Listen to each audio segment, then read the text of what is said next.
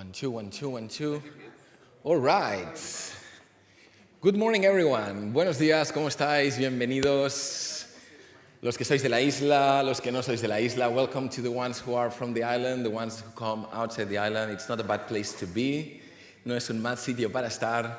Yo soy Will, Crypto Willy. I'm going to be the host of this event. I'm going to be with you, helping all of us make that knowledge get inside our brains and our cells. So I'm glad to be here. And let's go, let's start. Thank you for being here. Thank you, speakers, politicians, business people. Thank you, humans, because we're creating something very nice together.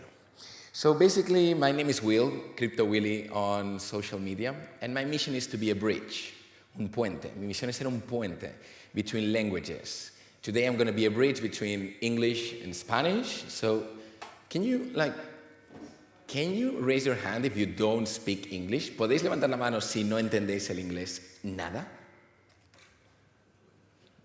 Perfecto, genial. Great.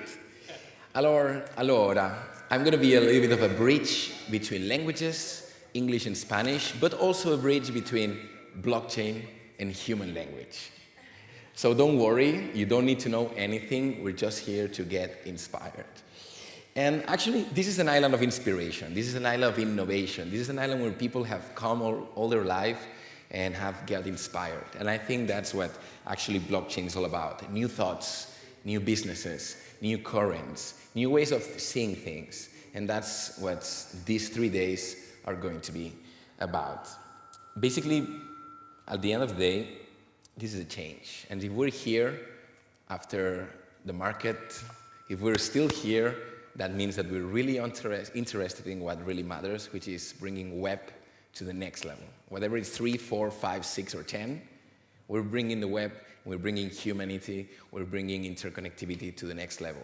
And we're on the forefront of that. Estamos a la vanguardia de ello. We're going to have a lot of talks, politicians, as I said, we're going to have also innovators, we're going to have business people who are going to inspire us.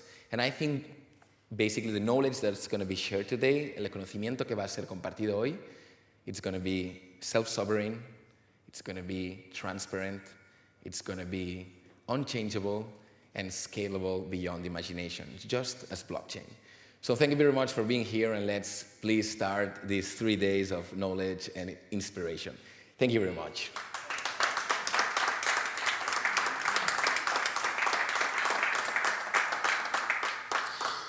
So let's start opening institutionally, and let's really do the honors to, well, people who have in a way allowed us to be here and in a way are supporting us in a very important way, which is institutionally.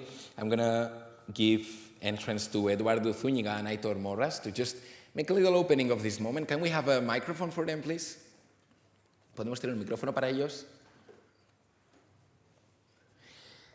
Eduardo Zúñiga es director general de innovación del Gobierno de las Islas Baleares. He's the General Director of Innovation from the Balearic Island.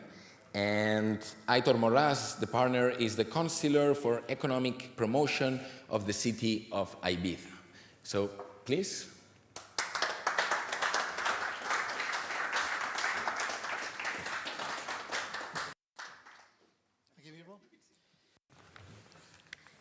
Hola, buenos días a todos. Muchísimas gracias por esta invitación. Hello, good morning, buongiorno, bon dia a totes i tots. Benvinguts i benvingudes. No sé si, ya que estamos, nos compartimos esta bienvenida. Hola, bienvenidos a todos y a todas a este encuentro donde yo creo que va a ser interesante conversar sobre todo este tipo de tecnologías y sus aplicaciones. Bien, yo soy Eduardo Zúñiga, director general de innovación del Gobierno de las Islas Baleares. Antes de nada, quería darles las gracias a los organizadores de este evento porque hay que ser muy valiente para hablar de temas complejos en este momento. Y la verdad es que el tema de este tipo de tecnologías y la mala prensa que se le está dando últimamente es complicado volver a colocar en el mercado otra vez el diálogo que tiene que haber forzosamente entre los diferentes actores que podemos acudir a este tipo de tecnologías y todo el resto de tecnologías que van unidos a ellos. Por parte nuestra, la administración pública en este país ya tiene algunos proyectos en marcha. Justicia, el Ministerio de Justicia ya empezó a hacer juicios a través de esta tecnología para poder trazar y no modificar los documentos que se ponen encima de una mesa cuando se hace un juicio, y cuando tuvimos la pandemia la justicia fue el primero que dio este paso para poder utilizar y corroborar que todos los actores que aparecían en un juicio tuvieran esta seguridad. Por parte del Gobierno de las Islas Baleares tenemos algunos proyectos futuros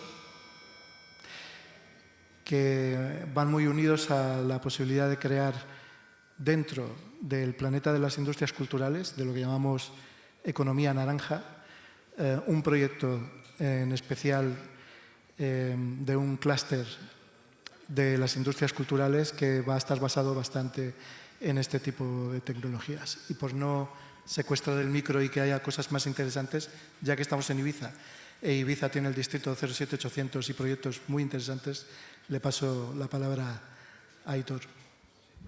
Sí, gracias, Eduardo. Bueno, agradecer sobre todo a todas las personas implicadas en la realización de este evento. En realidad, nosotros desde el Ayuntamiento hacemos lo que es lo fácil, ¿no? Que es intentar dar ayuda a gente que está intentando innovar en nuestra ciudad, a gente que está intentando que las nuevas tecnologías y las nuevas formas, en este caso, de utilización, de securización, monetización de la sociedad o lo que tiene que ver con la sociedad, se haga posible.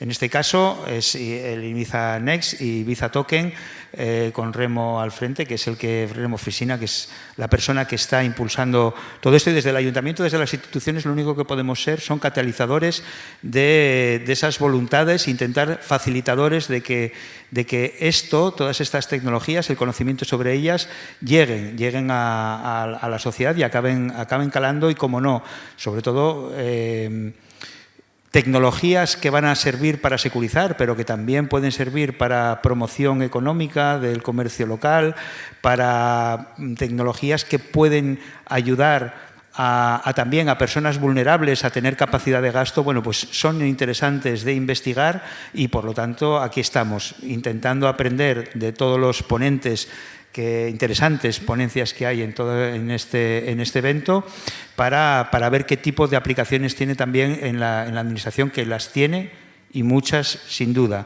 Bien, bienvenidos a todas y a todas a esta ciudad de Ibiza, y bueno, y esperando con avidez las ponencias, y estar con los ojos bien atentos y los oídos bien abiertos para su próxima utilización, que creo que va a ser en un futuro más próximo que lejano. Let's go. Let's go.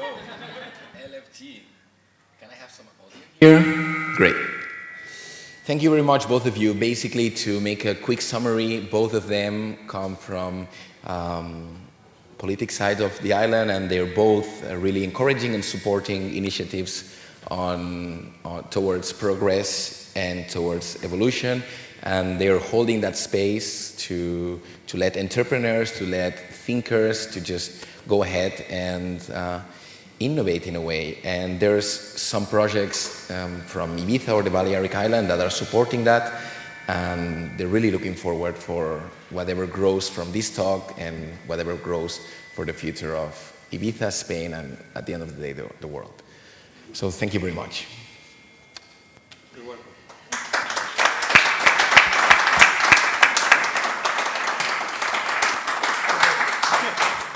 You want to see something more? So that was a nice opening, and I think it's very interesting to open with institutional support. Because as you know, as you may very well know, blockchain, Web3, implementation of these kind of technologies have always had like a little of a struggle, a little bit of a fight, a little bit of an impact with politics and with basically countries. And the first talk of this morning is very interesting because we have some of the innovators in the space applying these technologies to cities, applying these technologies to political application at the end in Europe, We are going to have the next talk talking about what is happening in Switzerland, what is happening in the city of Lugano, and why crypto, Bitcoin, Tether, and their own coin, their own token, is starting to be used in their city. And let's try to see what's in the inner mechanics of that. So for the next talk, we're going to have the amazing Pietro Poretti and also Paolo Bartolini and Jan Trollman and Roberto Gorini, who are going to come into the stage in just a second. And we're going to have two parts for this talk. The first one, they're going to do a little presentation of what is Plan B, what's happening behind, especially the technical side. So if anyone has questions about what's the technicalities of applying blockchain in a city like Lugano, that's your space to do it. And afterwards, we're going to have a little fire chat with Pietro and Paolo, and we're going to see why Plan B, why Switzerland. And we're going to be able to do those questions to them on why or how are they implementing crypto, blockchain, and Web3 in the context of a city. So let's start with the first part, please. I invite to stage Pietro Poretti, who is the Economic Development Director, City of Lugano, member of the city's Blockchain and Crypto Task Force. Please, Pietro. Okay. Roberto. He's Roberto. Okay, so they're going to be just two, right? Okay. So we're going to have the technical side now. Jan and Roberto, let's say. Who's Jan? Jan is here. Jan. We have... He's the Lugano Living Hub. He is from Lugano Living Hub, member of the city's Blockchain and Crypto Task Force. And then we have Roberto Gorini, CEO of Noku and 3A Chain Technical Coordination. Let's leave Pietro and Paolo for afterwards. Hi. Hi. Buenos dias. Good morning, everyone. So if I can have the slide on the background, would be nice.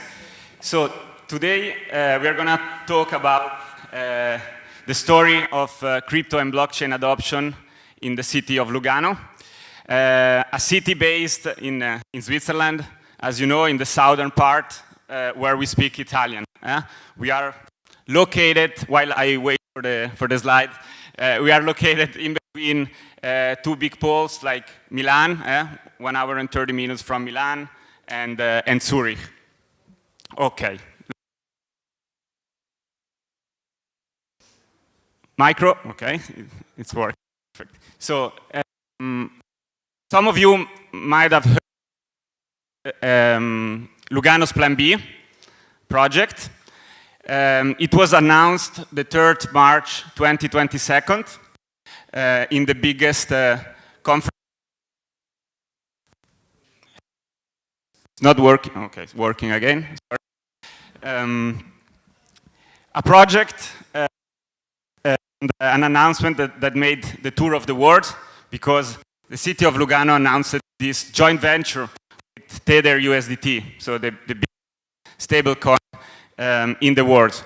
Of course, the headlines that made the tour of the world was mainly that the city was announcing that Bitcoin, Tether, and Luga, so our local stable coin, were becoming de facto legal tender in Lugano. This was the main breaking news and headlines.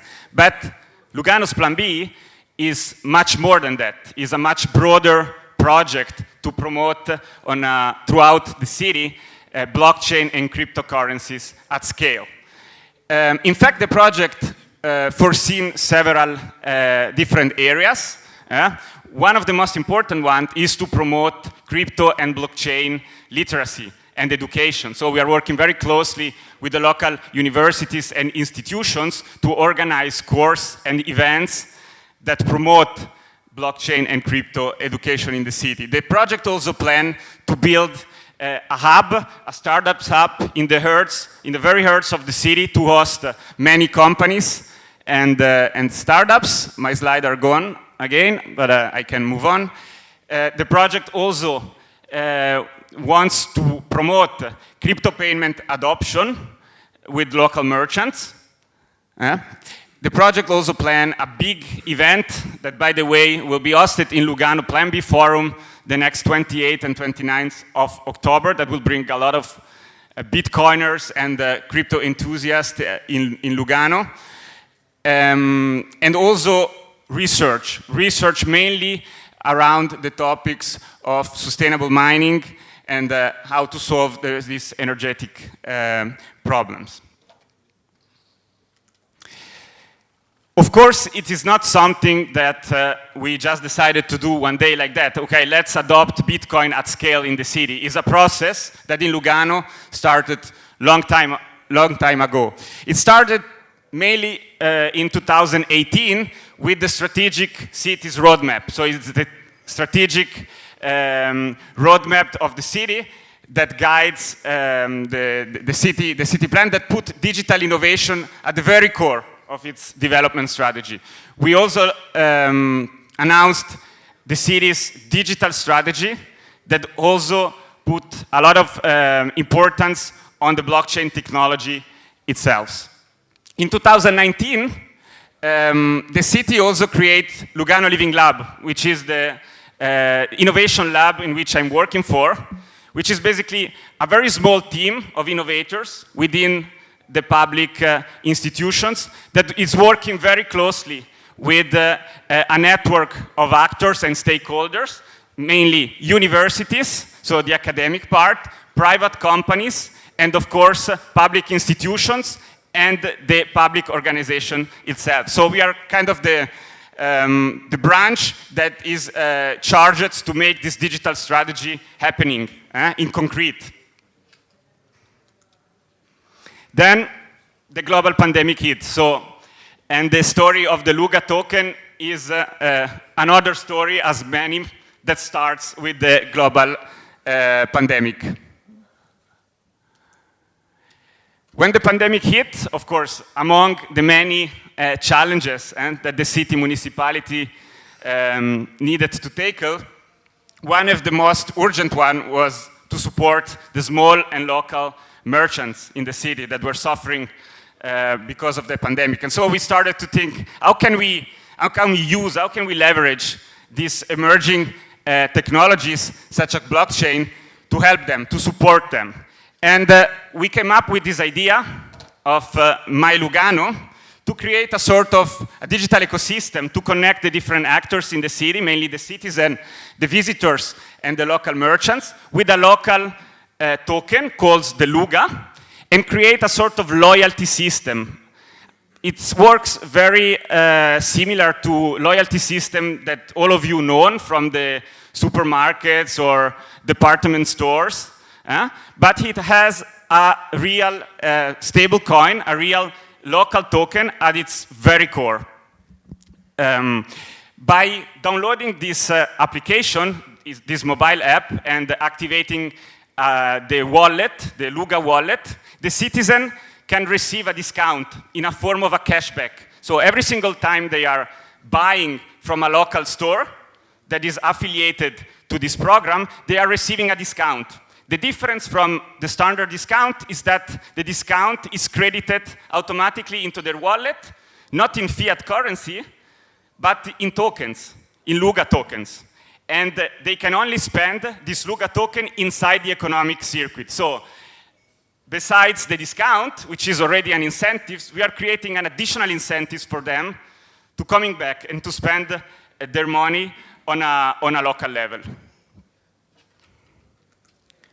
The Milugano loyalty circuit has several building blocks. So as I said, we have created a mobile app which comes in two versions. One version for the citizens and for the visitors, and then there is also another version for the merchants that enable them to manage the payment transactions.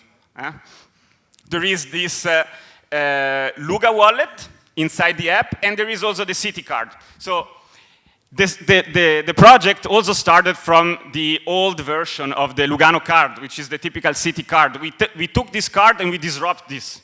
We digitalize it, and we create a digital wallet associated to this card. So today, within this app, you have the both things. You have the city card, which everybody can understand, by the way. So this is also the big advantage in terms of adoption, right? We didn't start to talk about crypto wallet at the very, very beginning, but we were talking about a city card that was just digitalized into it.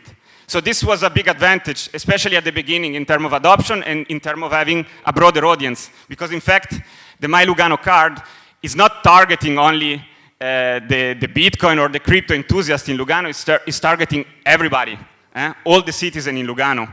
And for that, we also planned, for example, an analogic card. So for the people that are still preferring, for example, to have something analog in their wallet, like a normal card, we also have that option still available today. And they can still transact, so making payment transaction using this analogical card, using the Luga token. So we are really also with trying to address a problem like the digital divide, because we want everybody to benefit from the advantage of this technology and system. The application is also a way to encourage the people to live actively the city. Inside the app, people can book events, local experiences, local facilities, like the local Lido, for example, which has a lot of success, especially in the summer period. So the people can directly buy their tickets and in Luga tokens inside the app, or using their credit card and receiving a discount in tokens directly throughout the app. And this is very successful, and it was also very helpful to drive the adoption. Maybe at this point, some of you are starting to think, okay, they just made another shitcoin, right? No. Not really. No, objection, my honor. It's not a shitcoin. Lugano coin is a stable coin. It's a stable coin pegged with the Swiss franc. 100 Luga is 1 Swiss franc, pegged by the municipality, granted by the municipality. Here we have Pietro and Paolo that grant the Luga, that is full backed and full guarantee. That they are apostle of Jesus, by the way, so you have to trust them, okay? And so Luga is not a shitcoin, but it's a stable coin. Technically speaking, we have okay, the number are 200 merchants that accept Luga token inside the city of Lugano, 100. And we have 8,000 people that has at least one Luga in his wallet. And every day use Luga to buy something like coffee, a restaurant, or a nice Swiss watch, or a suite, everything. And if you live in Lugano, when you buy something, it doesn't matter in fiat money or with credit card, etc., you will receive a 10% of cashback in Luga, inside your wallet, inside your application. And then you can spend this cashback in the city of Lugano. Okay. But if you are a tourist and you come to Lugano, and I hope you will come in Lugano because it's an amazing city, you will receive 5% of cashback. Sorry, not 5%, but it's enough. I think it's a good idea, no? Okay. So, and we have more or less 20 key transactions in the last 3 months. Okay, from the beginning we had 40 million of Luga cashed by the merchant. Only the merchant can ask for the swap with Luga and the Swiss franc, only the merchant. The citizens, the tourists, the consumers, the retails can only spend the Luga in the city of Lugano. So it's a cross-marketing between all the merchants inside Lugano. Because if I sell a Swiss watch and I give cash back to you that you came in Lugano to buy a Swiss watch, you receive 5% of cash back and you have to spend this cash back inside the city. And you have to go to the restaurant or something else. So it's a local economy. Luga is a token that help local economy, that help Lugano economy. This is the reason why we use a Luga token and we don't use Tether or Bitcoin that we are implementing in Lugano. But the Luga helps merchant inside the Lugano city. Okay? Go. And Luga is for merchant and for retailers, but what about for private sector? we build a private blockchain. It's called Tri-chain, and on this blockchain, Luga is running. The Luga token is running in our private blockchain. And why? Why we don't use ERC20 token on Ethereum, for example, or on Binance, etc. If you have technical question, I'm the guys, not really guys, but okay. I'm the person you can ask something, okay? We build this private blockchain because we need fast transaction, 5 seconds per transaction. Free commission per transaction. It's free, the transaction. And we need 0+ energy cost, eco-sustainability, okay? Because our private blockchain is an EVM blockchain, is an Ethereum virtual machine, is a forked from Ethereum virtual machine, is a copy of Ethereum with benefits, with something more that we deployed to have a very fast transaction and zero fee transaction and no energy cost. And something with my slide. And we had a nominee at the IE3 Awards this year for one of the smartest cities in the world, just for the Tri-chain. The validator, the nodes that sustain this blockchain are the institution, like the municipality of Lugano, of course, but also the cantonal bank. It's a bank. It's funny that a bank supports a token, but in Lugano can happen, okay? It's a cantonal bank, and the university, the police. If you do a bad transaction, police arrive with the guns. No, I'm joking, okay. But the police is inside the network, and the casino, the Swisscom, the telecom company of the Ticino, of all the Swiss, okay. And so, technically speaking, the Luga is a token, is an ERC20 standard running on the Tri-chain that is an Ethereum virtual machine with benefit because we implemented some other things to have a very fast transaction, zero fee, and no energy plus cost. What it means, no energy plus cost? It means that to make a transaction inside this blockchain, you don't spend plus energy. It's the same like a Visa transaction, a credit card transaction. It's the same or probably less, because when you do a transaction between one wallet and another wallet, the transaction is directly, is directly. When you have a transaction in fiat money with a credit card, for example, Visa or MasterCard, you have an intermediary between the retailer and the merchant, for example. So one transaction, peer-to-peer directly, it costs lower than a fiat transaction. And so the slide disappeared another time, but so, okay. And so we choose the consensus proof of authority for this matter, for the eco-sustainability, because nobody have to mine. Okay, it's not decentralized, like Ethereum or like Bitcoin, that is the best one. No, we support Ethereum. We support Ethereum at the plain bean, okay? But in this case, proof of authority, the validator are institutional, allow us to put to zero the energy cost. And the municipality is the owner of the Luga token. If you want to make a transaction with the Luga, why do not to trust the municipality with the Tri-chain if they are the owner, the emissioner of the token? So it doesn't matter if it's not decentralized in the way of Bitcoin is, but to use Luga token is okay.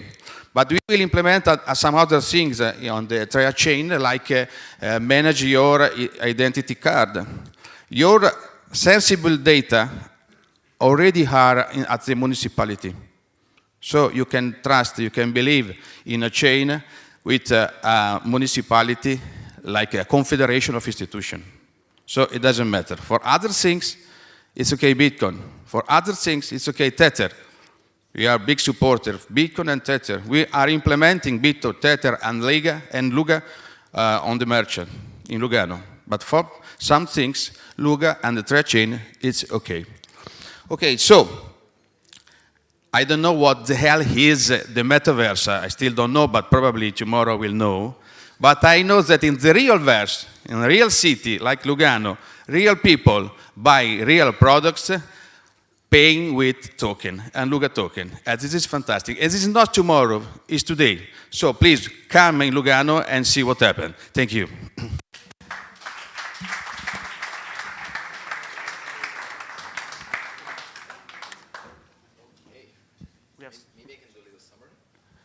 If you want, or we have some final slide to showcase. So just very quickly, to kind of summarize very quickly, since the 3rd March, since the announcement, something already happened, as Roberto also pointed out. So after the announcement, the news made the tour of the world, and yeah, first things first, we were contacted by many companies interested to what was happening in Lugano, to interest to relocate in Lugano, to build their business in Lugano. We also held several events and crypto meetups, an NFT exhibition in Lugano. So we started to really to animate the city with a lot of events also, talking about this technology. In terms of education, in July, we had our first Plan B summer school that was co-hosted with Franklin University, in a university in Lugano. We had almost 90 students from around the world gathering in Lugano for this 2 weeks experience and education experience.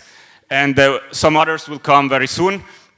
We activated a public and private task force to support the merchant onboarding. So we are working every single day. We are on the ground. My colleagues are on the ground. They have appointment today to onboard new merchants with the Luga, with Bitcoins, and with Tether. And we are currently holding pilots with the 2 cryptocurrencies. So some of you might have seen the video of McDonald's in Lugano accepting Bitcoin. It was published last week, and I think we made 1.5 million views. So again, the news was quite amazing in terms of expansion. And of course, and those are my final slide, the best is yet to come. So again, we have these amazing events coming very soon, 28th, 29th of October, Plan B Forum. Everybody is invited in Lugano for this event. We will have the Assange family coming as well in Lugano for this forum. We will talk about broad topics, financial, decentralization, and freedom of speech. Those are the 2 main topics, very interesting. We have the hub that is almost done and will be announced very soon in the very center of the city. A crypto bar, so a space dedicated to the community, to grow the community, where the community will be able to meet and gather.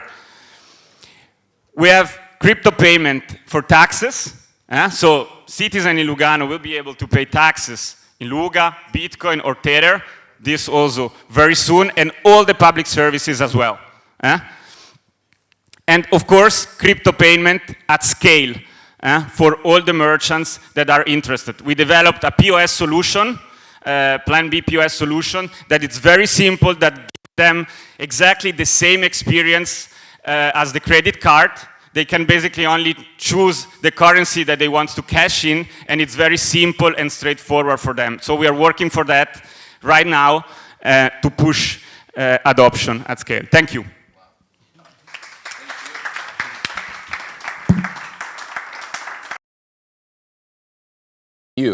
Thank you very much. Before opening a round of questions for them, especially the technicals, if you have any technical question, we will have afterwards Paolo and Pietro for more of the other kinds of questions. I'm going to do a fast summary of everything these guys said, because that was kind of amazing. Básicamente, vamos a hablar en castellano un segundo, me voy a tomar 2 o 3 minutos para traducir un poco lo que ha dicho, que me parece que es increíble el trabajo que están haciendo en Lugano con tanto detalle. Para quien no sepa, Lugano bueno, forma parte de Suiza, pero habla en italiano. Y bueno, como sabéis, está implementando el uso de Bitcoin, USDT y el token de Luga ahí en la ciudad. Al final, Plan B es el proyecto que no solo quiere permitir pagos en cripto, sino que también quiere fomentar la educación, quiere fomentar un hub para startups, quiere fomentar también bueno, pues información sobre inversión y también pagos en cripto, como también hacer que la energía gastada en cripto sea más baja y bueno, crear comunidad y también desarrollar investigación en el sector. Esto no viene de la nada. Empezaron en 2018 cuando quisieron bueno, pues tener un hub digital o hacer una especie de hub o de nodo para la innovación de empresas digitales y esa era el corazón de su idea, básicamente. También de impulsar proyectos blockchain que tuvieran relación. ¿Pero qué pasó? Bueno, llegó la pandemia y para bien o para mal esto se impulsó bastante más. Al final lo que hicieron es tener una app, ¿vale? Que se llamaba Milugano, que era la manera que tenían ellos de ayudar para crear un ecosistema. ¿Un ecosistema para qué? Bueno, para unir empresas con ciudadanos. Y esto lo hicieron de una manera muy curiosa, ¿vale? Hicieron una app que todo el mundo conoce, todo el mundo sabemos usar una app, y lo que hicieron es básicamente pues, crear este token como un sistema de recompensas, ¿vale? No sé si soy yo, es el otro micro, pero sigamos por donde estábamos. Tienen un token que se puede usar de manera bastante sencilla. Todo el mundo entiende eso, porque una de las preguntas para la innovación o para la adopción es, oye, ¿va a poder mi abuela utilizar esto? Es algo que todo el mundo se pregunta. Entonces lo que hicieron es hacer que dentro de la ciudad de Lugano, y a partir de esta app, ¿de acuerdo?, tenían varias cosas. Aparte de la móvil, incluía una cartera de este token Luga. También tenía un sistema de cashback, es decir, que cuando pagas te devuelven algo de dinero de lo que has pagado. Y también una tarjeta de ciudad, que es algo que todo el mundo entiende. Entonces, el tema, que es muy interesante, es que lo que se está impulsando es que dentro de la ciudad de Lugano se use el token Luga.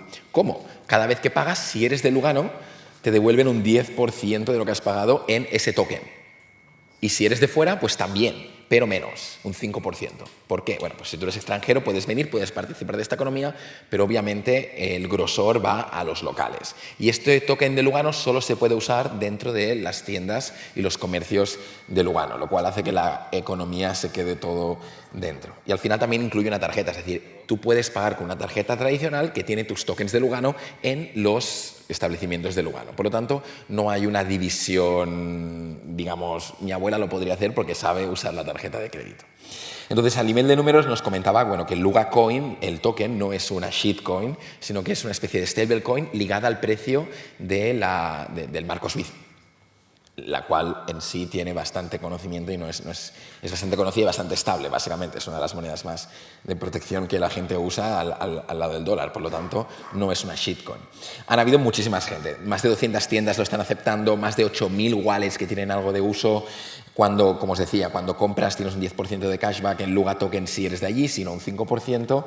Y bueno, muchísimo, 400.000 de valor de Luga en francos suizos ya se ha visto de volumen de interacción. Hay en circulación un volumen de tokens comparable a 300.000 francos suizos.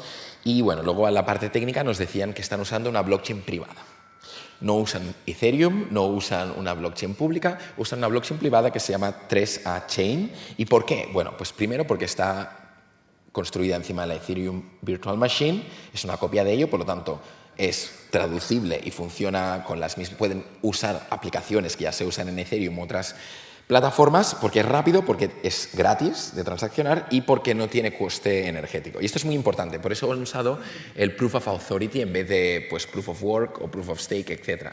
No es tan descentralizada como Ethereum o como otras plataformas, pero sí que permiten que el coste energético sea cero. Y ellos lo que dicen es, si tú vas a usar una moneda dentro del ecosistema de Lugano, ya confías en Lugano, confías en el municipio de Lugano, porque esto es un proyecto de la municipalidad, por lo tanto no te hace falta esa descentralización, porque si estás usando esto dentro del circuito, ya, pues ya de alguna manera estás confiando en lo que están haciendo, por lo tanto en este caso vale más la pena que sea rápido y barato y sin coste energético a que sea descentralizado. Bueno, hasta algunos bancos le están apoyando el token, cosa que es rara, pero en Lugano existe, bancos apoyando criptomonedas, y han recibido varios premios de Smart Cities, etc. Básicamente han cerrado la charla diciendo que bueno, están haciendo muchas más cosas. Van a hacer un evento el 28-29 de octubre y aquí están viendo en directo cómo funciona. Las transacciones en la página de 3@chain, the transactions in the blockchain that they're using, how is happening. This is live stream, ¿ok? Y básicamente están haciendo eventos, escuelas de verano, un evento el 28-29 de octubre en Lugano, ¿verdad? Nos invitan a todos a ir, donde se va a centrar en, bueno, pues en finanzas, en freedom of speech, que es libertad de expresión, y descentralización. Y a partir de ahí, pues muchísimo trabajo, siempre con el foco de permitir pagos en criptomonedas, pagos de impuestos en criptomonedas, que ya puedes hacer ahí en Lugano, y de alguna manera adopción masiva a nivel realmente de usuario. Y un poco esto ha sido lo que nos han traído hoy la parte técnica del proyecto. Yo agradezco mucho que estén aquí. No sé si queréis, do you want to comment something about what's happening now on screen? This is a live stream of the block explorer of the Tria chain, where it's running the Luga token. And this one is the nodes live streaming. All the network, all the people that sustain the chain. And as you can see, it's very small, but you can see the municipality of Lugano, the cantonal bank, the Swisscom, and all the validators, the confederation of validators, they sustain the chain and validate block by block. Okay, this is live nodes. Estos son los nodos en directo de lo que está pasando a nivel de transacciones. Every block's average time is 5 seconds. So when you want to pay something at the restaurant or the supermarket, máximo you have to wait 5-6 seconds. Muy interesante. Cada bloque se mina se añade a la transacción en 5 segundos. Por lo tanto, si tú quieres pagar en un restaurante, como máximo vas a esperar 5 segundos, lo cual es ideal. It's sustainable. It's sostenible y escalable. Yeah, escalable. If you use Ethereum is a very nice blockchain. Bitcoin is better, much better, but you cannot wait 5 minutes, 10 minutes. It's impossible. So. Si quisieras usar Bitcoin o Ethereum para pagar en un bar, no tiene sentido estar esperando 10 minutos para que tu transacción se complete, y en este caso, pues... Okay. Concerning Bitcoin, we are implementing a payment with Bitcoin, Tether, and Luga. But concerning Bitcoin, we are using the Lightning Network, so it's very fast. But it's only for Bitcoin right now, but it's very fast and very cheap. Okay, Lightning Network, not the layer 1 Bitcoin technology, Bitcoin blockchain, because it's a matter of time and the cost. But Lightning Network is a very nice technology that we are implementing in all the merchants that want to accept Bitcoin for payment. Totalmente. Para pagar en Bitcoin, lo que están implementando es usar la capa 2, que es una capa por encima de Bitcoin, que se llama Lightning Network, para que los pagos sean también rápidos. Así que sí, se va a poder pagar en Bitcoin más rápido que esperar 10 minutos. Wow. Okay. Muchísimas gracias, realmente. Muchas gracias. Thank you. Jan, Roberto, that was an amazing presentation about what you're doing. So, before having the second part, I wanted to ask actually if anyone has any technical question. ¿Alguien tiene una pregunta técnica, no de concepto? Porque ahora Paolo y Pietro nos van a hablar más de plan B, lo que pasa en Lugano. Pero si alguien tiene una pregunta técnica de cómo funciona la blockchain o por qué tomar una decisión o la otra, este es el momento.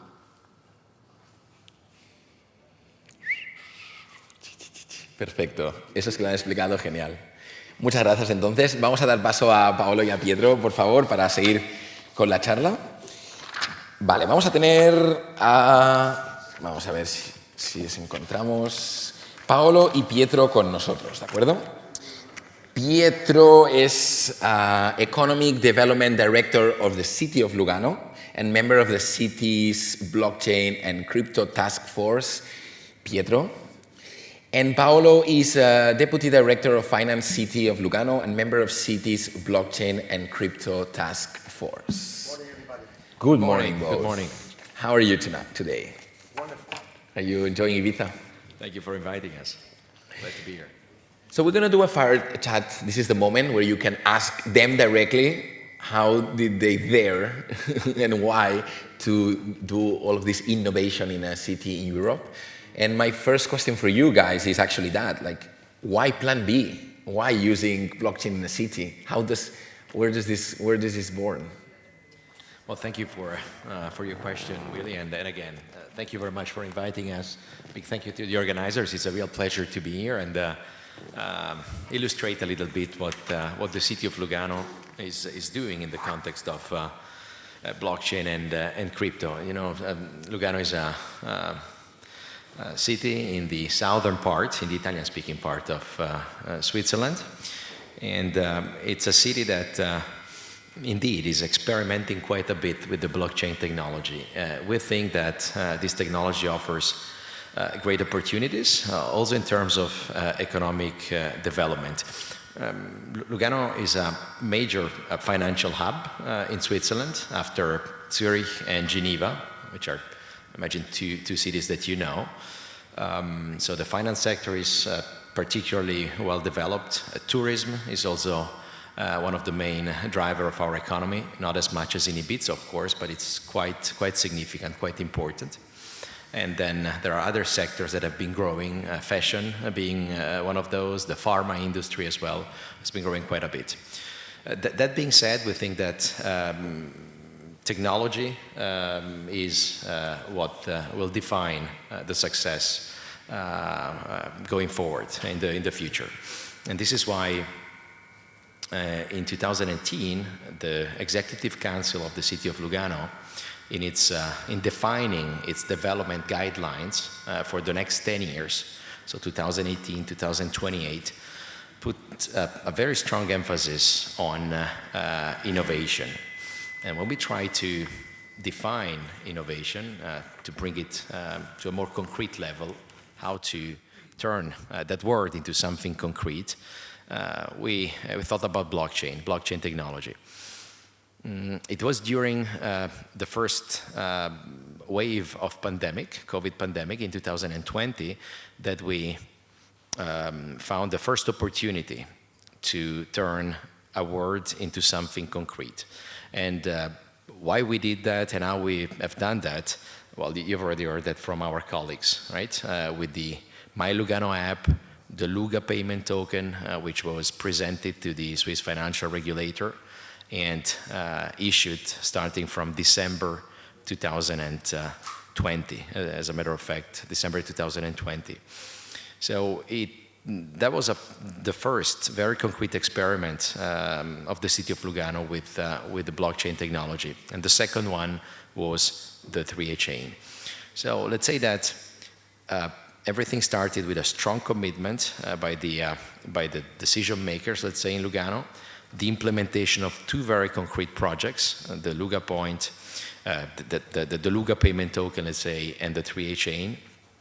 And then that quite naturally, I think, developed into a more ambitious plan, which is the Plan B initiative. It has been a quite gradual, I think, really step-by-step evolution that allowed us as an administration to also gain more knowledge, a greater understanding of what the technology can actually offer, and also bring on board a growing number of partners. We have seen in the previous presentation the partners of the 3A chain, for instance, the numbers of our Milugano app and the payment token Luga that are indeed growing. So it was, I think, a quite natural development. Yes.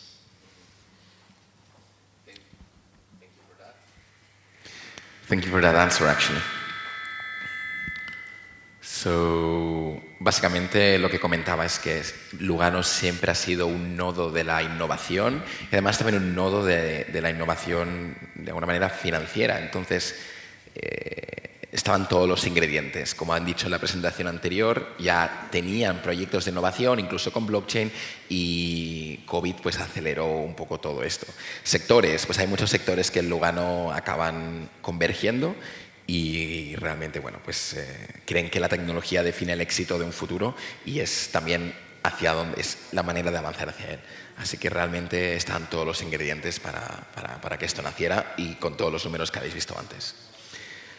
So thank you very much for that. Actually, my next question goes straight away to the where.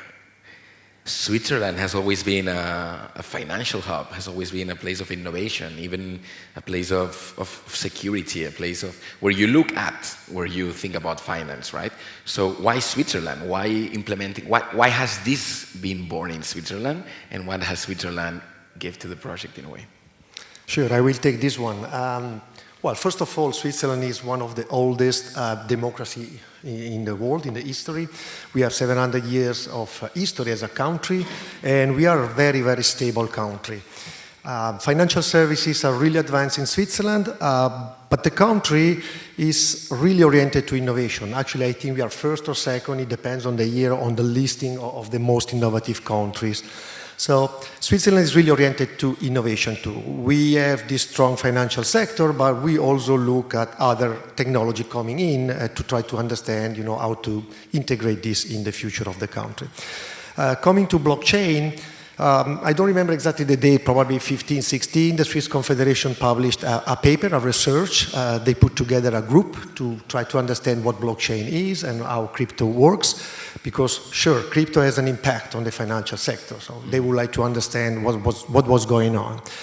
In 2017, if I remember well, the FINMA, which is the financial regulator in Switzerland, they published a paper explaining the difference among the different tokens, so the payment tokens and the other type of tokens, and because a lot of companies were coming to Switzerland to start issuing the first ICO. Remember this period of the story. And since you have a lot of company coming in, issuing tokens and payment tokens and utility tokens, they would like to regulate, not to regulate, but to explain, be careful, because if you issue a payment token, those are the rules and the laws you have to follow. So they published this paper, which was an amazing paper at that time, because other countries were more or less more in waiting side, let's wait and see what happens. And this helped a lot to establish the Crypto Valley in Zug. Many companies came in, a lot of ICOs happened at that time. Starting from this point, we open up, and the Swiss Confederation started to change the federal laws. And last year we changed 40 laws and regulations, and we adapted to the blockchain, to the DLT technology, and to crypto, which doesn't mean we built up new laws expressed only for the blockchain. We just adapted the actual laws. That's Switzerland. We don't change the laws completely, we just adapt to the next step. Mm-hmm. And this makes now, let's say, a regulation that is very clear for everybody, what you can do, what you can't do. You cannot do everything in Switzerland, but you can do a lot. Mm-hmm. And that's why a lot of companies are coming to Switzerland. This is a little bit the story. Mm. Thank you very much for the answer. Básicamente lo que se comentaba es que, bueno, Suiza siempre ha sido una de las primeras o segundas ciudades o países más innovadores, así que no es nuevo ver innovación en Suiza, y al final cripto desde hace mucho tiempo vemos que tiene un impacto en el sector financiero, y Suiza obviamente también quería saber qué está pasando, ¿no? Saber qué es lo que pasa. No es que venga algo nuevo, ya hacía muchos años que tanto el gobierno como el país se interesaba en ver qué pasaba.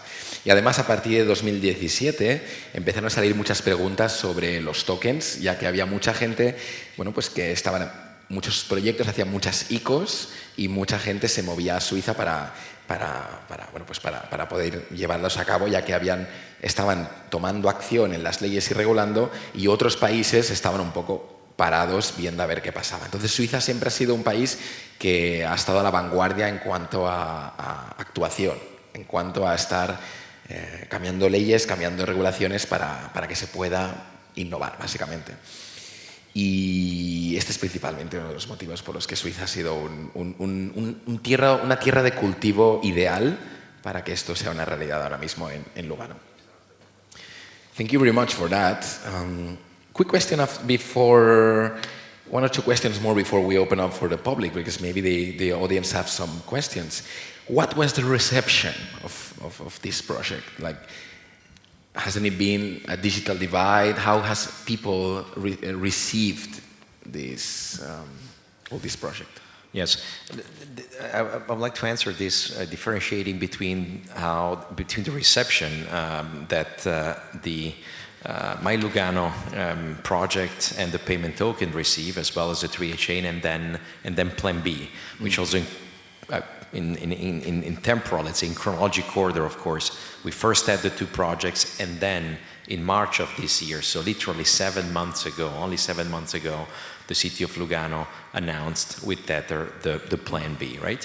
So the reception of the Milugano app, the payment token, and the 3A chain. Well, I think that the figures that our colleagues shared during their presentation are quite telling. We are, of course, satisfied with the development and the numbers achieved so far.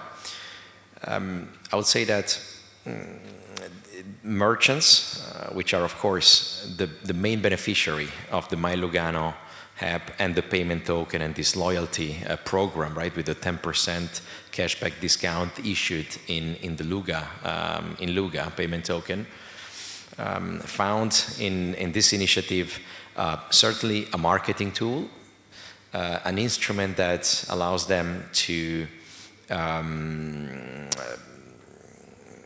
reach maybe also new customers, solidify their customer base, because there are, as we have seen earlier, over 8,000 let's say users that have an active wallet today, and 8,000 in a city of 70,000, you understand that is already a quite sizable percentage. So certainly from their side, this was very well received. It is also an instrument that is quite easy to use. It is user-friendly, it is quite intuitive, I would say. The support that the city administration offers, we think that is also quite good. So whenever there is a problem, now we can really say that every month, the operations run quite smoothly, right, from months to months. So it's growing quite nicely. The numbers are solid and are becoming very interesting. So on that one, we think very well received. We should also stress that, of course, as administration, as public sector, we certainly didn't want to leave anybody behind. And we were very well aware of the fact that a digital solution like an app with a payment token is something that some citizens might not understand quickly, at least, not without sufficient support. And this is why, from the outset, we of course favored the digital solution, but in parallel we offered an analogical solution, literally a plastic card with a QR code that offers ultimately the same possibilities as the digital one, right? In terms of paying and receiving the cashback. And this was done specifically to avoid leaving part of the population out of this initiative. Of course, at the same time, we also try to push the digital solution as ultimately the most efficient, of course, because the whole project had an economic development dimension and objective, of course, in it, but we should also not discount the importance of an initiative of this type in supporting transition toward digitalization throughout the population, all parts, right, all layers of the population, in terms of age, in terms of education, etc., etc. So we really try also through events to explain what this is and help really by supporting and offering support services to all those who request. So we also organize a number of training initiatives. So it's about promoting the initiative. It's also, again, about making sure that everybody understands exactly what we are doing and nobody's left out. So there, the reception was overall quite good.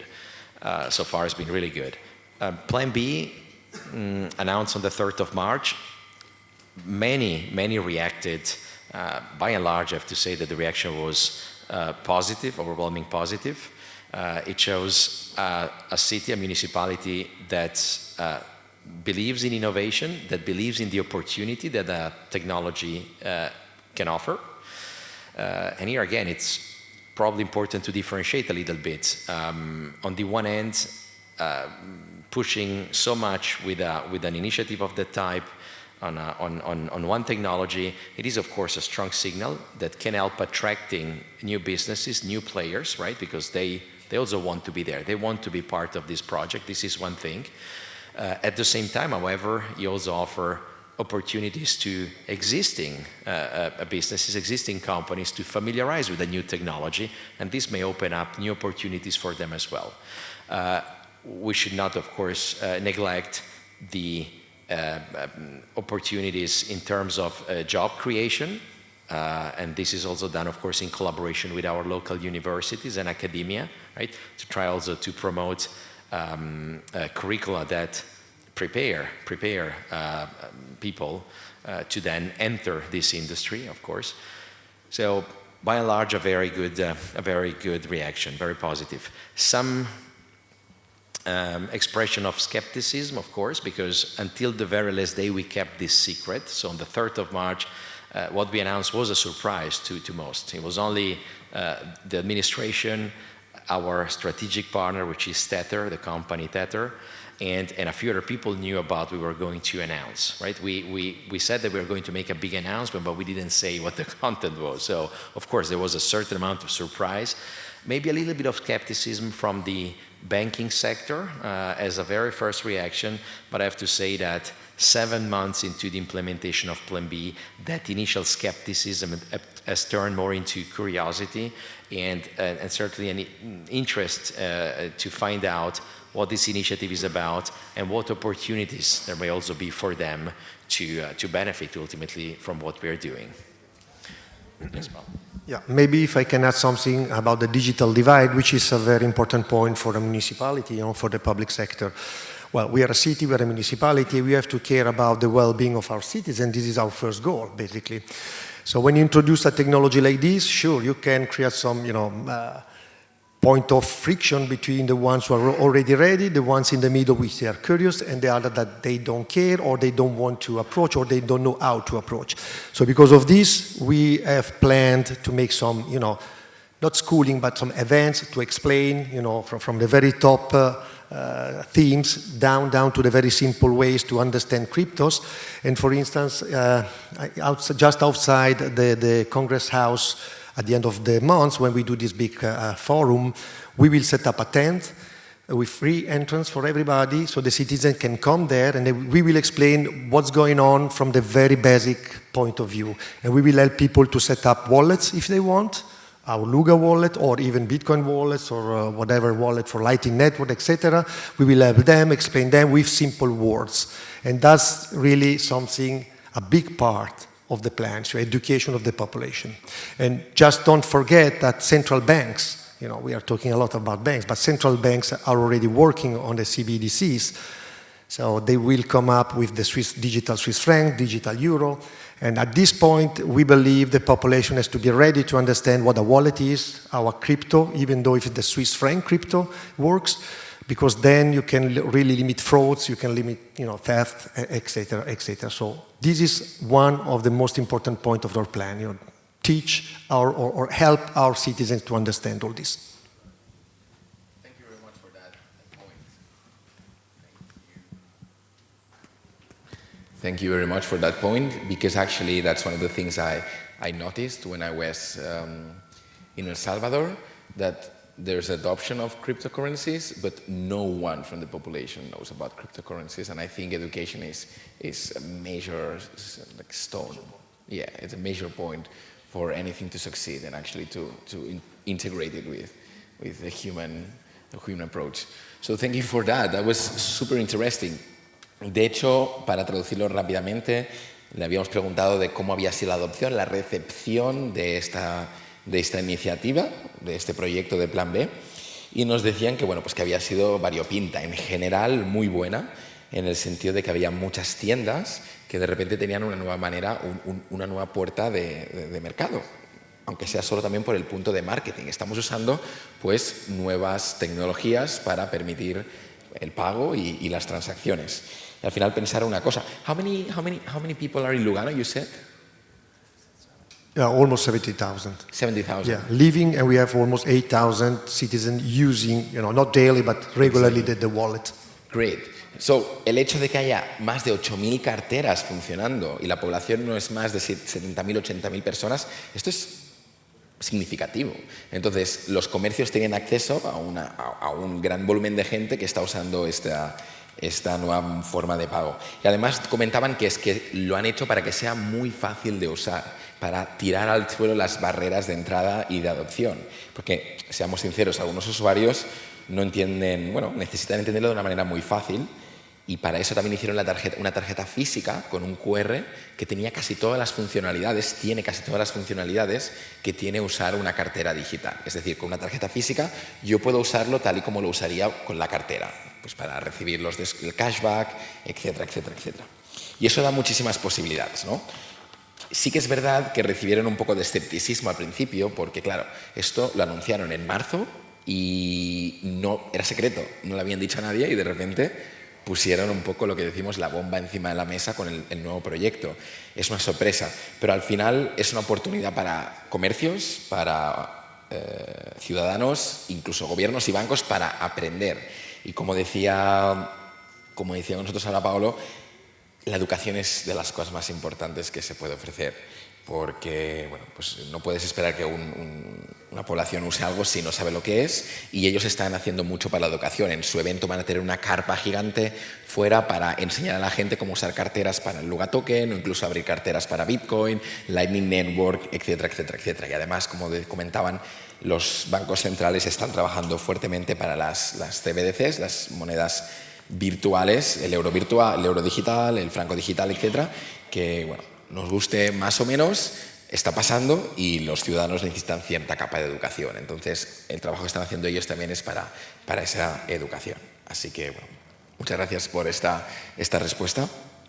Realmente me gustaría que si alguien tiene alguna pregunta para ellos, se la pudieran hacer. Pero antes de eso, before that, I want to also ask very, very fast, real quick, a question that's actually really interesting for me, because USDT, Tether, is in the equation. And Tether, USDT, it's a private company. So how does it work to join the force of a municipality, public domain with private sector like USDT, Tether? Has there been some friction? How do you see that happening? Okay, it is very simple. Actually, the model of PPP, private-public partnership, it's a model that in the public sector you use very often. For instance, we are going to build in the next 5 years a big stadium for the city for 160 million.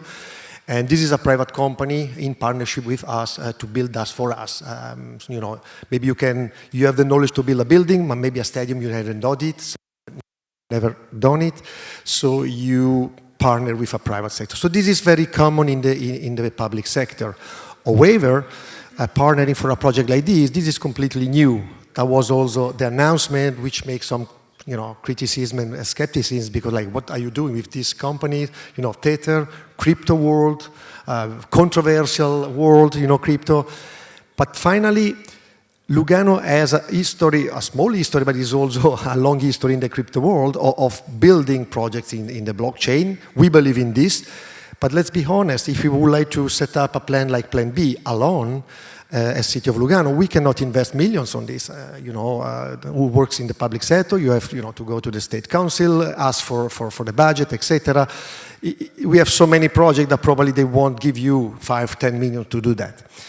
By partnering with a private company, which Tether is the first one, but then in the future we will enlarge this partnership, they can put their interest, we put our interest. We have two different goals, but only one direction, and that helps a lot to develop.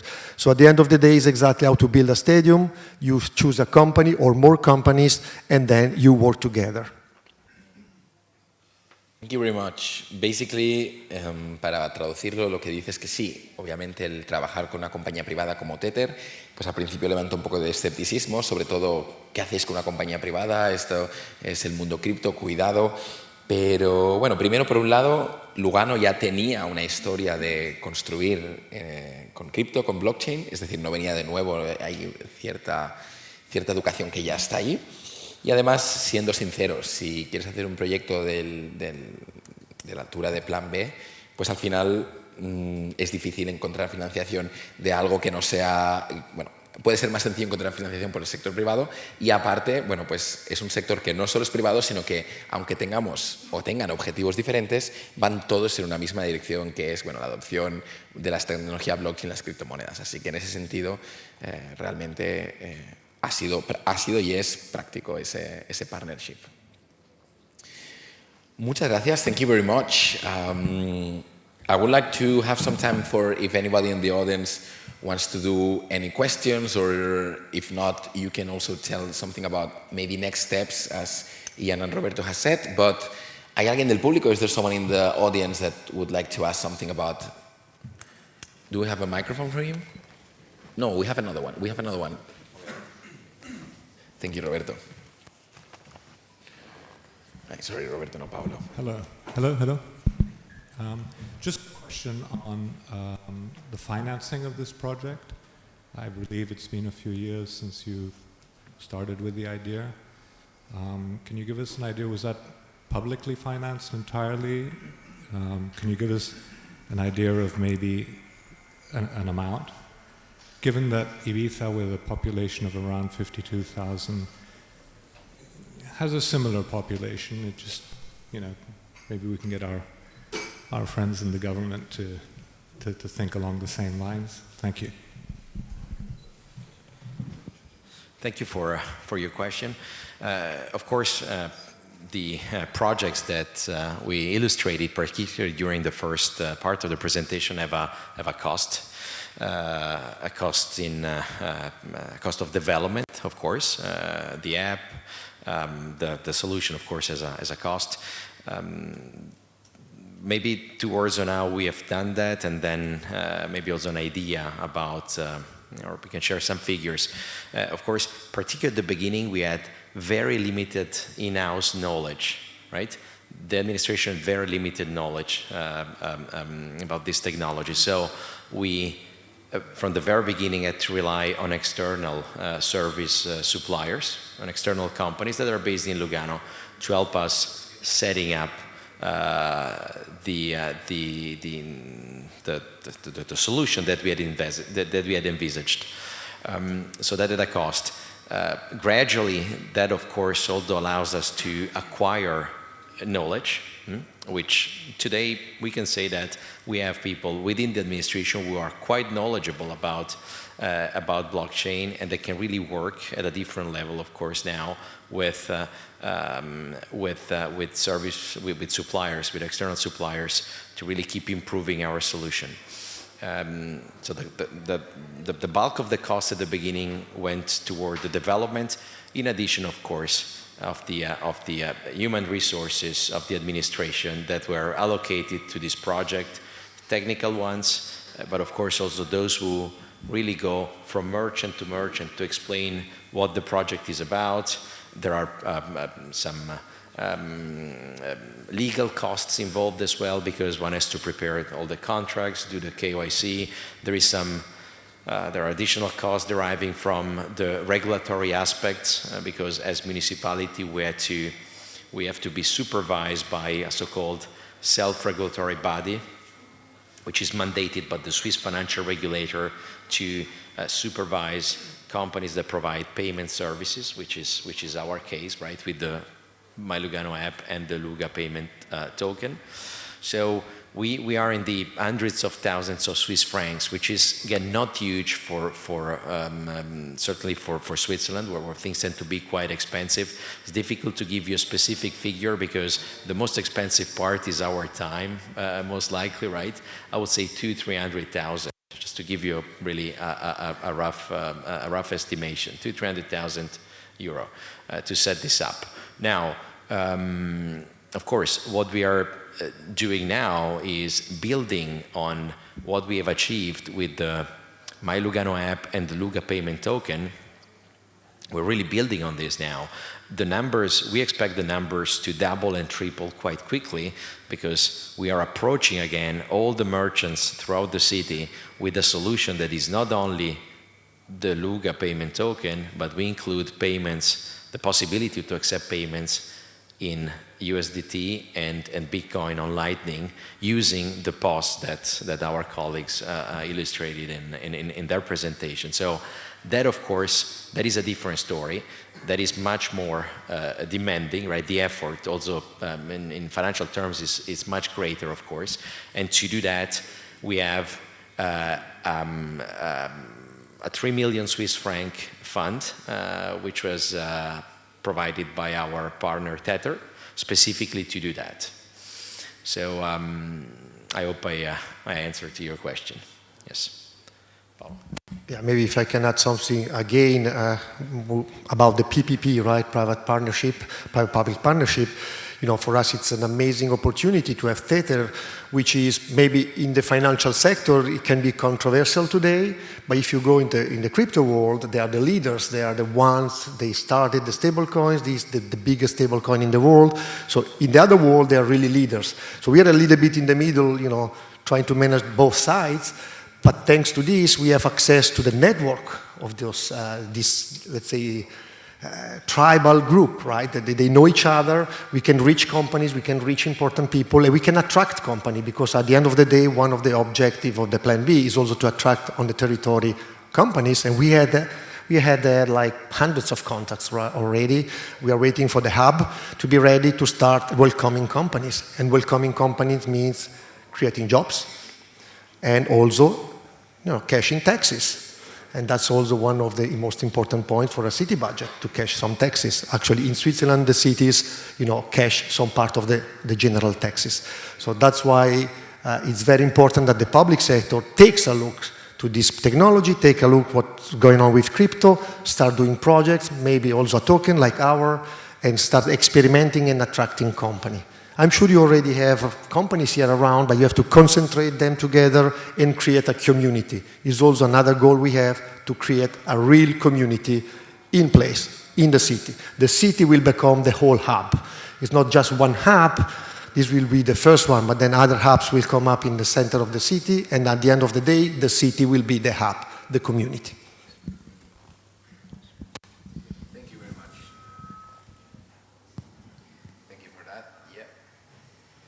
Thank you. Great. Thank you for that answer. I hope it resolved the doubt.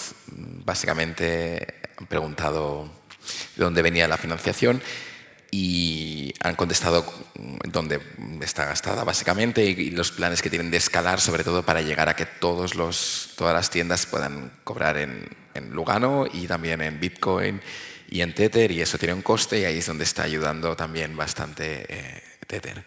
Así que por aquí tenemos un poco tiempo, pero vamos a intentar que sean cortas las preguntas.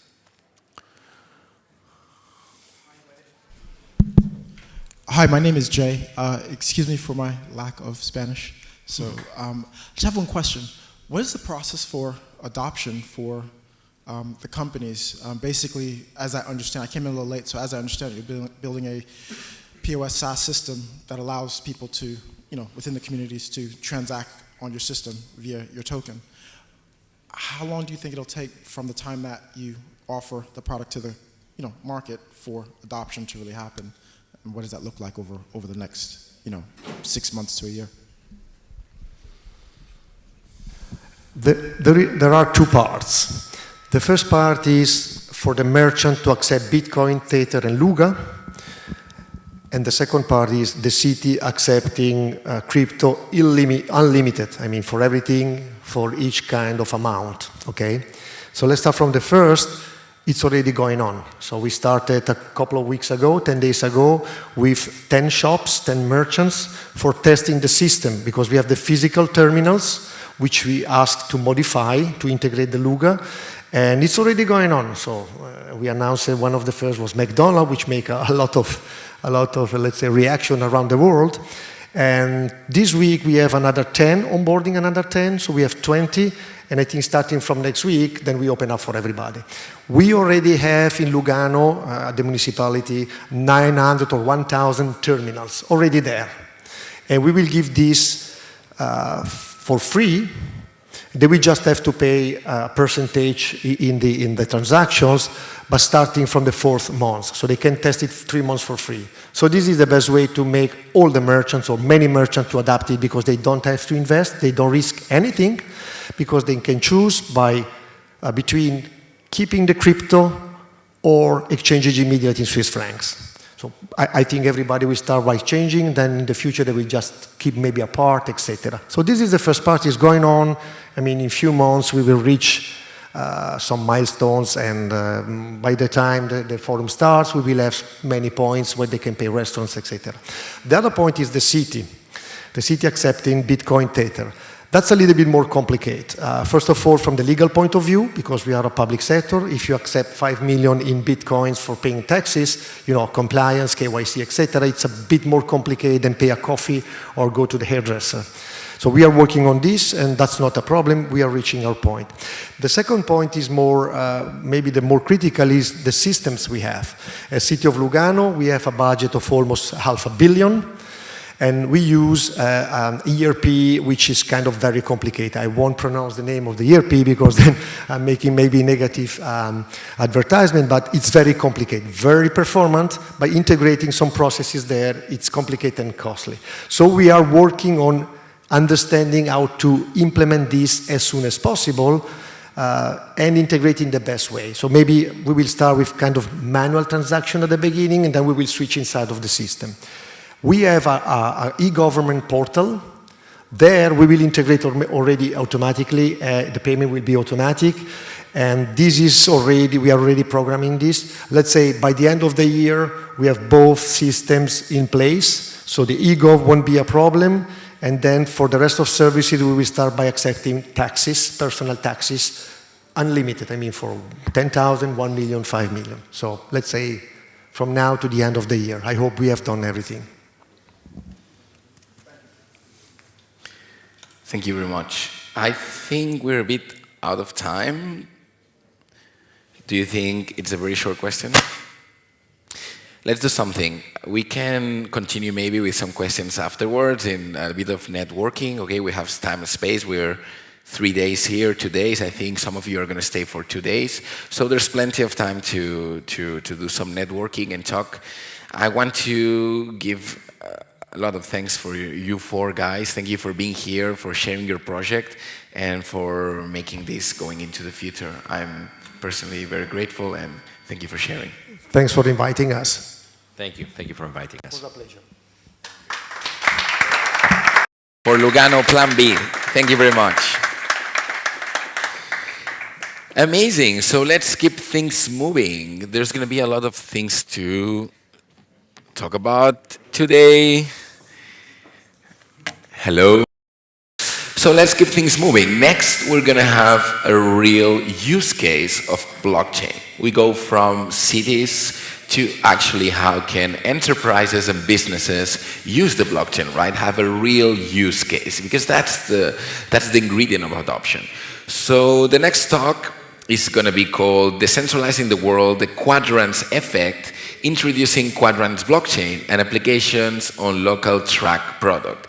And we're going to have with us Davide Costa. Please welcome to stage. Davide Costa is the co-founder of Quadrants Foundation and is also an entrepreneur, blockchain enthusiast, founder of Food Chain Spa, the transparent fruit chain. That's a startup providing efficiency and transparency through the sector. He's also a co-founder of Quadrants Foundation since 2018. And he's passionate about coding cryptocurrency ecosystems and has built, actually you have a background on proof of work mining since 2012. So you were mining in 2012.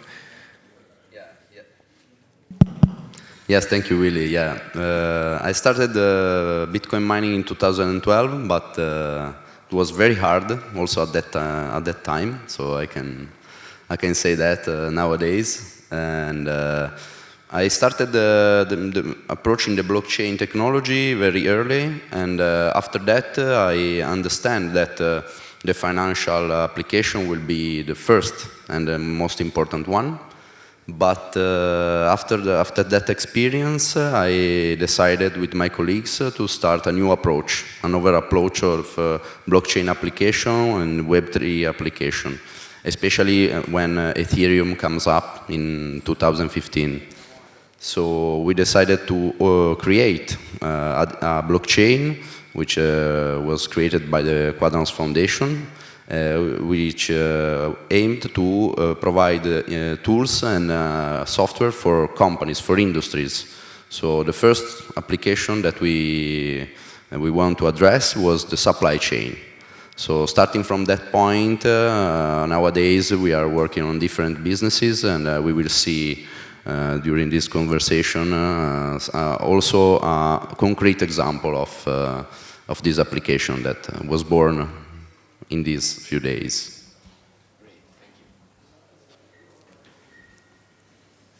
Great. So I love the use cases and love your trajectory, because you realize that crypto blockchain is for more applications than the financial, at least, layer, whether that's Bitcoin or cryptocurrencies themselves, and you really started to build towards a future where blockchain can be implemented in real use cases, in this case, the supply chain, right? So let's talk about that. Like, how can blockchain help the supply chain of all these businesses around the world? What's the use case? Yeah, basically, if we can make available the presentation, I can start talking just a little bit about our vision, because the Quadrants blockchain was born for specific needs that we saw in 2014 and 15.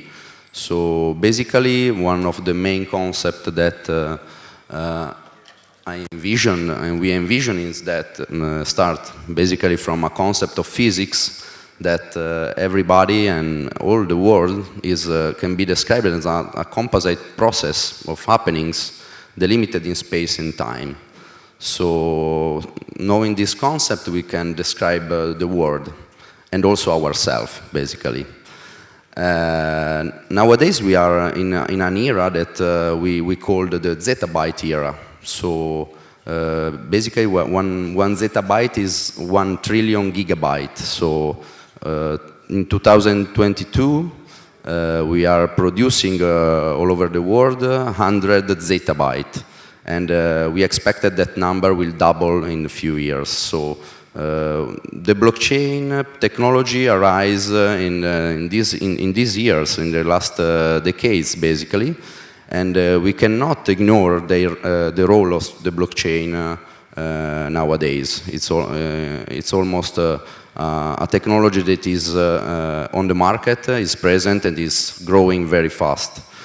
In our vision, the blockchain can also be seen as a time chain. So at a specific point in time, we can describe the world.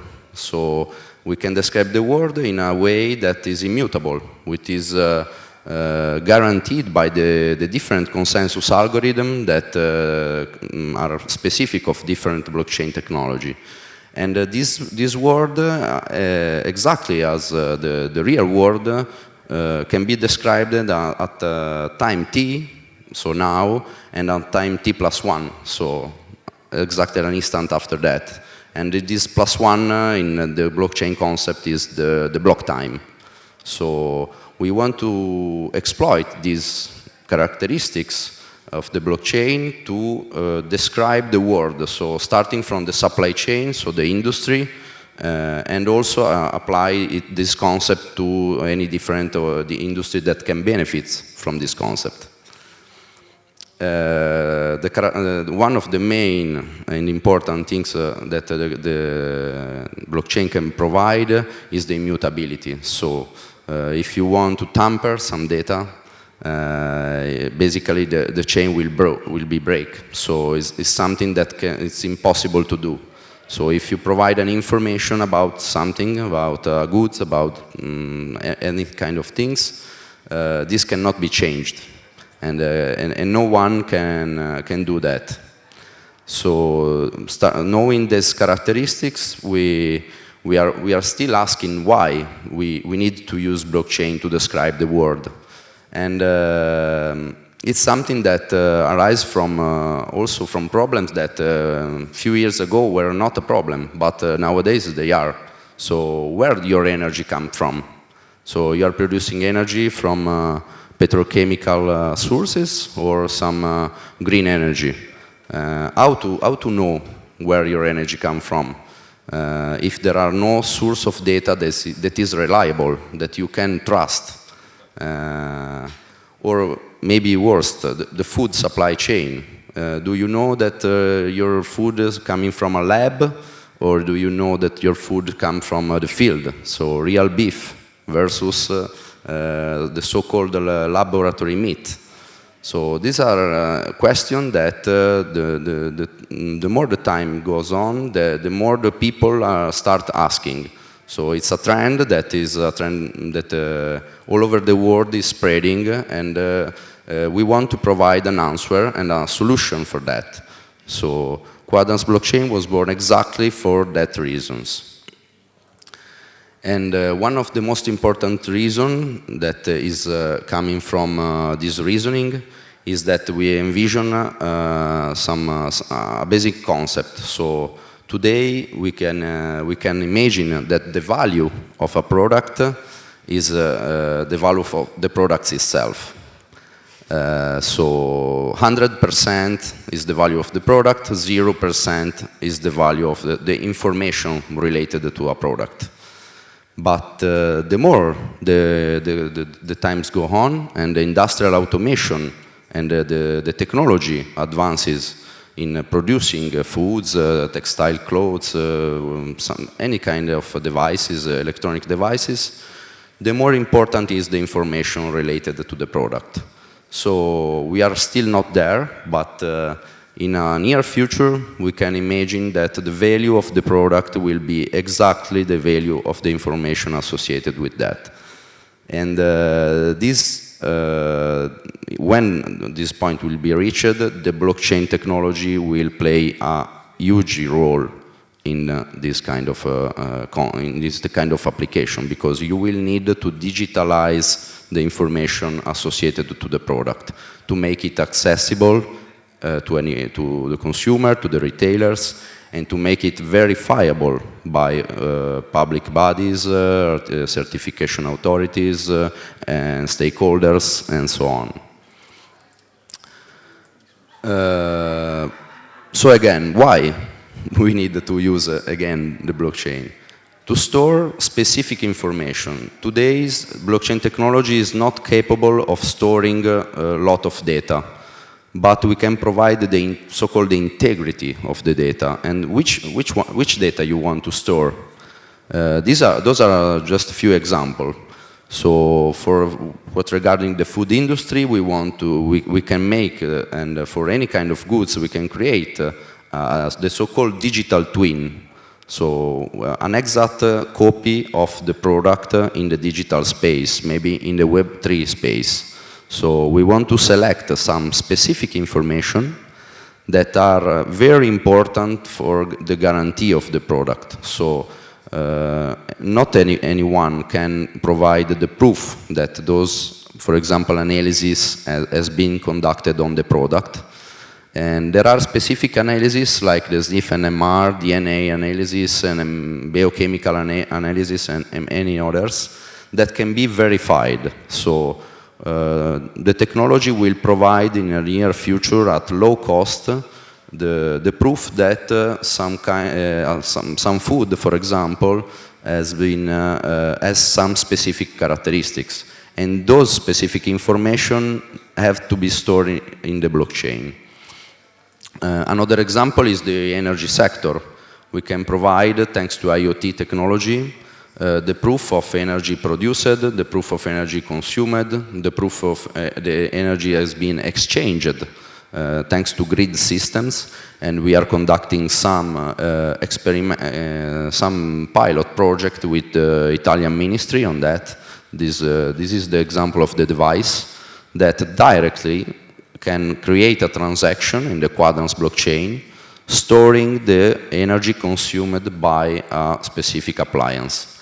So the applications are mostly in the so-called energy community. So we want to create communities that can exchange energy in a peer-to-peer way and provide and have some specific discount maybe or specific benefits in using systems like that. Other sector in which we are working, and basically we are not working in all this sector, but there are a network of companies that is using the Quadrants blockchain. For example, in the legal sector, also, it's something that we didn't expect at the beginning, in the healthcare, in the pharmaceutical sector, and many others. So this principle of creating a value from the digital information of the product can be applied also to many different sectors, and the limit is just your fantasy. Just a quick overview of the Quadrants blockchain technology, not entering too many technical details. The network will produce 1 QDC per day. The transaction cost is very, very cheap, and also is exactly how the Lugan Plan B blockchain is something that is very low energy consumption. One characteristic that is different from any other kind of blockchain is that the Quadrants protocol will be quantum proof ready very soon. So we are working on post-quantum cryptography and quantum cryptography also to protect the technology from eventually the attack of the event of quantum computing. So this is make Quadrants unique in the blockchain space. And that's it. This is the Quadrants effect. Thank you very much, Davide. Thank you very much. That was a very accurate description. Thank you to introduce. I'm going to be a quick summary, and maybe after that we can showcase a real use case of the Quadrants in some product that I know that you're working on. So, al final lo que hemos hablado hoy con David sobre el uso de la blockchain real.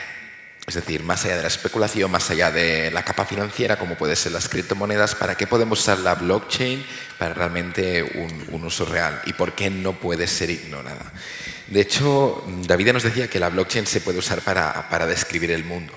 Nos decía que cada vez más se produce más información en el mundo y que los productos ya no solo tienen la utilidad y el valor por el producto, sino también por la información que trae ese producto, ya sea desde el origen, todo el proceso que ha seguido o incluso hacia dónde va. Entonces la blockchain se puede usar para eso, de alguna manera para ordeñar, para exprimir, para usar esa información. Y bueno, la blockchain tiene esta capacidad o esta cualidad de inmutabilidad. Si pones una información dentro de la blockchain, no la puedes cambiar. ¿Y con eso qué podemos conseguir? Integridad.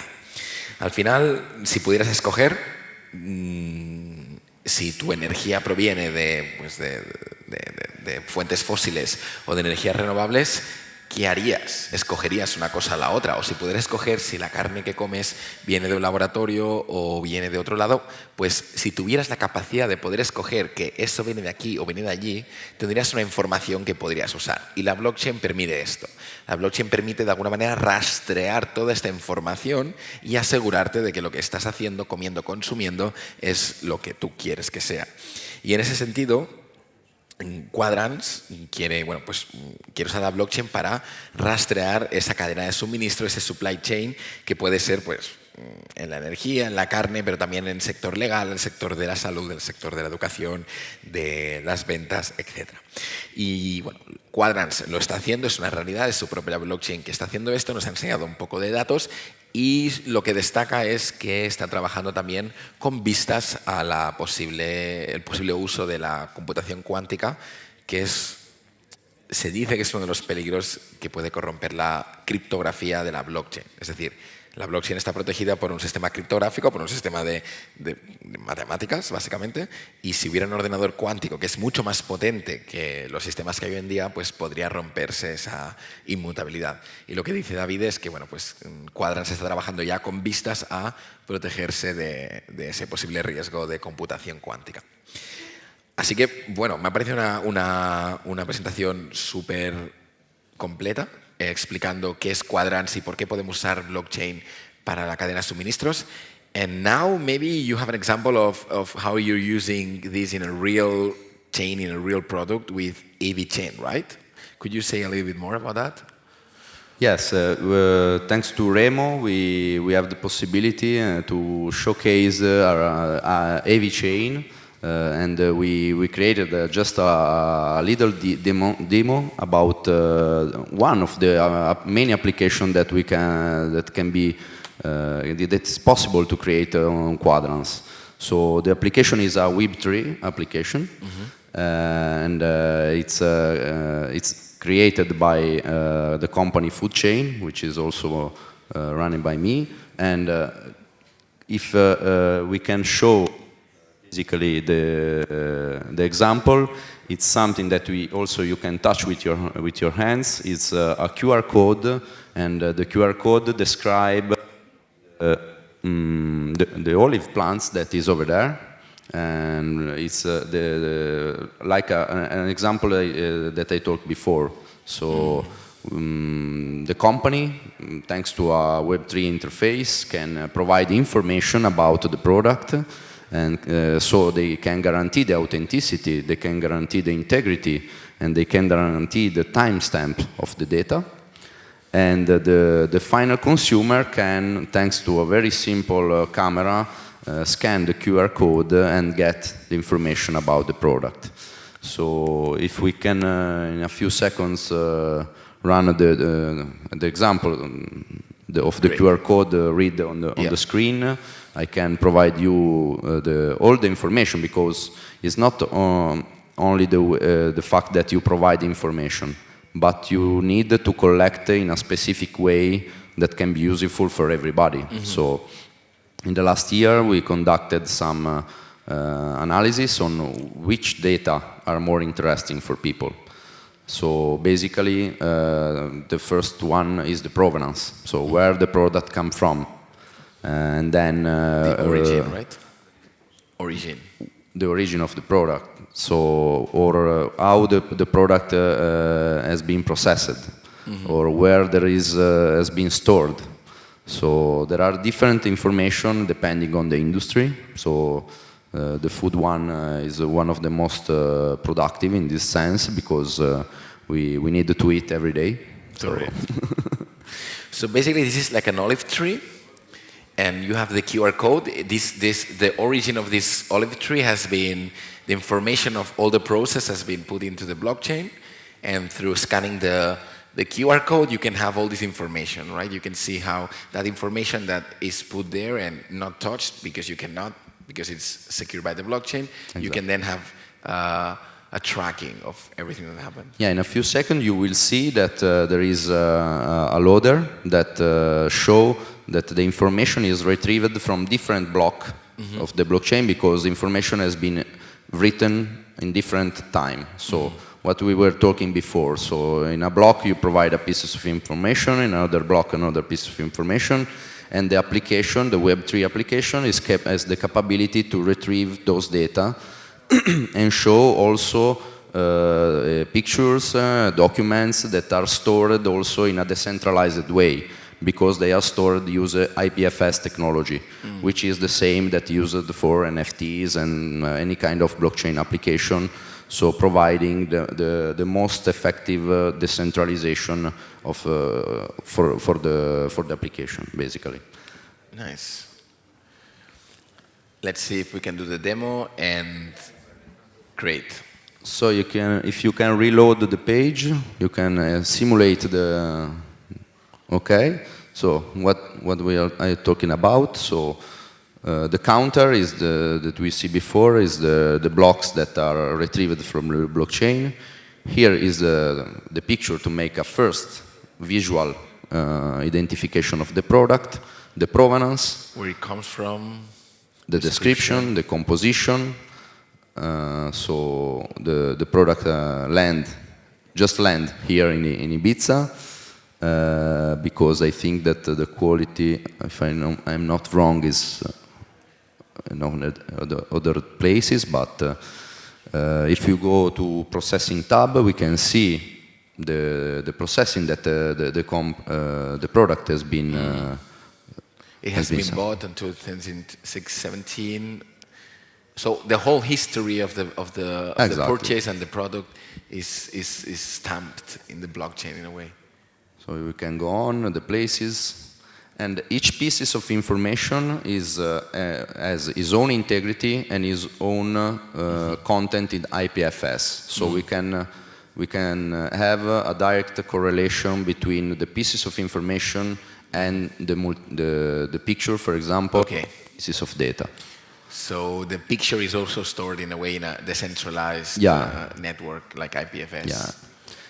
One of the most important things is the certification. So here we have emulated a certification authority, or a certification body.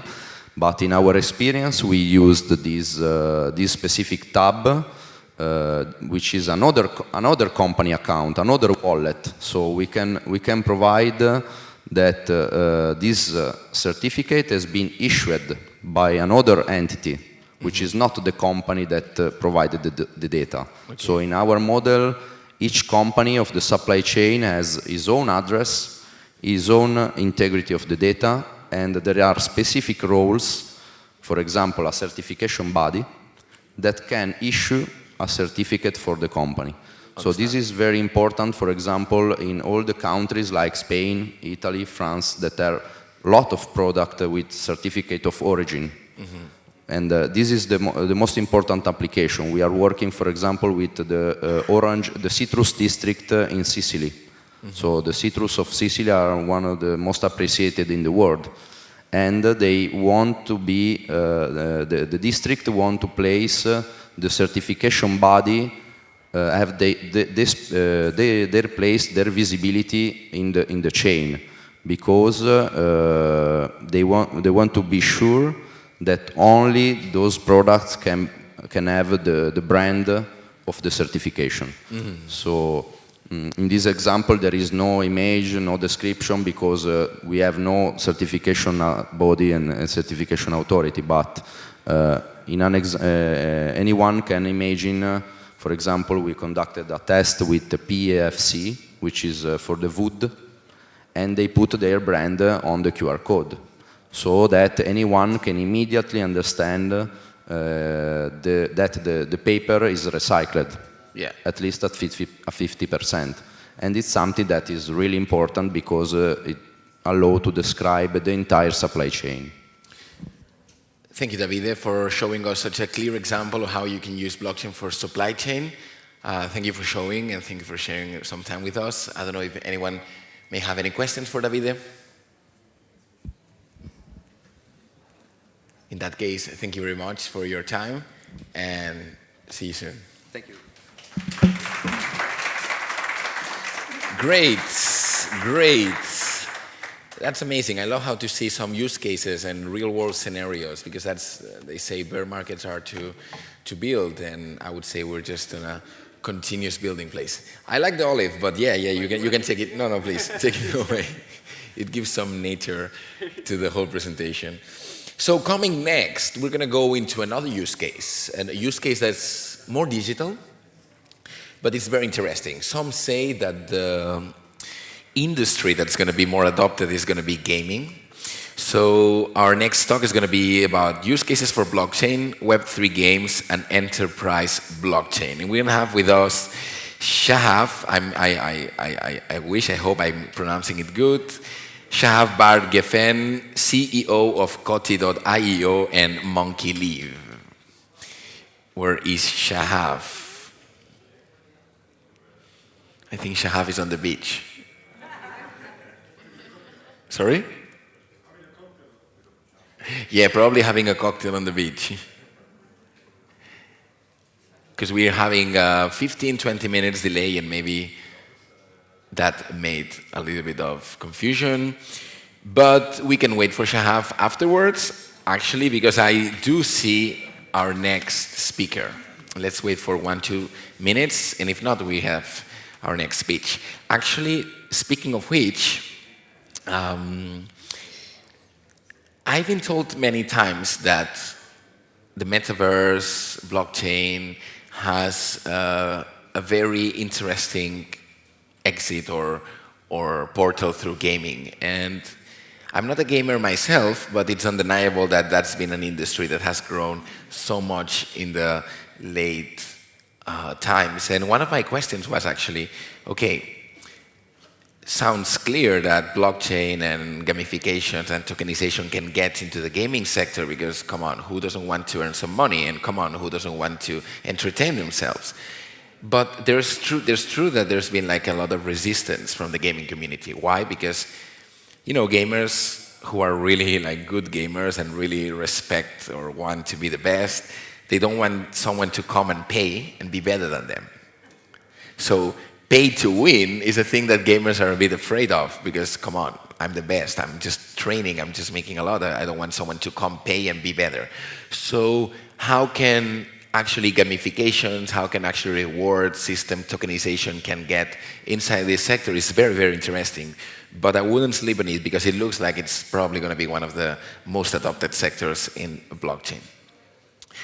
So after this presentation or introduction, I think we're going to have some team looking for Shahab under the sea or something like that. But we can go to our next speakers and we're going to go back to him. Okay, great. We found him. We found him. We're going to stay in the gaming sector. This is like 3, 2, 1, Shahab. Great. That's amazing. So, as I was saying, we're going to stay in this topic. I think it's a very, very interesting topic, and anyone who's inside blockchain Web3 should have an eye on adoption. Hello, Shahab. Nice to meet you. Whoa. Nice to meet you. So, as we were saying, Shahab actually has 2 hats, right? As everyone in crypto, nobody in crypto is just one thing. I've never met someone in crypto that said, I'm only this. Shahab has 2 very important hats. One is as a CEO of Koti, which is an enterprise layer 1, a blockchain. And another hat as a chairman and co-founder of Uncaged, which is actually building a AAA Web3 games, right? So, Shahab, could you introduce yourself and your multiple edges? Hello, everybody. Great to be here. I actually thought I was at 1:15, so it's quite a miracle that I was only able to be late in 5 minutes. So sorry about that. I've been in crypto since 2015. Mostly known as the founder of Koti, which is an enterprise layer 1, pretty big. I'll get into that in more details in a minute. I'm also the chairman of Uncaged. Uncaged is building AAA gaming experiences in Web3. So this long name means that we're building games that are actually fun to play, not Axie Infinity, but they are built on our robust Web3 infrastructure. I'm also a partner at one of the probably best performing hedge funds in crypto called Oracles since 2018. And funny enough, I actually owned a company called Web3 in 2006. So way before the Bitcoin white paper. Wow. Yeah, it actually did very different things to Web3, but I can always say that I own that company. So don't tell any, so people know me by that, so don't tell everybody that it was just a name. It was a media company. It was eventually acquired by McCann Erickson, the IPG group, and then I got into crypto, luckily enough. One story. Yeah. So, yeah, actually, knowing that you have been in Web3 before everyone, how did you actually got into Web3 as we know? Like, what was the moment you said, oh, there's something here, let's get into blockchain and Web3 as we know now? Oh, yeah. So actually, my first introduction with the field was in 2012. 2012. Yeah, so a good friend of mine, Eyal Herzog, is the founder of Bancor. He sent me and about 100 other guys an email saying, look at Bitcoin. You should absolutely buy Bitcoin right now. That's a good It was friend. trading at $15, right? It was June 2012, yeah. That's a good friend, yeah. So what do, right? So obviously I ignored it. Keep him, yeah. Obviously, right? Because Eyal is also the guy that always sends you email about aliens and all other things. So they say, oh yeah, it's another one of those, right? So we ignored it. Everybody but one guy who actually kind of like bet everything on it. Like took a mortgage. He bought Bitcoin like $100,000 at $15 back then. Yeah, and we were like, man, how was that experience? He said, you know, well, the next year it was trading at $2.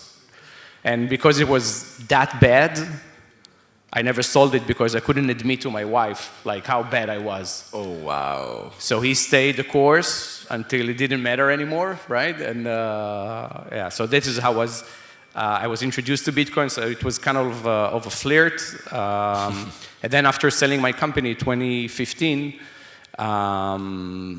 I felt like everything kind of directed me into this because it was, you know, part consumer internet, which was, you know, my specialty, and part finance. And I fell in love with this. So, you know, I was lucky enough to participate in all the big ICOs back then. Mm-hmm. Nothing smart. It was just being at the right place at the right time, and opening up for opportunities. But I am a better operator and founder than an investor. So in 2017, we said, hey, we want to solve payments on blockchain. And Ethereum was crap back then. It was no good for that. And we decided to build our own layer one. So we built Cody, which is it's blockchain without blocks. It's actually using what is called a DAG, direct acyclic graph. Hedera uses that as well, and IOTA. But we've built it differently and scaled it since 2018 and got it to be an enterprise-grade product. Nice. Yeah. Thank you for sharing. I love how anyone who's in Bitcoin in 2012 talks about Bitcoin and aliens and conspiracy theories and all these kind of fantasies, and you don't know if you which of the ones is like the good one. It was, you know, the funny thing is that there are probably aliens, and he's right, after everything. Well, exactly. Who knows? Maybe Satoshi Nakamoto is definitely not human. Yeah. So thank you for your introduction. It's very right actually that you consider yourself more of an operator than an investor, and still getting into this raising technology, because it allows us to have a vision that's more based on an operator and someone who's seeing the trends and how to use those trends and use cases, rather than is the price going up or down. So I would love to chat with you about what do you think are the upcoming cases for blockchain, basically. What will bring the next 100 million users to the space? Yeah, so we're looking at two things, and I think, you know, we're well positioned for both, right? So, you know, I think, you know, Web3 right now, that there are about 2.5 million wallets dealing with Web3, which is a small city in the US, right? Yeah. Not even that. So the big question is, you know, whether you cater to these 2.5 million wallets, whether you're trying to aim to the lucrative 2.5 part of this 2.5 million wallets, or are you trying to bring in the next 100 millions of people into crypto, right? So we're looking actually at the latter. So enterprises around the world already have, you know, millions and hundreds of millions of users. So it's actually their decision if crypto will be adopted in many ways. If Apple is opening up NFT purchases right now, right, through the App Store, Apple will bring a lot of adoption. by definition. So, so we're trying to aim into what can we do for enterprises that will help them bring users, and that will mean that people are using our chain. And the other field is gaming, because gaming has proven itself throughout time to be a technology that brings in a lot of adoption. And we're aiming into that as well. So in Codi, what we see, what our enterprises are actually looking at right now, so logistics is pretty big, obviously. We're not offering anything into logistics. But the other two big things are payments and loyalty. Now, it makes a lot of sense because if you are an enterprise and you engage a lot with your users, say e-commerce, you control the entire experience, but not the final part when it comes to payments. This is when you tell your users, hey, this was your experience to this point, and now I'm sending you to someone else to deal with the payments. He can decline, he can charge all these fees, he owns the data. Like, he can send you a follow-up email. We can't. It's yours. So obviously enterprises don't like that because it costs them a lot of money, and they lose control of something super important in that. So the brave ones right now are building private payment networks. So think of it that way. Let's say I'm Amazon, right? I'm giving this example on Amazon because Amazon is not doing that, right?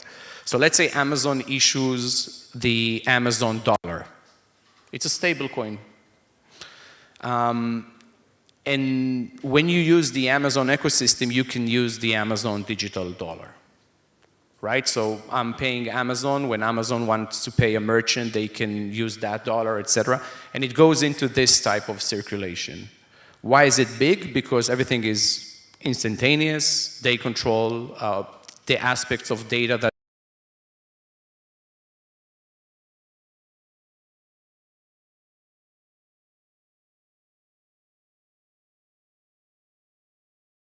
they don't have foreign exchange fees, so it's perfect for them. The big problem is obviously the cold start problem. How do you start such a network? Because nobody has the Amazon US dollars at that point, right? And there are many ways to solve that. One of them is actually loyalty. Because loyalty is one of these few places where blockchain is so much better than other types of technologies. Because, you know, a lot of the things, and I'll be the first to admit it, when you look at them, you say, nah, you don't need blockchain here. Actually, a server will do a much better work, and nobody cares, so that's better. But think about loyalty. The biggest problem with loyalty and all these experiences is that they are all siloed, right? There's a coffee shop. They'll give you this, you know, the 10th coffee is free. You can use it, but only in this coffee shop. Let's say you had this, but you can buy coffee, you know, complete 10 purchases anywhere, right? And maybe not just coffee. Maybe if you eat breakfast at the next shop, they'll give you something, etc., and this whole thing works better. This is why mileage with credit cards works better, because you can spend anywhere and redeem in a few airlines. But if you are, let's say, Amazon, right, and you issue this loyalty program where users can, you know, buy from any merchant on Amazon and get these points. And when they want to redeem them, they can do it anywhere, because the Twin Hotel in Ibiza can decide, hey, I want to accept these loyalty points. I don't need integration to servers and all these IT problems that, you know, never works. I can just accept this, right? I can have a QR code, a crypto wallet, and accept these points. So now they are part of this ecosystem, and this can grow pretty wildly. So this is another big thing that we are seeing right now. And, you know, with Coti, we're trying to serve these two audiences. We're pretty uniquely positioned to solve this because of our own layer one, because it's super scalable, etc. So this is what we see with enterprises. The next big thing is games, as I've mentioned. We are all pretty accustomed right now to the fact that if we love a game, if it has entertainment value and we'll play, it's okay that we know that we bury a lot of money in this game. Now, I don't know how many of you have kids at the ages of 8 to 16. They'll spend a lot of money in games, and it's great. I mean, they say that they spend it. The reality is that I spend it actually, but for them it's fine to build all, buy all these cosmetics and everything. It's great, and it's entertaining and fine, great. But it's buried there, and at some point of time, they would not like this game anymore, or even this game would not like them anymore and deplatform them, and then it's gone. All this value is gone. What is happening right now with Web3 games is actually the gamers own the assets that they play with, right? I have a magical sword, it's mine, and I play it with that game. And then maybe I can sell it somewhere if I don't want it anymore. Or maybe I can build on top of it something greater. Maybe I can, win a tournament with this sword, and now it's worth more, right? Like the jersey that Michael Jordan wore at the last dance is worth more because of what happened with it. So now it's worth more, now I can sell it. And it's more than that. The gamers own major aspects of the economy of the game. So instead of, as a studio, instead of spending about half of your money on advertising, you actually spend that on the community that plays the game, and they'll bring in all their friends because they are citizens of this nation and they love it. So the token become sort of self-marketing sort of aspect. So a lot of great things are happening right now in Web3 games. We are only at the beginning of it. Our studio and other great studios are building much better games than what we've seen to date. So the theme right now is not play to earn, because that was a bad idea, actually, play to earn. Yeah, play to earn was a bad idea. Like if I need to pay you to play the game, something is off, right? And if you can't explain to people, like just to make sure that everybody is aware, the GameFi 1.0, the games that we've seen really crushing it the last 2 years. The idea was you play the game and you won crypto rewards, like the asset of the game, and you can sell it, and this became pretty big because the idea is brilliant. The execution, however, was very growth dependent. So like if you can't explain to me, hey, all these tokens that players are getting as rewards, where do they come from? How are they manufactured? So if the game is continuously creating these tokens and bringing it to users, you will always be dependent on the next user coming and the next user coming. And we have a name for that. It's called a Ponzi. So if you can't explain where the tokens are coming from, this is a Ponzi scheme, even if you're not aware of it. So the economies that are built right now around Web3 games are much better. It's more skill-based, right? So you're getting your rewards because you are a better player than the other player that is actually spent these rewards. So this is where this frontier is coming, and I think it will be huge. And if we solve a lot of the things that kind of hinder adoption right now for games, you will see the next 100 million users coming from that. So it will be enterprise payments and these tokens, or games, or a combination. They don't compete. I think this is where we'll see the magic happens. Thank you very much for that laying that map out. I'm going to do a little Spanish summary and then actually have some questions. So basically, le hemos preguntado a Shahaf de dónde cree o por dónde cree que va a venir la adopción de uso de la blockchain, no tanto a nivel de inversión, sino dónde va a estar los siguientes 100 millones de usuarios que usen aplicaciones basadas en blockchain o que usen usos basados en blockchain. Y nos decía, bueno, pues que realmente ahora mismo hay unos 2 millones de wallets. Para llegar a 100 no es suficiente. Y él ve, bueno, 2 entradas principales ahora mismo. Uno, el uso de blockchain por las grandes empresas, y 2, el sector de los videojuegos. Al final es una realidad. Por ejemplo, si Apple empieza a usar aplicaciones que acepten pues, criptos blockchain, va a haber muchísima autoridad. ¿Por qué? Porque en la Apple Store hay muchísimos millones de usuarios. Y luego está el tema de gaming, que entraremos un poquito en ello. Al final, él comentaba que en una empresa, ahora mismo, pues de productos, de lo que sea, la empresa controla todo, hasta el momento de venta. Cuando el usuario compra, se va a otra plataforma, ya sea pues PayPal, Stripe, lo que sea. Están en tu página web, con tus datos, con tu engagement, con tu participación, y en el momento de pagar, el usuario tiene que irse a otro lado. Claro, ¿qué pasa? Ese otro lado es el que decide las comisiones, tiene todos los datos de pago, etc. Y esto a las empresas no les gusta. ¿Por qué? Porque no quieren sacar a sus usuarios de su propio ecosistema. Entonces, imaginaos, por ejemplo, que Amazon pues, hace su American Dollar.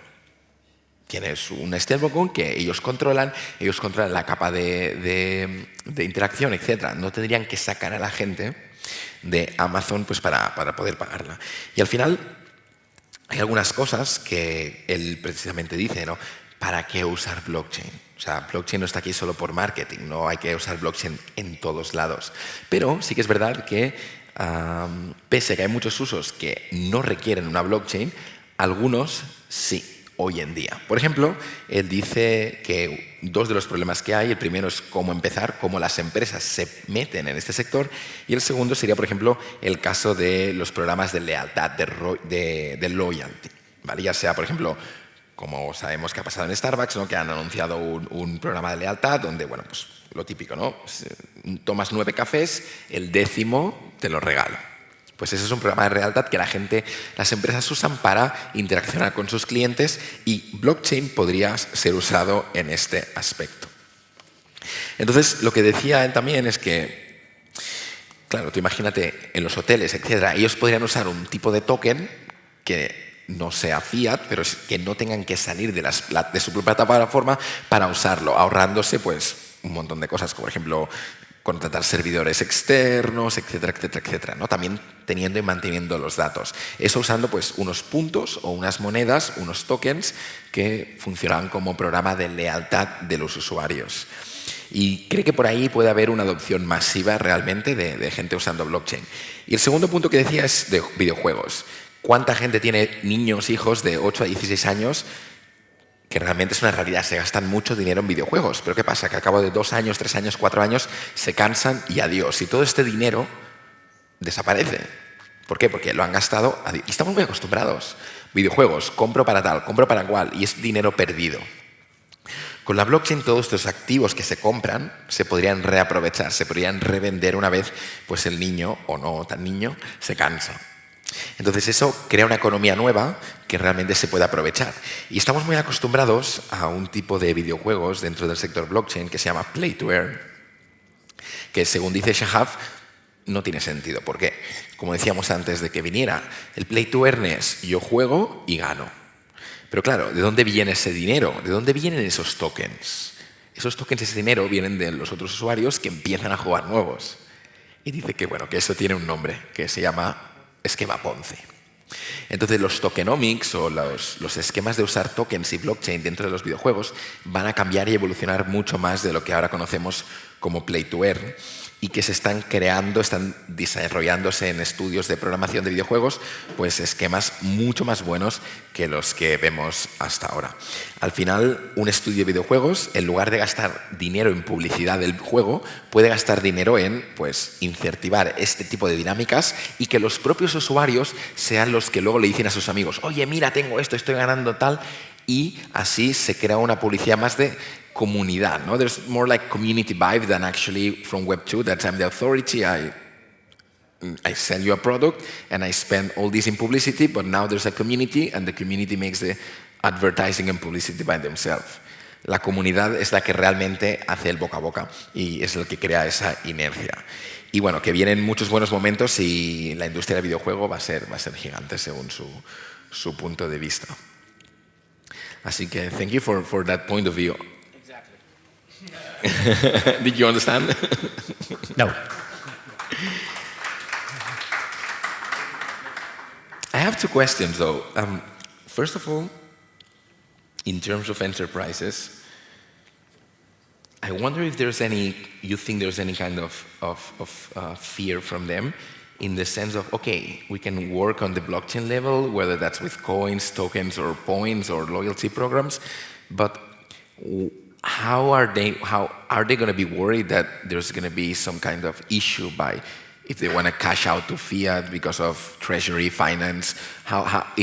Can that provoke some friction? Because it's very easy to move, you have all the data, but you're not on the fiat layer. So I don't know if companies would prefer to stay in the fiat layer rather than to go to that other layer where it's easier, but maybe not that liquid, or they can have more problems cashing out. Can there be some friction there? Well, spot on. Well, I personally speak with a lot of enterprises about their blockchain, ventures for the past few years.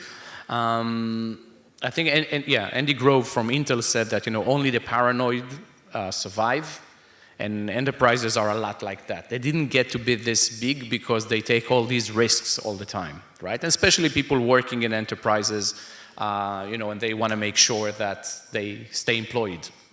And it doesn't pay off to take all these major risks. So it takes a unique type of people in enterprises and unique set of situations for them to do something as big as going into blockchain. Now, what's the big problem? It's technology is complex, but our technologies are complex as well. It's not the thing. It's regulation more than anything. Because Bitcoin is for money laundering and drugs, obviously, right? This is the perception, the old perception.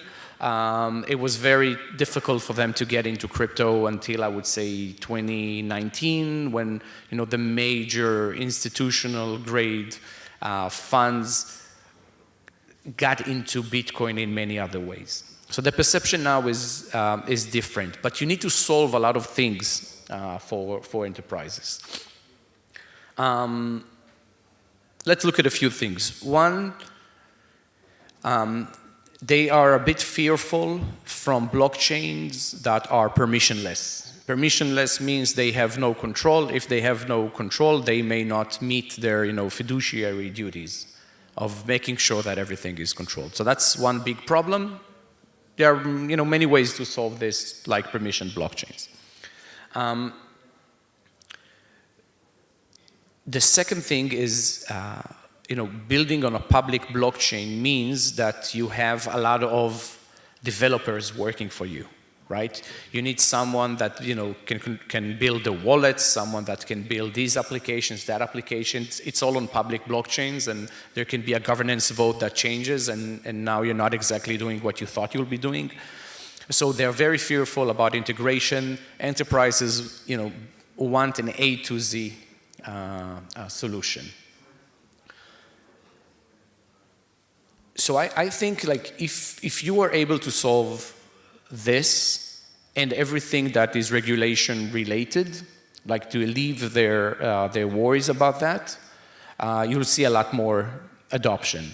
And then even fiat doesn't become a big thing. Fiat is a friction because it costs money to go from analog to digital, and vice versa costs a lot of money. But again, it's the cold start problem. If you can have an ecosystem that is fully digital at this point, then you don't have that problem. And then maybe your bank, and we see banks starting to kind of do that right now. You have a value in your wallet. It can be digital, it can be other thing, and you can with a click of a button transform from what type of how you want to use your value the best way. Like universal hot wallet of sorts.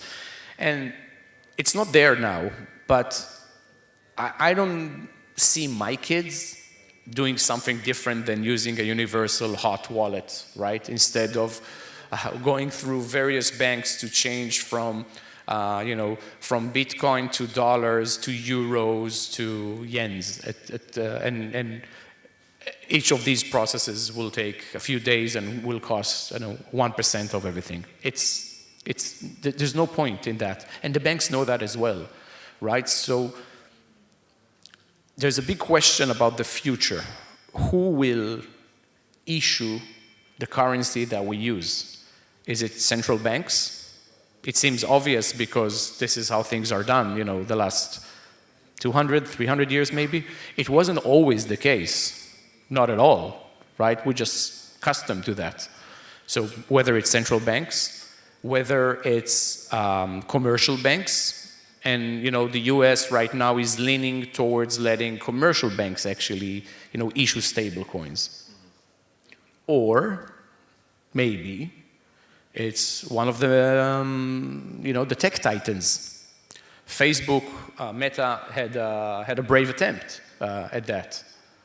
But maybe they're not the right company to do that because of other issues, right? Maybe if Google wanted to do that, it would have been a bit different, maybe not at all. But who says, who will have the mandate to issue the currencies? When that is solved, you will see a lot more adoption, obviously.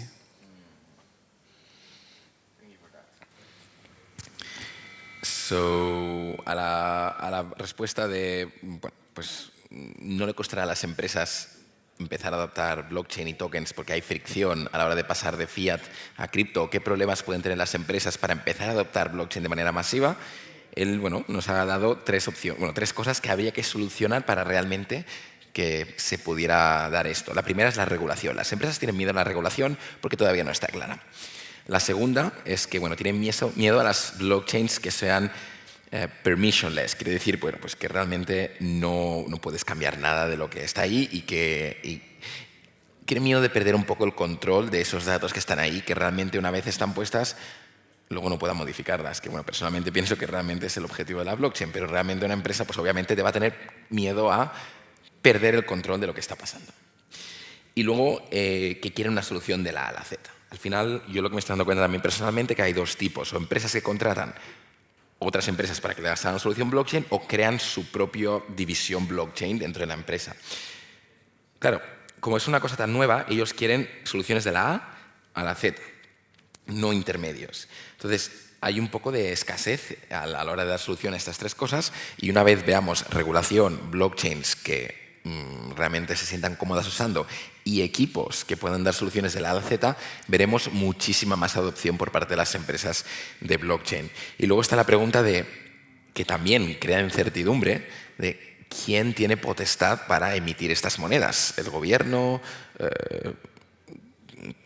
Un colectivo en una DAO, por ejemplo, empresas privadas como Meta, Google, etcétera. No hay claridad sobre eso y ahora tenemos por eso muchas criptomonedas y muchos ecosistemas. Cuando creemos más claridad en ese sentido, todo va a poder converger un poco más y todo eso es un poco conversaciones de futuro, que es lo que hace falta para que veamos empresas a diestro y siniestro usando blockchain. So thank you for that. I don't know if there's anyone in the public who wants to ask something. Yes? Do you have the mic there? Hey, I'm a great fan of composability in public blockchains, the fact that any brand can spot a token and use that for any experience for the token holder, but that doesn't from a point of view, that doesn't fit with the fact that you have just said that companies do not like public blockchains because of losing control. So, which is your view? Oh, yeah. Oh, sorry. How do you see the future in this way? Are we going, brands will understand the power in marketing of using a public blockchain, or are we going to live in a scenario of silos and every brand has its own blockchain? That's actually everybody heard that, right? So I will summarize it to whether the future is a public blockchains or enterprise private blockchains, sort of a permissioned experience. You know, as always, it's not going to be 0 or 1. Personally, I'm quite certain that the future is in public blockchains. Obviously, because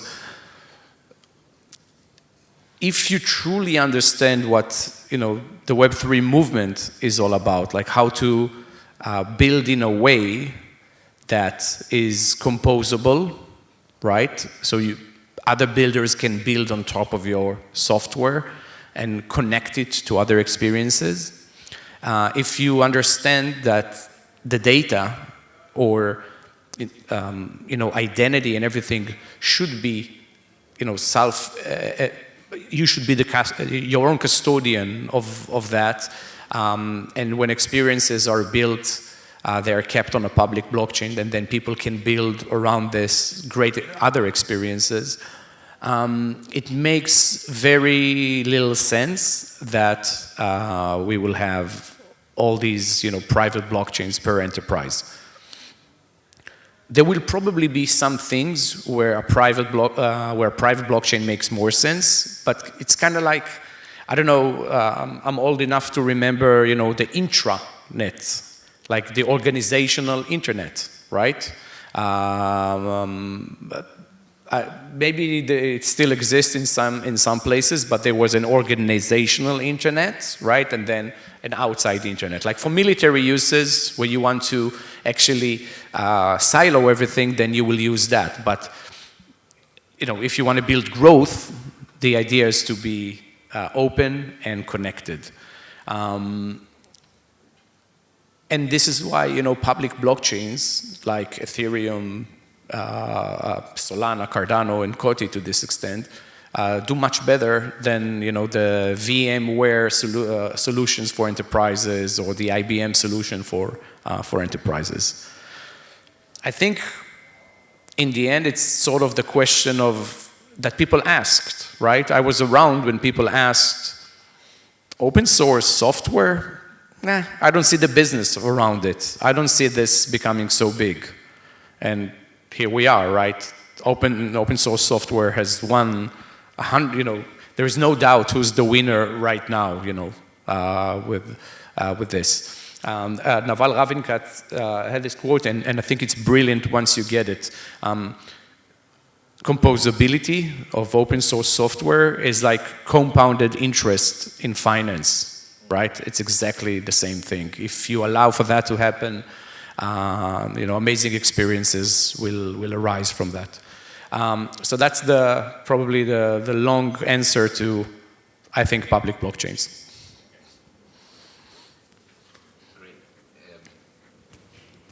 Creo que es importante traducir esta porque es bastante adecuada. Ha preguntado si ve un futuro con blockchains públicas o blockchains privadas especializadas y controladas, pues al final por la empresa o por soluciones, bueno, pues soluciones al dedo para la empresa, pero con menos descentralización de alguna manera.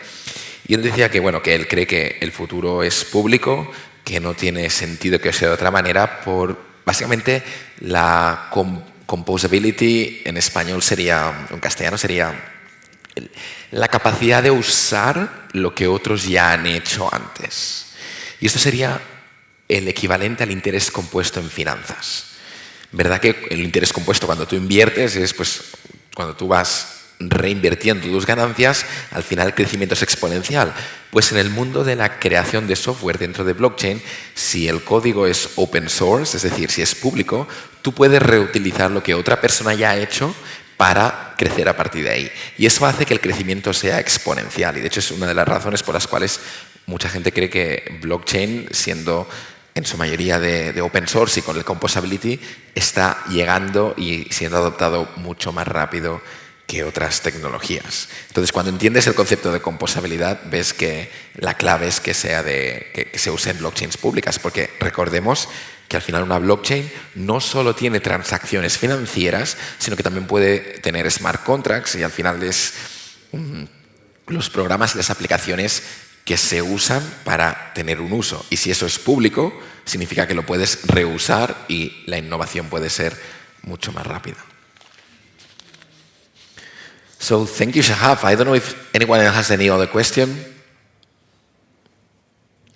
Great. I think there was a super interesting and very needed talk, because we are all seeing that blockchain is much more than a price going up and down.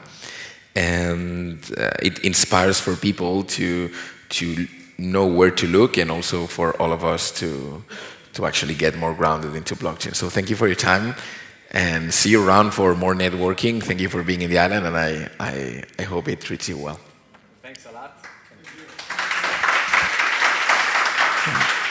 My last observation is that in this audience, I would say it's about 50% women and men, which is unprecedented for crypto. So something very good is happening in Ibiza. So thank you.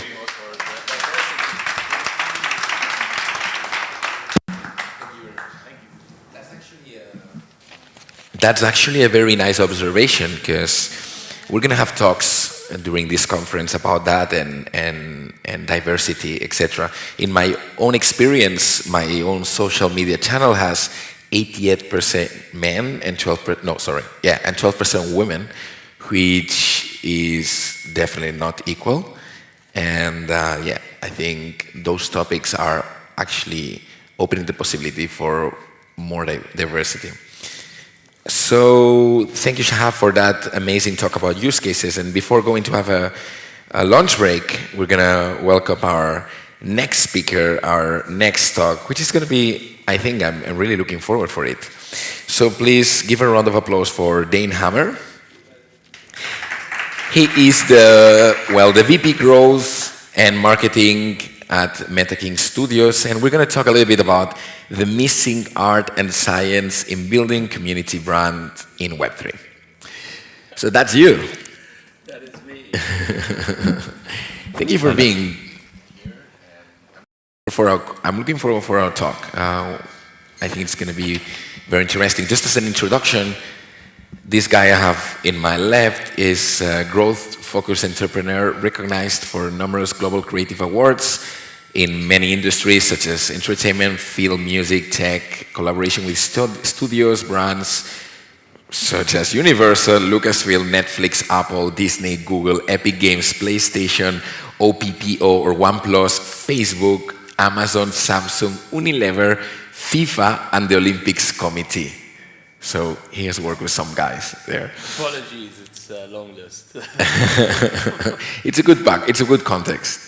And yeah, actually the list goes on. He was fortunate to be in the water and ride the way from Web 1 to Web 2, or the IT boom, witnessing epic battles between Microsoft or Bill Gates and Apple or Steve Jobs, which inspired him to study computer engineering, which he hated as he wanted to talk to people, not computers.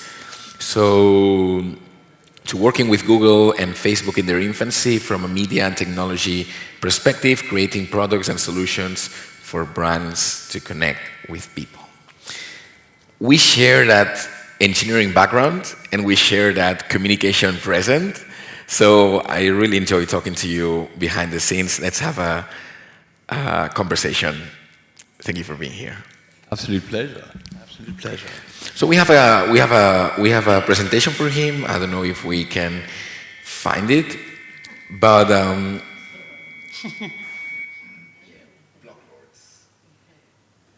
I think I'm just going to leave it to you, and let's talk from there. No, well, thank you. That was a very kind, elaborate, and generous introduction. I appreciate it. So, yeah, I guess, well, first, thank you very much for having me. I think it's a special place to be. I was getting on the plane last night from London, and it was pissing with rain. It was pretty dreadful. So as I got onto the plane, the thought of arriving in Ibiza with good energy and good weather immediately lit the mood. So yeah, thanks so much for having me. Thanks for putting this together. It's quite special. It's quite nice for. I guess the gratitude of us being able to do this again is just a fortune. So yeah, thank you for all of that. I guess a quick introduction on block lords.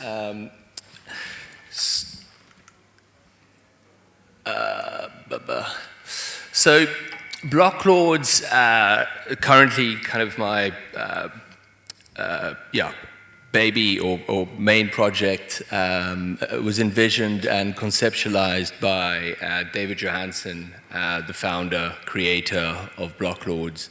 And what he wanted to do was ultimately create a medieval metaverse that combines the best aspects of 3 iconic strategy games through Age of Empires, so taking the asymmetric civilization resource farming, Crusader Kings, which is ultimately a dynasty simulator, the political warfare, family politics in running a dynasty, and then Total War. Total War ultimately just being, epic battle scenes. Building it on blockchain through a Game of Thrones narrative, and then with it being on blockchain, it allows the gamer, the player, full ownership of how they define their NFT or euros worth through their own deeds and actions in the game. But as the ultimate prize, there's through the gamer being able to actually have full control of their Euro character or NFT, they can build a legendary Euro in the game, which for gamers nowadays is status and fame is ultimately the ultimate incentive. So by building this character in the game, they then get to feature in Block Lords the movie and the episodic TV series. So yeah, that's a quick snapshot of Block Lords. So we've gone pretty hard on the combination of gaming and entertainment. So whilst we're building the game with this epic open world and open source, we're going very hard on telling the story behind the Block Lords and building the brand throughout that. And yeah, we released our very first cinematic minisode about a month ago. So yeah, if you may share.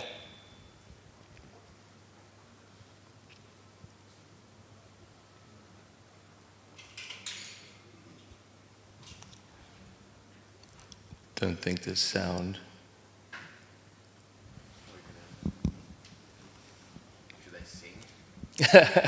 No, it's pretty intricate audio. Looks like it comes with an epic audio. Looks it has an epic audio, yes.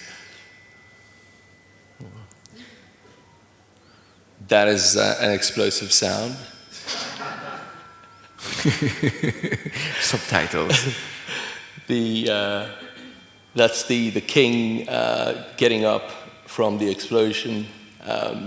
Now regaining his energy, and there's the enemy at the door. He picks up his sword, he prepares for battle as the enemy approaches, and it's a pretty epic closing sequence with his voiceover, but but it's on YouTube. Yeah, we were very lucky. So we've got partners and friends through GameStop who publish all of our content, and within 24 hours we were lucky enough to hit 1 million views with that. It's okay. So yeah, that's a quick snapshot of Block Lords. But yeah, what I wanted to do is kind of talk about my observations, not only throughout the last 2 years being in Web3, but moreover, you know, what we've done historically, and my experience through, you know, the evolution of Web 1 to Web 2, and ultimately,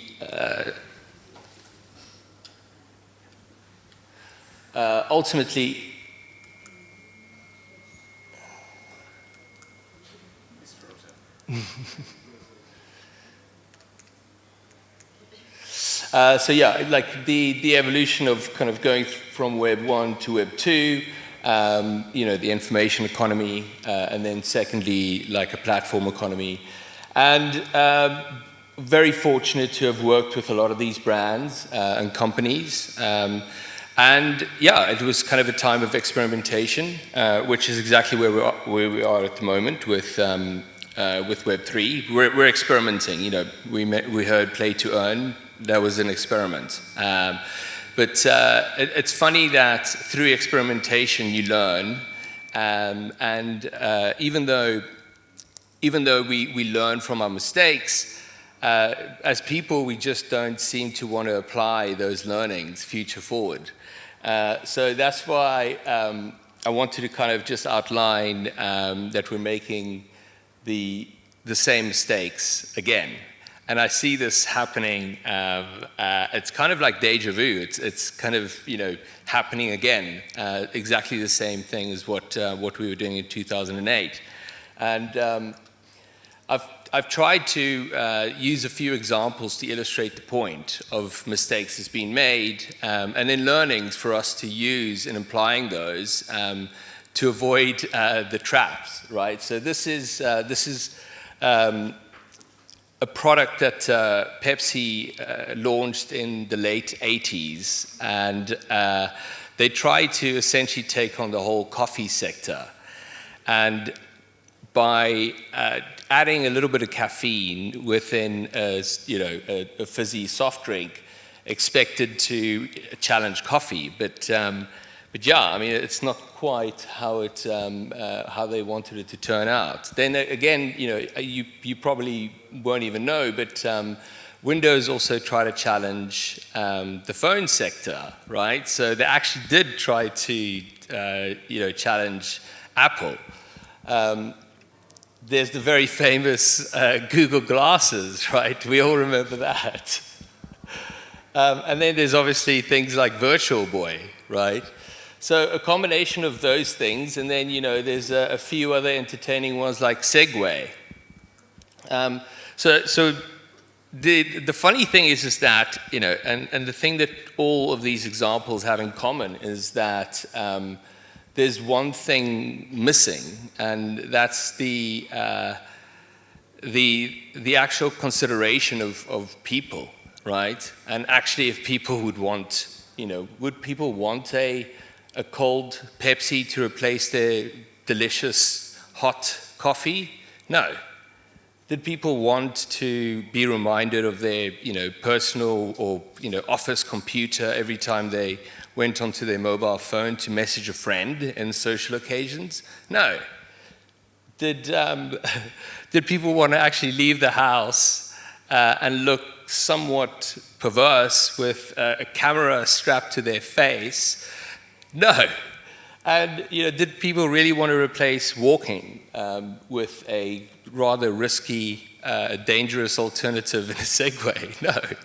So yeah, I guess the main thing to kind of observe from those mistakes is that, you know, these guys were so preoccupied about being able to,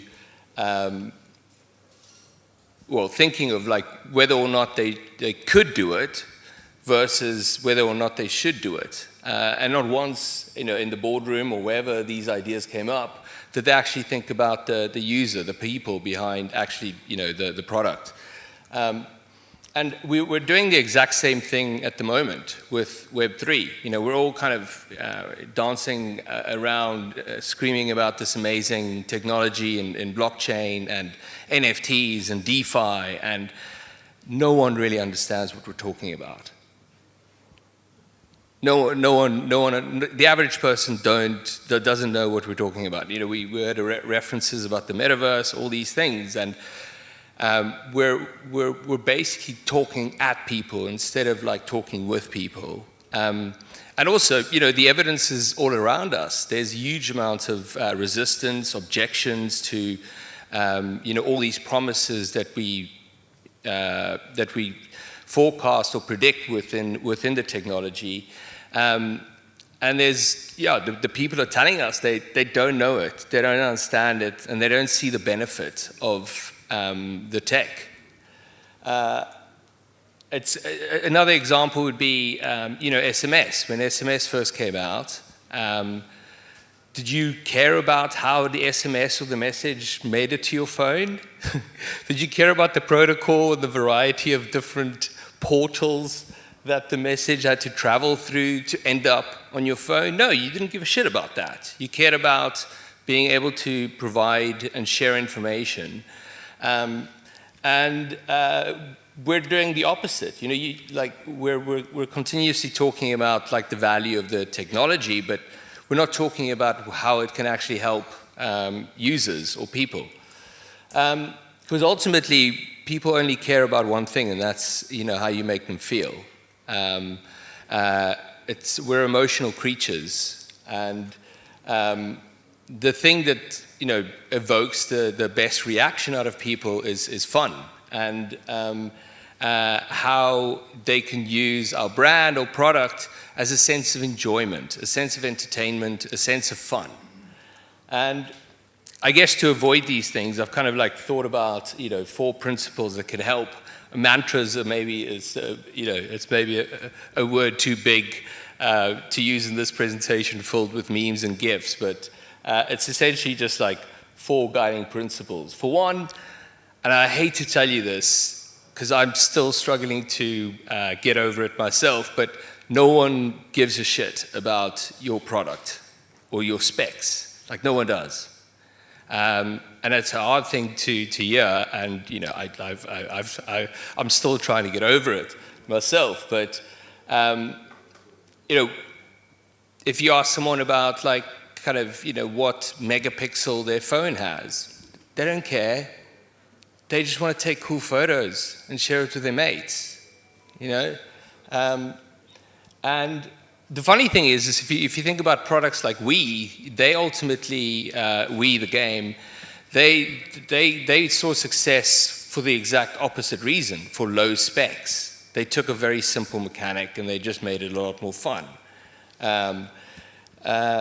So the other one is and I hate to be I hate negativity, so I hate to be the bearer of bad news, but the other thing is that no one really cares about your brand, which, you know, it's, you know, the self-indulgence of us as, you know, marketers and brand managers, like, you know, people need to care, they need to understand, but unless you make them feel and understand why they need your brand, there's no reason for them to need your product or your service or your brand. There's no reason why they, you know, should relate to it.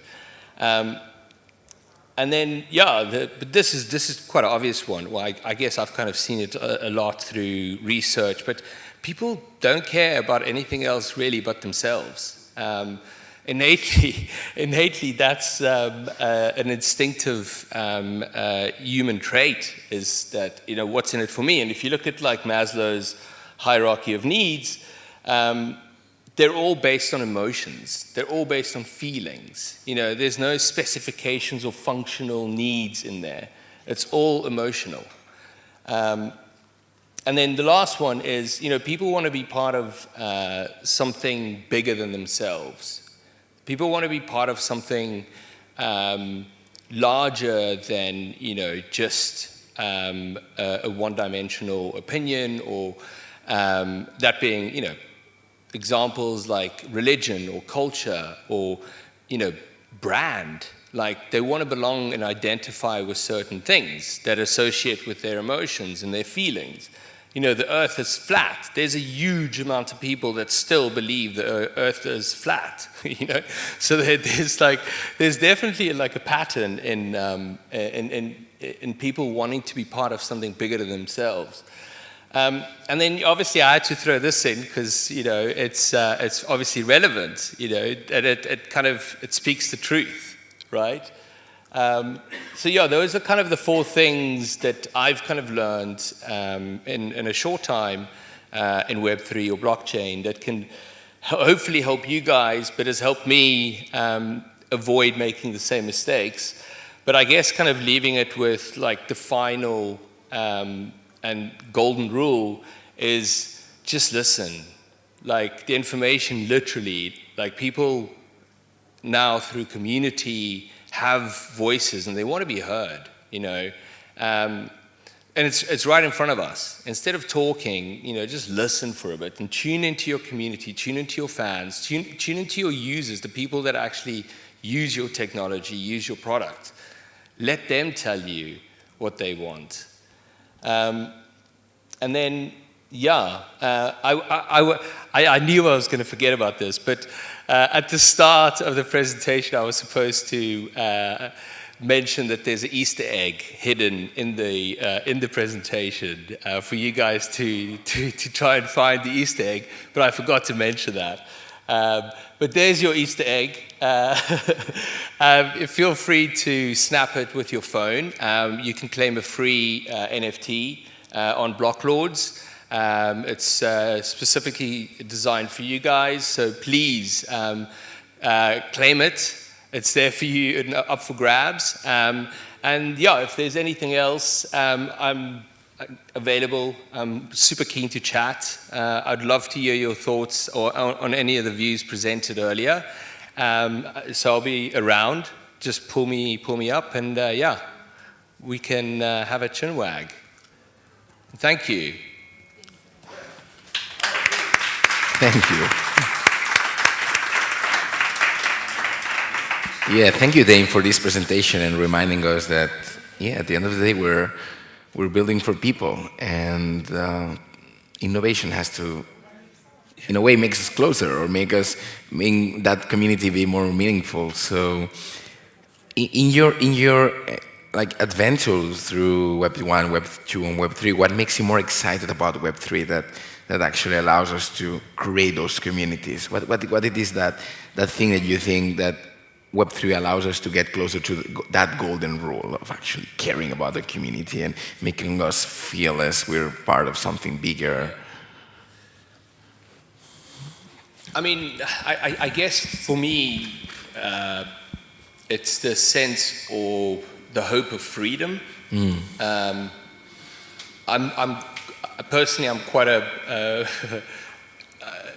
rebel at heart, and I think what Web3 or blockchain represents for me is freedom, and it's decentralization. It's taking back control and putting us in control. You know, as the user, as the person, as the community. It allows us freedom to transact as we like, to exchange our data as we like, to take control of our data, for one. A variety of things, you know, to own what we earn, or to own what we win. Like, there's so much, but I guess kind of the principle for me is freedom. And I think that's the thing that gets everyone so optimistic. And it's amazing. The optimism and the positivity and the hope and the belief of what this represents is astonishing. And I guess kind of once you see that, it's game over, because there's no turning back. So yeah, to me, it's the sense of freedom. Thank you. Is anybody there wanting to ask something for Dane? Yeah, please. I'm happy to chat and have any questions. We have a question here. Okay. Yeah, my question is, do you have like a predefined roadmap in order to kickstart a community? I know the answer is going to be no.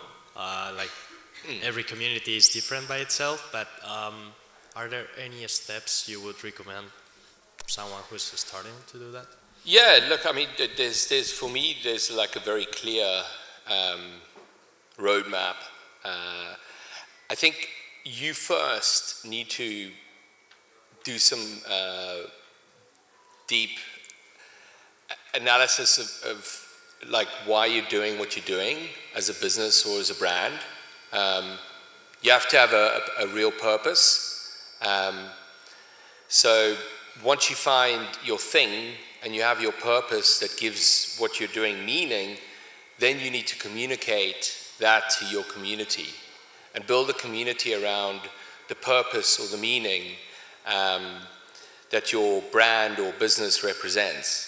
For us, we've been quite lucky because we've got a franchise that represents like this beautiful, historical, medieval world that's full of tales of yore. It's been done for centuries. And then, we're in gaming and we're in entertainment. So for us, it's fun.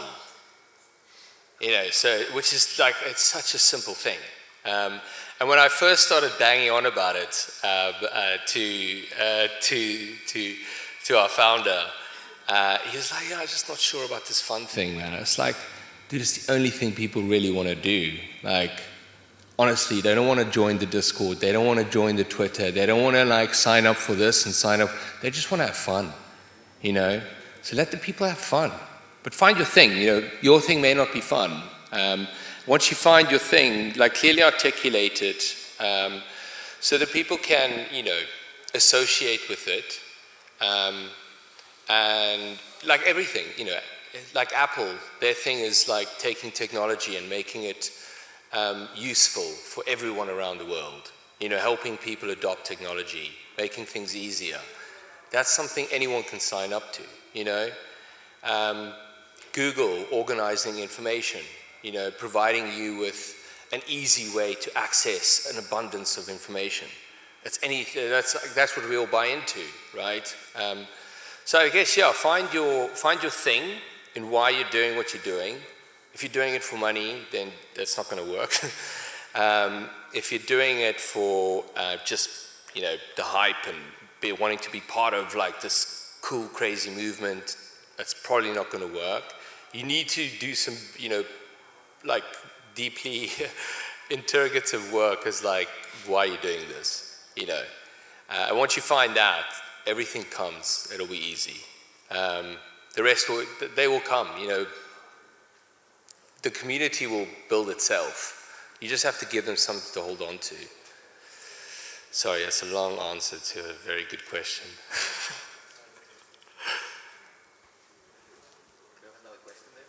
Yeah.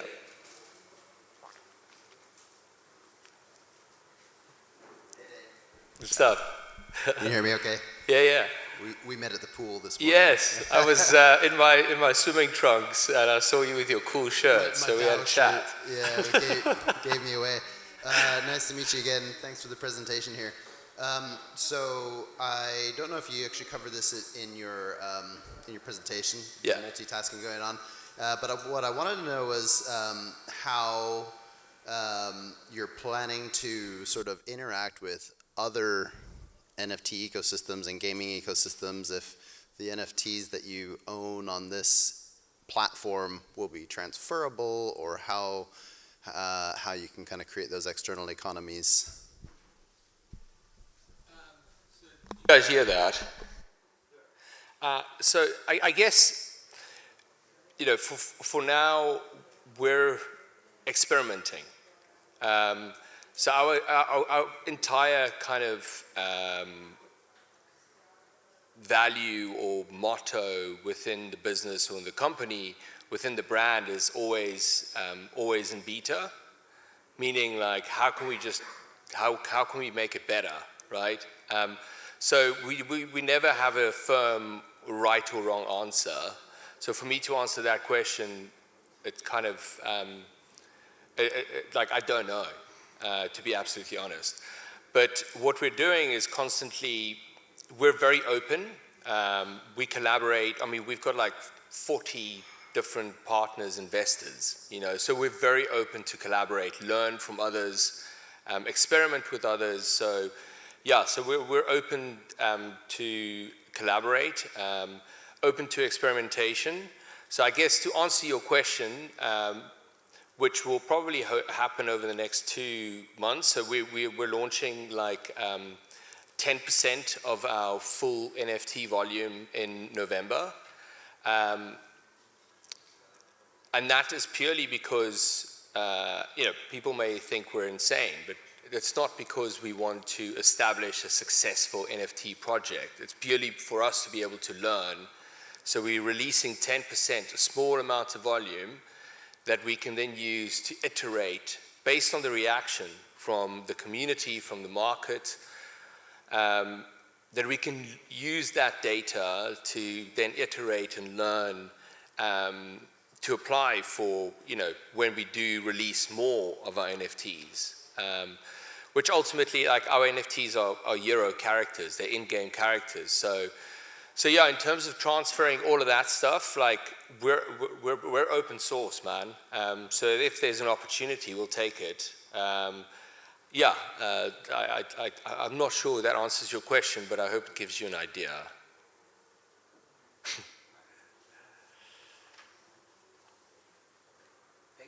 Thank you all. Thank you, Dane. Thank you, audience. I think we all deserve a little break to have something for yes. To eat, to lunch, to enjoy the sun outside. I mean, personal recommendation: watching this Ibiza Sea while eating is a quite fun thing to do and very healthy. So thank you, Dane, for your time. I really love your approach to community. I think Web3 really gives us an opportunity to reimagine how we create communities and how we engage with them, and really moves a lot of stuff. So thank you for that, and let's make a little lunch break until 3:15, something like that, and we can meet again with more innovation. Thank you very much, everyone. Thank you, guys.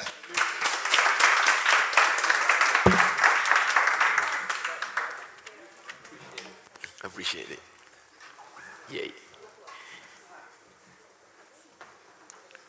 Yeah.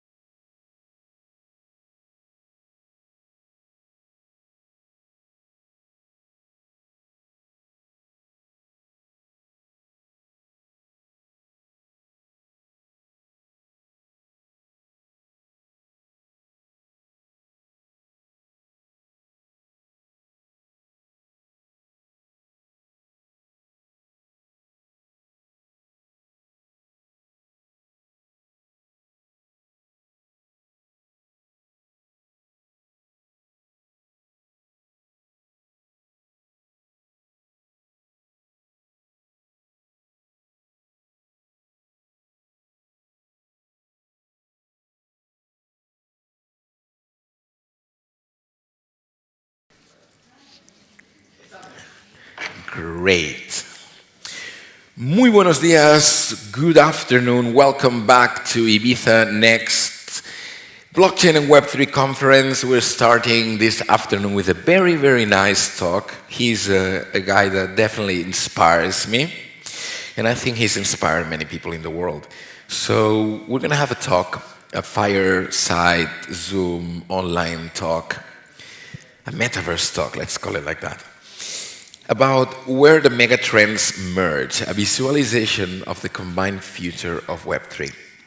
Expect futurism, expect the unexpected, and expect being inspired with this guy, Nelson Ino, who is the founder and CEO of WeSpark, which is an innovation agency. And Nelson Ino was born in El Salvador, so yeah, there where they have taking Bitcoin as legal tender. Is a committed innovation enthusiast with expertise in creating, developing new products, services, and digital experiences.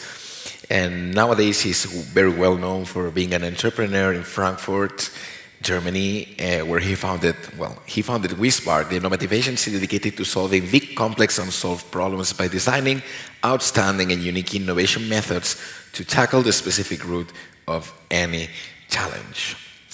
I have seen this guy speaking, and I'm really inspired, and I'm just going to end the introduction by saying that one way to understand Ino's nature is by living by his favorite mantra: be the ordinary, but build the extraordinary. So hello, Nelson, how are you? Hello, Will, how are you doing? I wish I could be there. I wish I could say that I'm doing excellent, but to be honest, I took so many medicines because I got a nasty flu, that's the truth. So I'm surviving here, but I'm feeling good. My fiancée, she also brought me a little bit of coffee, which I never drink, but today I got it. So you're gonna get some extra energy that I usually don't have. But yeah. That's great. I mean, I think we have to start making ourselves used to these situations, right?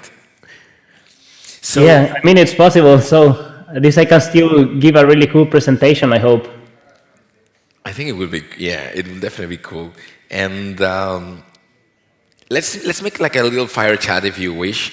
I want to ask you some things. I want to pick up on your brain, and I'm not going to be gentle this one, okay? I'm going to go open. So first question that I throw at you is, what is the future of the world? Oh, geez. So the future of the world, is being built every single day with every single action. Some actions have way bigger weight than others. But at the end, I believe that there are two big futures, especially talking around Web3 and crypto. This is how I wanted to start and how I want to start a little presentation that I have prepared for you. Maybe I can try to visualize it for you, but what do you say if I just kind of visualize how I see it, or should I present it a little bit later? Will, for you? I have some visuals and stuff to show. We'd love to see some visuals. Yeah, perfect. So I'm going to try to answer there, and I'm going to try to be quick so that we can have enough time for questions around. So allow me to present something very quickly. I'm going to just share my screen. 1 second. Share sound.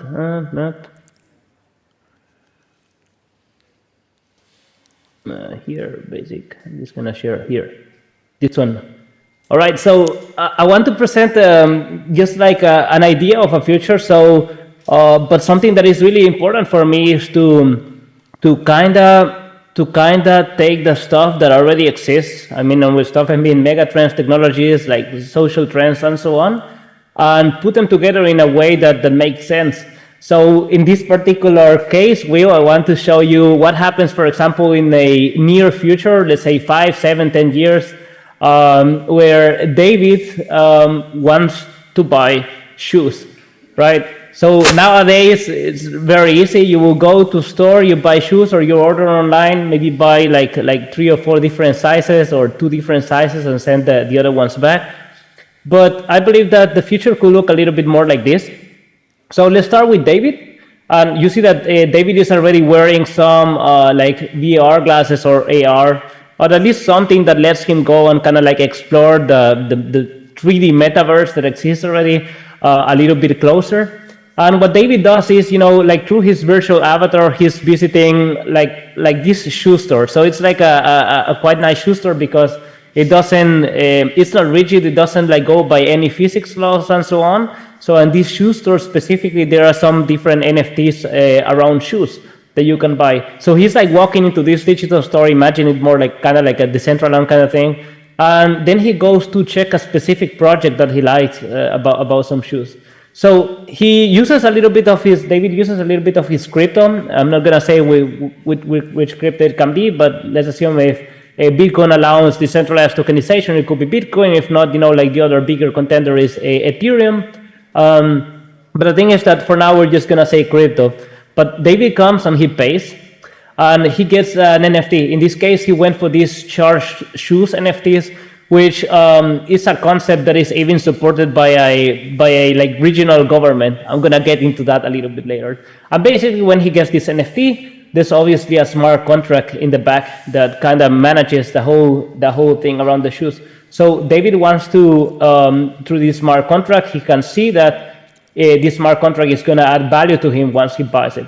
And to see how this could work, it's very easy. So the NFT has a smart contract behind, and this smart contract is basically just being all the time governed by a community, in this case, a DAO. So these are the people behind the Charge Shoes project.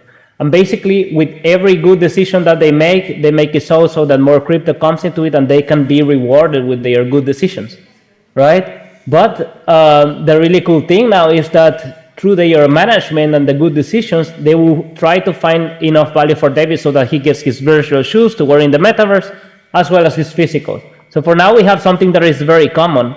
But what I really want to show, and here is where the megatrends come together, is that there is so much more to what has to go on there in a future where Web3 is very dominating.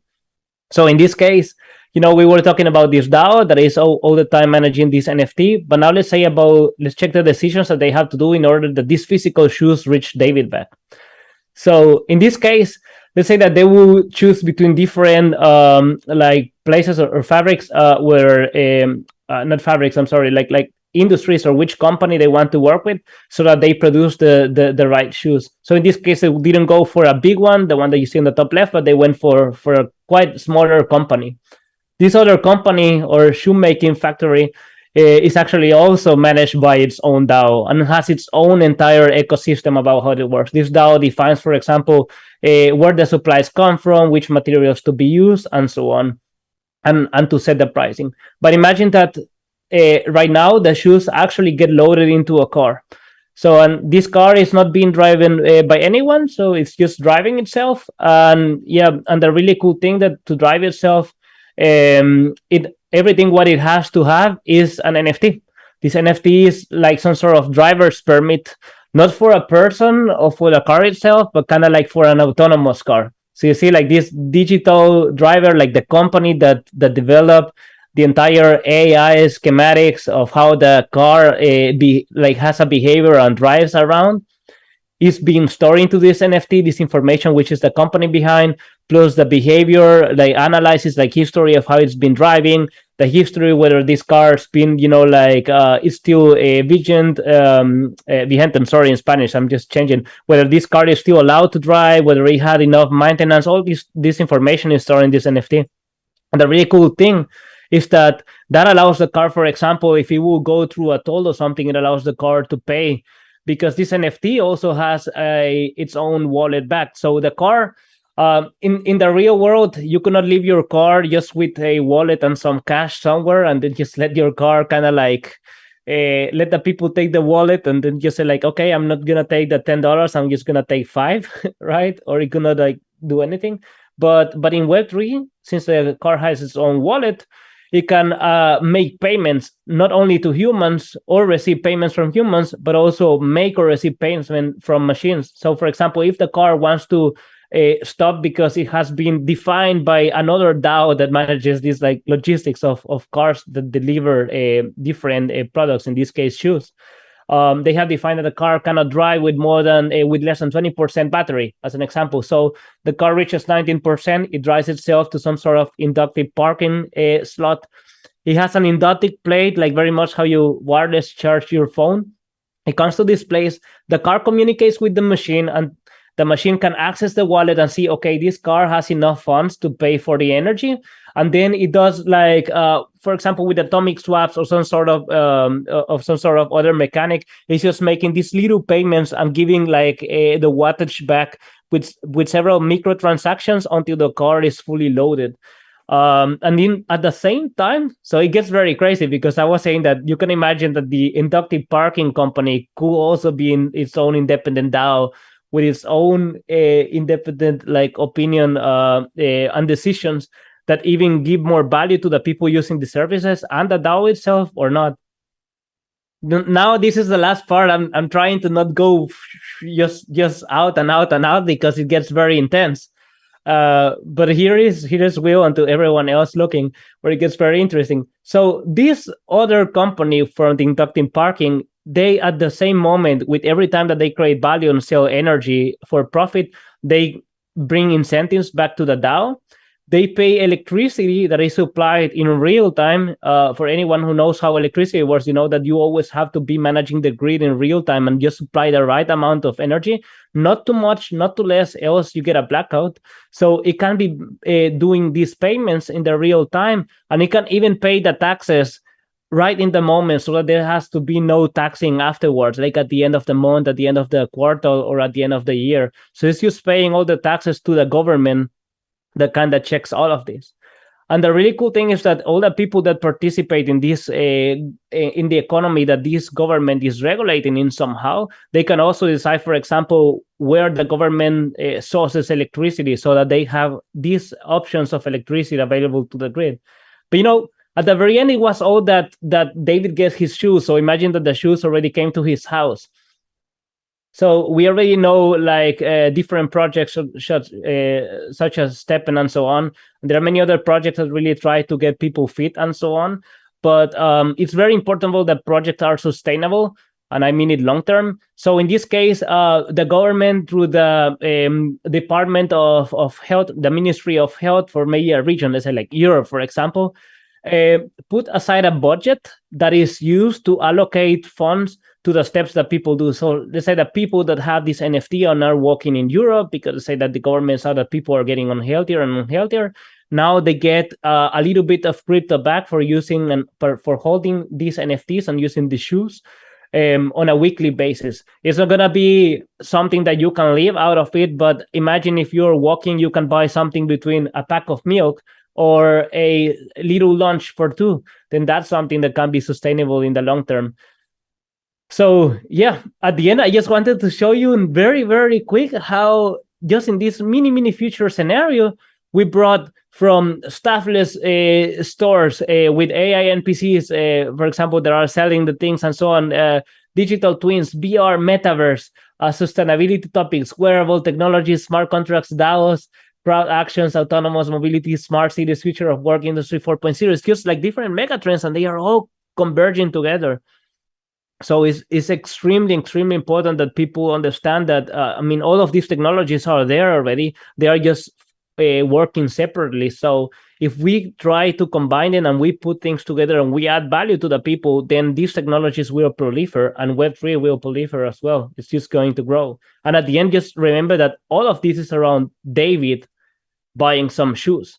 And we saw interesting concepts that you could just like expand, like imagine like the car driving itself, just driving around, checking Uber, checking like the different taxi apps, Cabify, and so on, and based on which conditions you can be like, okay, drive no more than 3 people at max, just in this 10-kilometer radius around.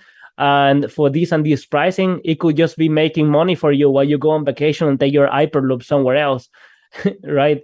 Or the concept that governments itself can be all steered by people acquiring citizenships as a service. Imagine just like your citizenship is an NFT, and you can change between citizenships depending whether you participate on an economy or if you are regionally and physically like living in a space that is controlled by a government. So these kind of things could help you choose in a democratic and more easy way whether like people pay for tolls or private streets, like how the water treatment is done, what sort of infrastructure for internet is being used, how police behaves, and so on, or where the electricity comes from. So it's a very futuristic, and I could have done an entire presentation just out of this. Or maybe one of my favorite examples, and this is the last one that I show you, is how the future of work looks like. I mean, you have to imagine that at least most of the people, at least 51% of the last billion of people that are coming to this world, they are more on the Asian side. So they will very likely never see a computer or use a computer as you do. So many of them will be working from their phones. But these phones, they hold as much or more power than any computer that you might have right now, because what they will be doing, they will be cloud streaming from a computer based in a server somewhere close, and they will be able to access all these performance and power to create content, to solve problems, and to add value back to society. At the same time, people don't have to go to their work directly anymore. They could have a smart contract that is, for example, giving them a work somewhere else. Imagine that David is working now for the little company in the top left, and this company does 3D models. So he does this from home, and based on the rules from the smart contract, he's going to be being paid automatically in the smart contract. They say that he gets a Whisper token. This is my company, by the way, so it's just like a quick stupid example, but just like to say how it could be in the future. They have, at the same time, as long as they are working, a Whisper token that allows them to go to this like Metaverse world and platform to educate themselves in a very visual way more about how Web3 works and so on, or about innovation methods, which is what we usually do in the traditional. But the latest part is that there is this really cool concept called social mining. And if you haven't heard about it, I tell you, this is one of the most enthusiastic things that I believe that are happening in the Web3 world, because they are just adding value to everyone at the same time in a totally sustainable way. It's basically like traditional companies working in the Web3. But the idea is, let's say that an example, you have a company on the left and they produce cars, right? This is a very normal traditional company, not a crypto, not Web3, not NFT, nothing. They just produce luxury cars. So they say that they want to improve their sales on 2%, and they have a 10 million budget to create an ad and to just like spread it around the world so that they can get their sales a little bit higher. So what they will usually do is they take 10 million, they reserve maybe 3 million, give it to an agency. This agency creates a video, maybe pays half of 1.5 million to the team with the director and so on, cash out like 200,000, and then the rest is paid to a very famous actor that just comes to this ad and the car just driving it, just being just being cool, and then people one time on YouTube or somewhere or multiple times to see an ad because they have used the other 7 million of the budget just to spread this video around. And then you see this famous person driving the car, and maybe you consider buying one or not. And that's it. So you have like the entire community of the people just like seeing an ad, and maybe the only value that they get is, okay, they are a little bit entertained, and the car company used 10 million budgets just to increase the sales. Okay, I hope they reach it.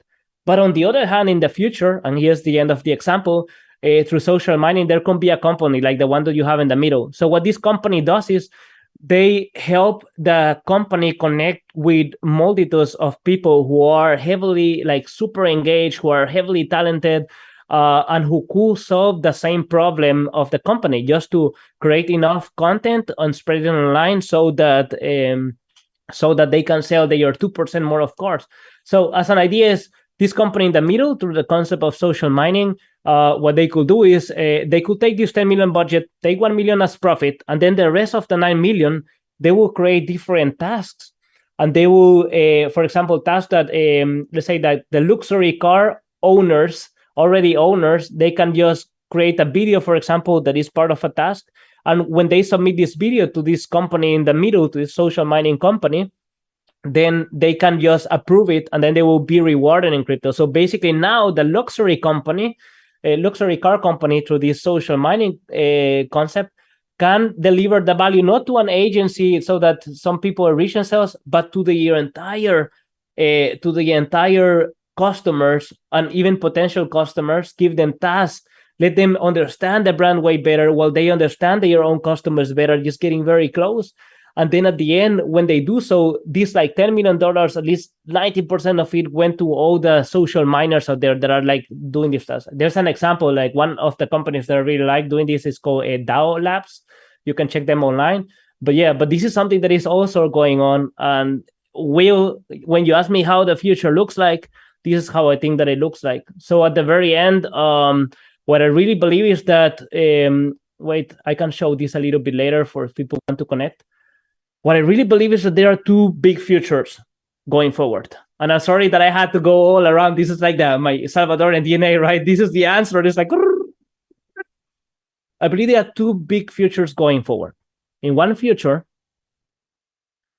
fiat goes down to value close to zero. Some cryptocurrencies go highly up. They rule the world. It's more decentralized now. But together we have an extremely chaotic, violent, it's just such a big change, but it's just chaotic transition, right? This is one future. And then the second future, I know I'm not going to say that fiat remains. That's not going to happen. Fiat goes down like to a value closer to zero. Crypto is king. It's like some coins go up. This is how people transact, how people do all their financials, how people share value around in the world. But we have a more civilized transition. So I believe that we're going towards number one, if you ask me. So it is up to us to visualize and to show to people that are not into crypto how the future could look like, what the benefits are, also to explain the challenges that we have, because there are many, many challenges. We cannot just like talk about the good things and not about the bad ones. And if we do, maybe, and just maybe, we can make this second future a more possible scenario. So there you go. I hope that answers the question. Yeah, I cannot hear you, but I can imagine them. Yeah. Yeah, we were just having an applause for you. Let's make another one now that he can hear us. Thank you. I knew asking you that question would bring some tail. I mean, what can I say? I don't know. And then when to start? I thought you drank. I drank a lot of coffee. I never drink coffee in my life, so I'm gathering this energy from the past and the future. I'm not kidding. I would love to be there. I love talking to you about the future when you are feeling sick. It's quite amazing. No, really, Nelson, that's amazing. And I knew this talk was going to be really interesting. Starting with the end, these two scenarios that you comment, they're like two different scenarios, quite similar, but what I get is that the difference is that one is like a smooth transition and the other way is violent and basically like there's more things dying, not only humans, like there's violence in that process, and that the difference is, as I hear you saying, is in education and inspiration, and how are we inspired to go into this new world, if we're in like a more fearful way, resistant way, or we're actually proactively trying to create a space where we can all relate. Is that what you're saying? Yeah, 100%. I mean, I can 100% agree. In innovation management, you usually go and see that there are two ways of innovating. So basically one is, I cannot do the quote right, but it's something that the needs that you have and the most pressing needs is the mother of innovation. It's kind of something like this. Like in Spanish, you would say like la necesidad es la madre de la inventiva, de la invención. But the other way, and this is not nice, right? Because you really have to go and be in this urgent situation where you really need to innovate. And the other side, the other extreme is where you have people that are, being educated, that they know the skills, that they have the knowledge around megatrends, the skills on how to turn these ideas into value, and especially who have this mindset of being positive, of trying out, of knowing that they will fail, but they still want to solve a problem more than just develop an idea. And if you get into that part, which, where education plays an extremely, extremely big role, then we can have a more civilized transition. But the biggest problem is, as we know, is that most of the people don't have any financial education. Myself, from 1 year ago, I wasn't into Web3 or crypto or anything. I just went into it with the speed that you have no idea, because I just got hooked, down the rabbit hole, but still being open and checking everything what's going on, the good, the bad, the ugly, and the amazing too. So it's been maybe like around 800 hours of learning since 1 year ago when I started, and this allows me to kind of like see how things go with the normal traditional world. Even though I had to learn a lot about the normal traditional world before I can learn about Web3. So yeah, education, totally like where we need to focus. It's even if you ask me. So we have from the UN these like sustainable development goals. I don't remember if they were like 17 or 18, but something like this. But the number 4 is like higher the level of education. I believe that if you just concentrate in that, eventually with the time you can correct all the other 16 that we have. Back to you. Hello. Great. Yeah, thank you. Thank you for this tennis game. I really appreciate the fact that you just said that you have been only 1 year into Web3. I'm sorry, I muted myself because I need to clear my nose. Sorry. Yes, I only been 1 year really actively doing something. I don't like to say that just by reading articles, watching YouTube videos that I was in. I believe that to be in, you really have to do something. And I had a quite funny start. I started in Cardano. The people always ask me why I started with Cardano, because a little bit less known, but there are two things. One is one person that I know, and truly he's Benjamin is his name, and he's, I believe, truly my first real LinkedIn friend. I mean, we never met in person. We have like done some Zooms together, but we mainly just talk over LinkedIn since maybe 1.5 years or something. It's incredible.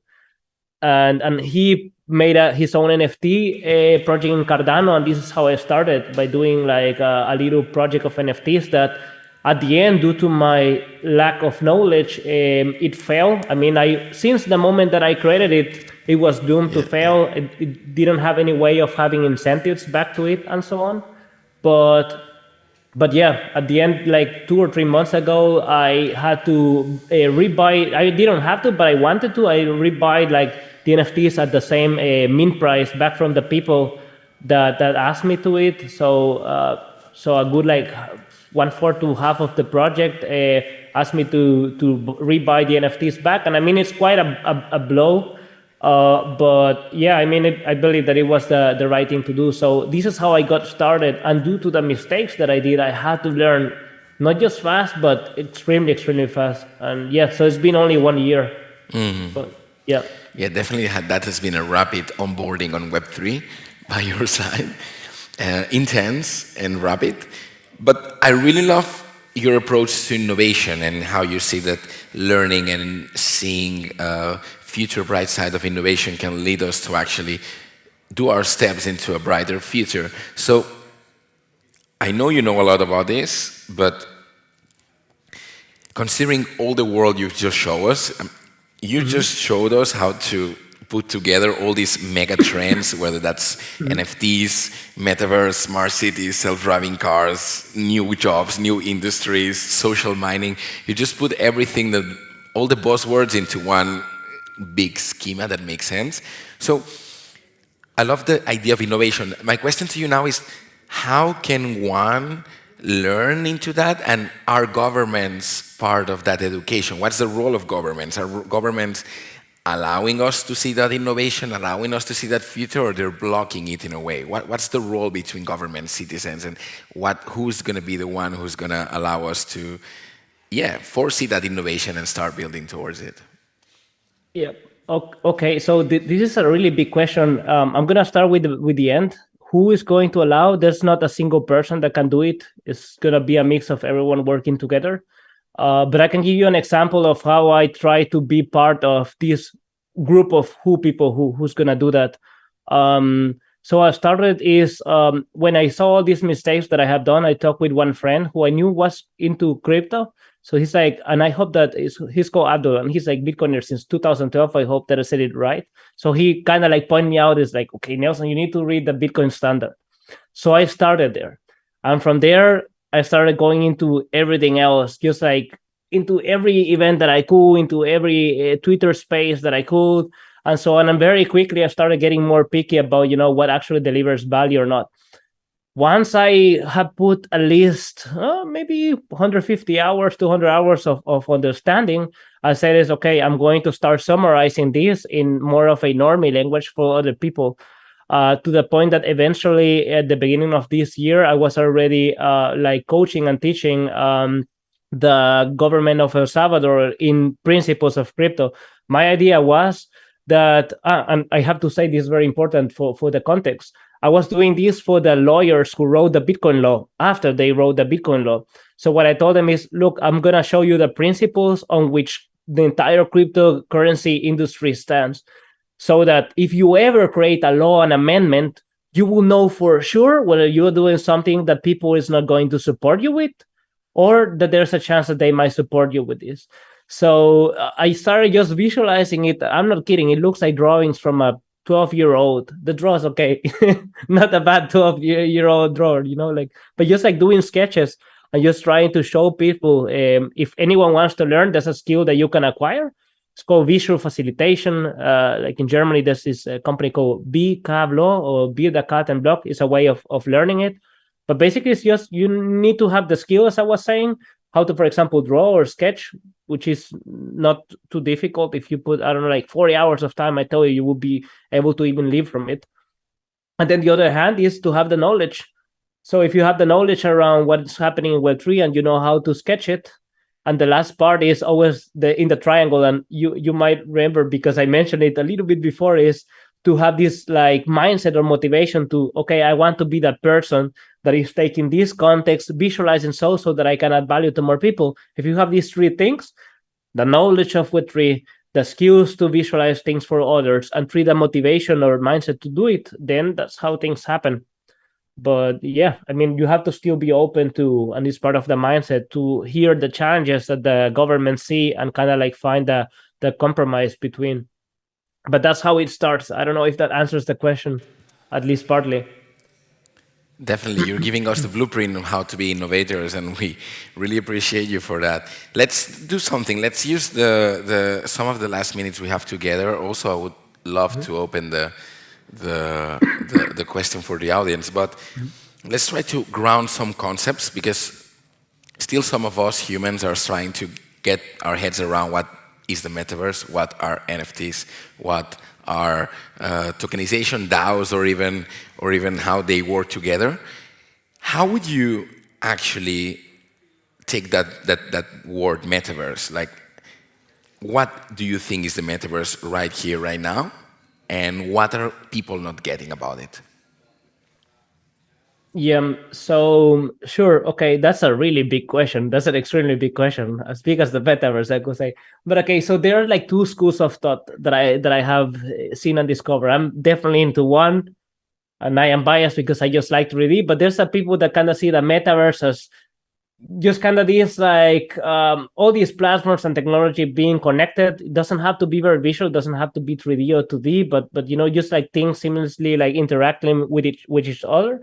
And there's the school of thought that think that, okay, the metaverse is going to be more of a 3D thing.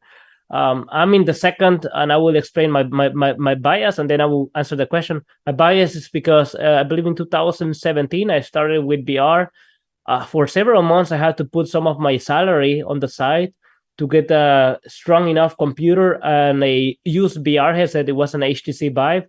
That's where I started to kind of start exploring. And when you start meeting people, in something that could be similar to what people imagine in the metaverse, which was just like 3D games or 3D social platforms where you meet with other people in VR, you see that the essence of who we are really transports 100% without our physical package.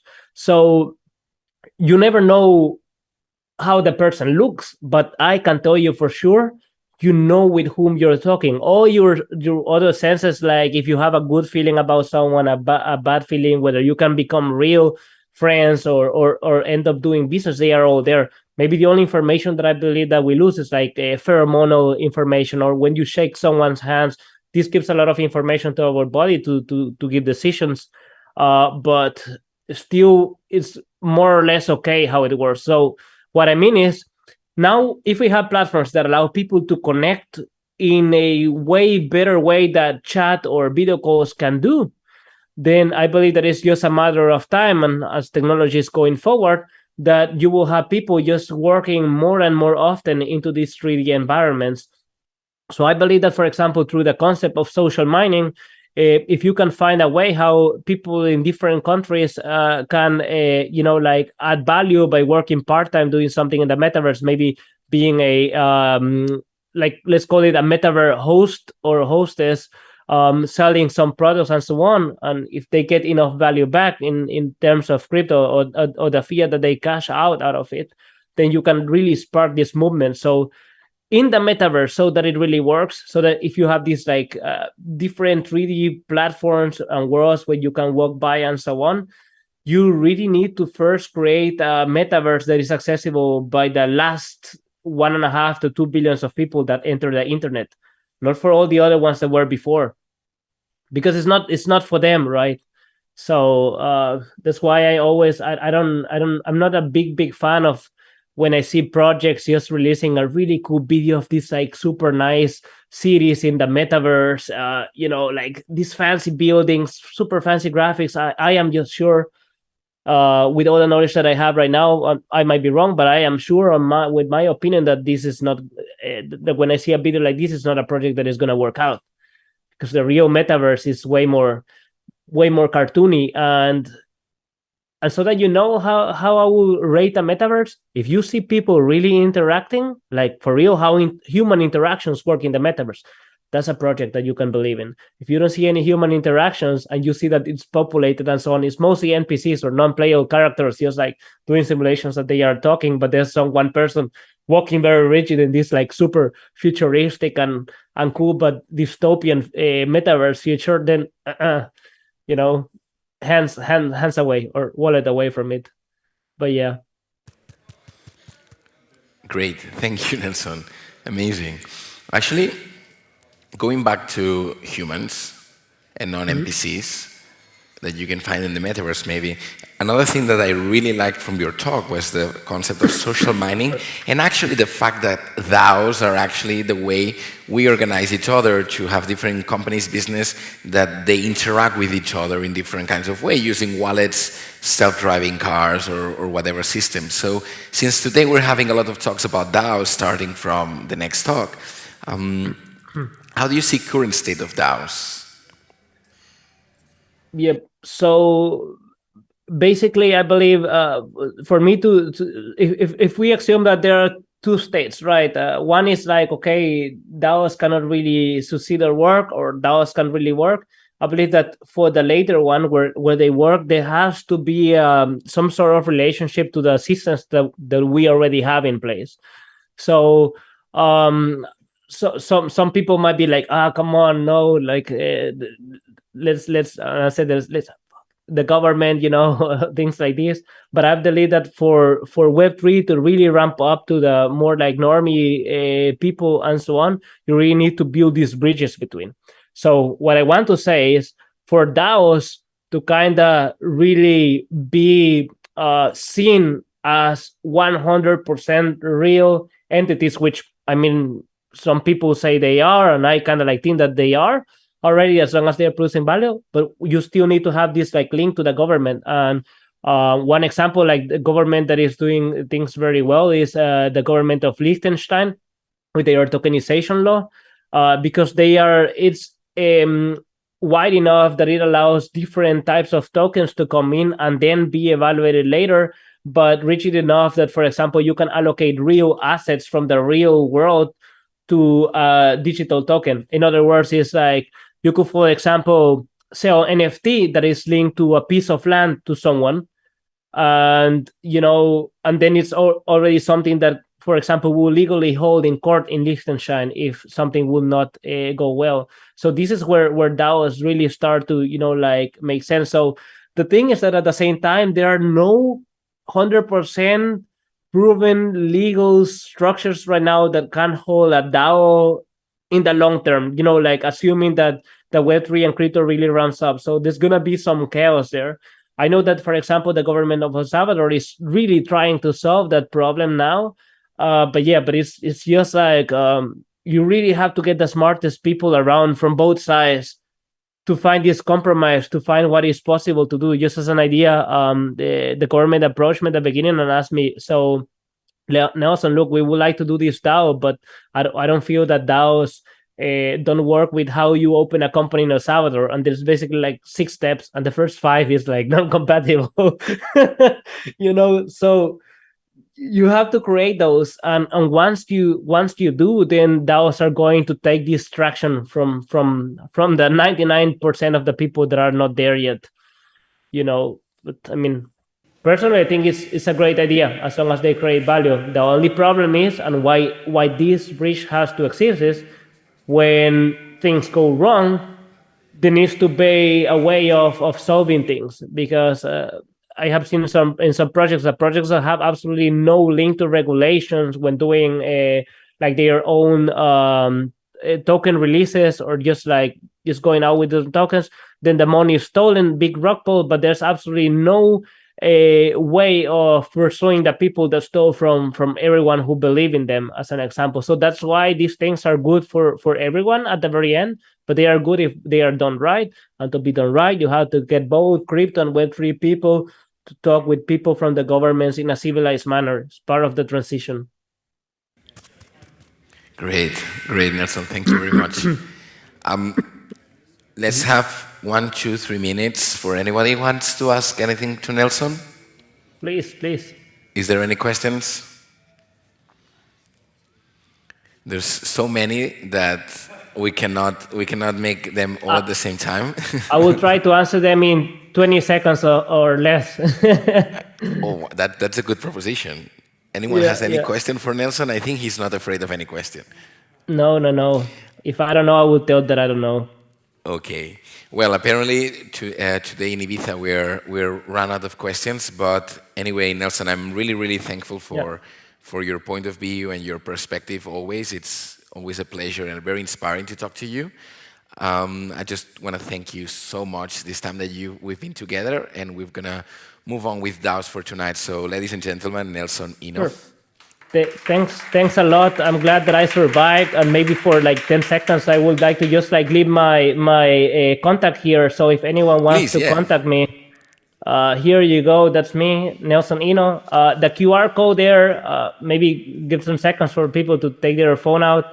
This links to basically any place, my Twitter, LinkedIn, and so on. So you can contact me in your platform of your choice.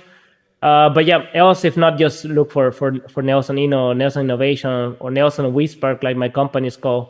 You will find me, and whichever questions that you have, just, I'm more than open to share my opinion, specifically if it's questions that are moving important things forward, just go ahead and shoot. Yay. But thanks a lot, Will. And I'm very sorry that I couldn't be there. I really, truly wanted to be. I mean, we even had like a couple of days of vacations right after the trip, so we lost everything, the hotels, the flights, everything. But I'm happy that I could gather the energy to be here and share, like how I see the future of Web3 and the megatrends with all of you guys. We are happy to have you here too, in whatever format. Thank you very much, Nelson. Thank you for being sick and still being with us. Next one. A pleasure, and an honor. Thank you very much. Now, yes, Nelson Ino. Thank you. See you soon, brother. See you, Will. We'll talk. Well, Nelson is a very interesting person. I love the way he presented the future and that whole perspective. Un poco para decirlo en castellano antes de presentar la siguiente charla de la tarde. Nelson nos ha presentado un paradigma donde todas estas tendencias que escuchamos, metaverso, NFTs, cripto, blockchain, smart cities, coches que se conducen solos, se juntan. De una manera que al final todo a través de los tokens, ¿no? Hay gente que me pregunta qué son las cripto, qué son los tokens, y a mí me gusta mucho la visión de Nelson, que es al final los criptos y los tokens simplemente es una manera de orquestar cómo todas esas estructuras se hablan entre sí y todas esas estructuras se intercambian valor. Y estas estructuras a la vez también están hechas, pues como decía él, de DAOs, que son maneras de organizar a gente de manera descentralizada con tokens.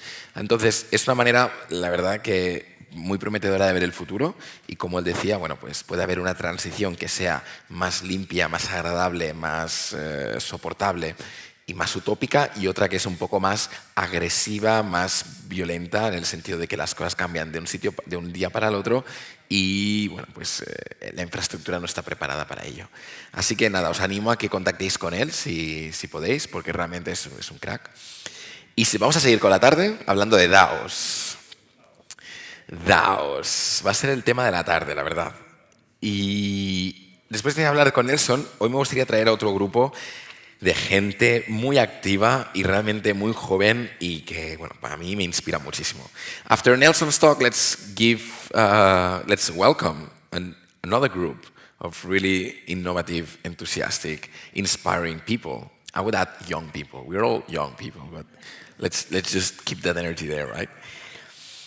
We're going to talk about DAOs, and we're going to have a panel called Disrupting Traditional Organizational Structures Through Community Ownership, Diversification, and Globalization. And for that, I please would like to welcome the members of Bangless DAO and Lisa, right? From FTW DAO. So thank you very much, guys. Yeah, please, an applause. It's always better. Do we have enough chairs? That's amazing. It's quite long for mine and Liza's. I go on to talk about the things that I'm contributing to, but Great. You can just freeball it. Yeah, I mean, I think who is better to talk about yourself than yourself, right? Should I go so I get a microphone? Yeah, that's going to be a good one. Okay, yeah, that may be a good idea. So while we reorganize, just to say that these guys here are all members, contributors, founders of DAOs. We have Isla, okay?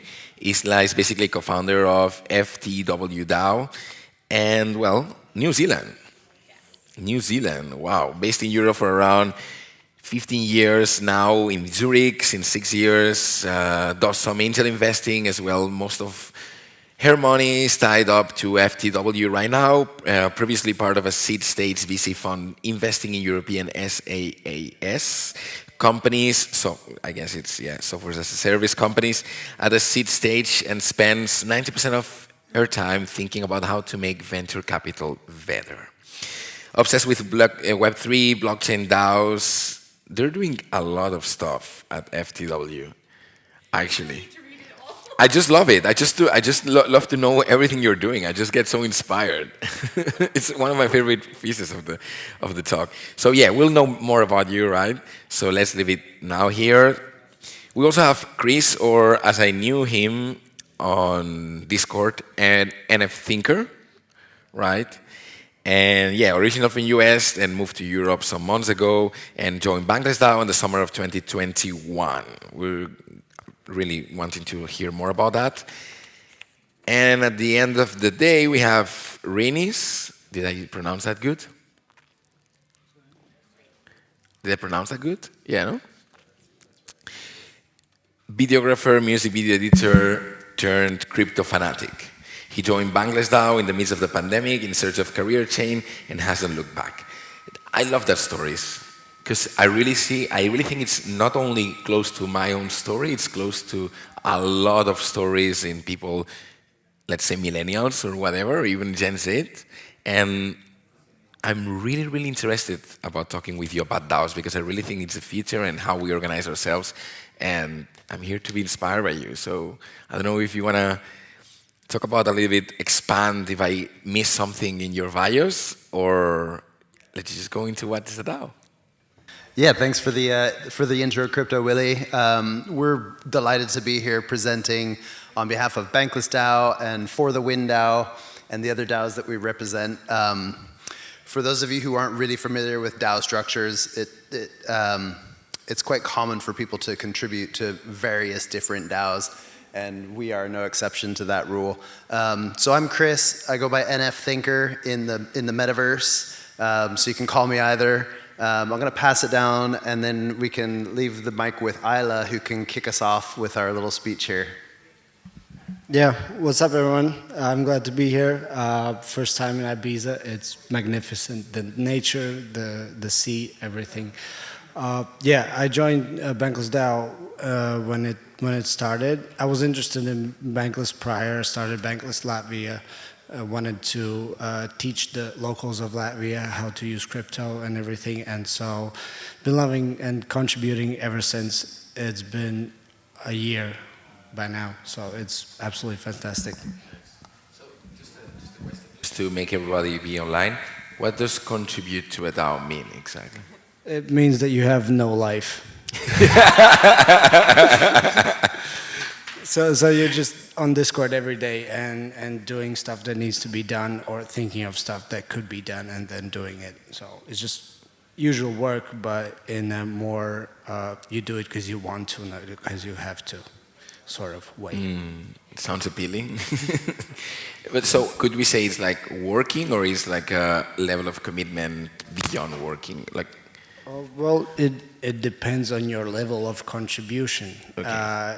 If you take up responsibilities that take up most of your time, you could consider it working, but there are a lot of people who are just there, who want to contribute maybe once a week, maybe an hour a day.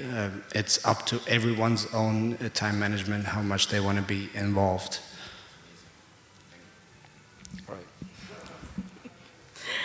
Yeah, just expanding on that, DAOs are kind of like a sandbox. Like you can play in them, but you can also build castles. So nice. So hey, I'm Isla, aka Liza from For the Win DAO. Also an OG contributor at Bankless DAO and in a couple of other DAOs. Yeah, my background's in traditional finance and venture capital, based in Switzerland at the moment. So it was good to see the guys from Milugano here. Yeah, I've been on like a 3-year journey where we wanted to reshape venture capital and started out trying to do that the traditional way. And along the journey, we discovered DAOs. And we had come from this design thinking perspective of like, how would we design a better venture capital? And it was literally on that journey of like a much bigger investment fund with more people involved, more global, remote, all of these things that we were looking for. And then the first legal DAO, venture DAO, actually emerged, and we were just like, whoa. So that's kind of been our story. But yeah, looking forward to this chat. Yeah, it's amazing. Yeah, I guess we're going to go through it, but you know, I think many people ask themselves like how it is to actually contribute to a DAO in opposition to have a 9-to-5 job or to work. I guess we're going to go through it, but that's something that has come in many questions around my personal journey, people asking that. And would love to, if at any point that comes up, to share your personal experience on that. So guys, who wants to talk about kind of what is a DAO beyond the words decentralized autonomous organization? Yeah, sure. So just to sort of break down decentralized autonomous organization. Decentralized generally means distributed power. It's the opposite of centralized. So not one person or one entity controls all the actions of the group. Then autonomous essentially means run by code. I would go out on a limb here and say not all DAOs are really run by code, but in the ideal sense, a DAO would be run fully by code and it would be fully autonomous. And then organization, it's pretty self-explanatory, but the main point there is that it's purpose-driven. So Bankless DAO, for example, our purpose is to help onboard 1 billion people to Web3 and crypto. And so we are an incubator of sorts where you can get involved in different projects that help create Web3 tools. You can learn about Web3. You can learn about NFTs. You can learn about how to be safe. There's so much in the world of Web3 that is unknown to the majority. Like if you just step 1 foot outside this conference hall and look at all the people around the pool, how many would even know what you meant when you said Web3? Probably hardly any. A couple at best.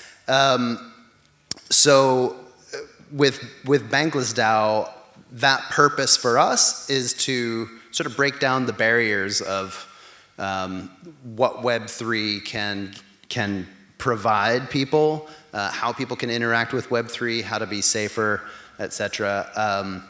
So beyond that, beyond just the words decentralized autonomous organization, it's really a community, and that's the biggest thing that comes up in, I'm involved in an investment DAO, I'm involved in a DAO that purchases or plans to purchase vintage race cars, I'm involved in a Web3 security DAO, and all of those are formed around community. If the community is not healthy, then the organization in itself definitely won't be healthy. You need contributors who feel like they're being rewarded in some way, shape, or form.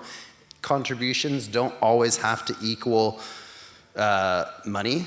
You don't have to be necessarily paid in the token. However, it does help. We talked briefly about, you know, what is contribution. It's basically always being there, and it is and it isn't. You have to find your own balance in how much you take on. It's easy to take on way too much work in a DAO if your efforts are actually aligned with what they're trying to achieve.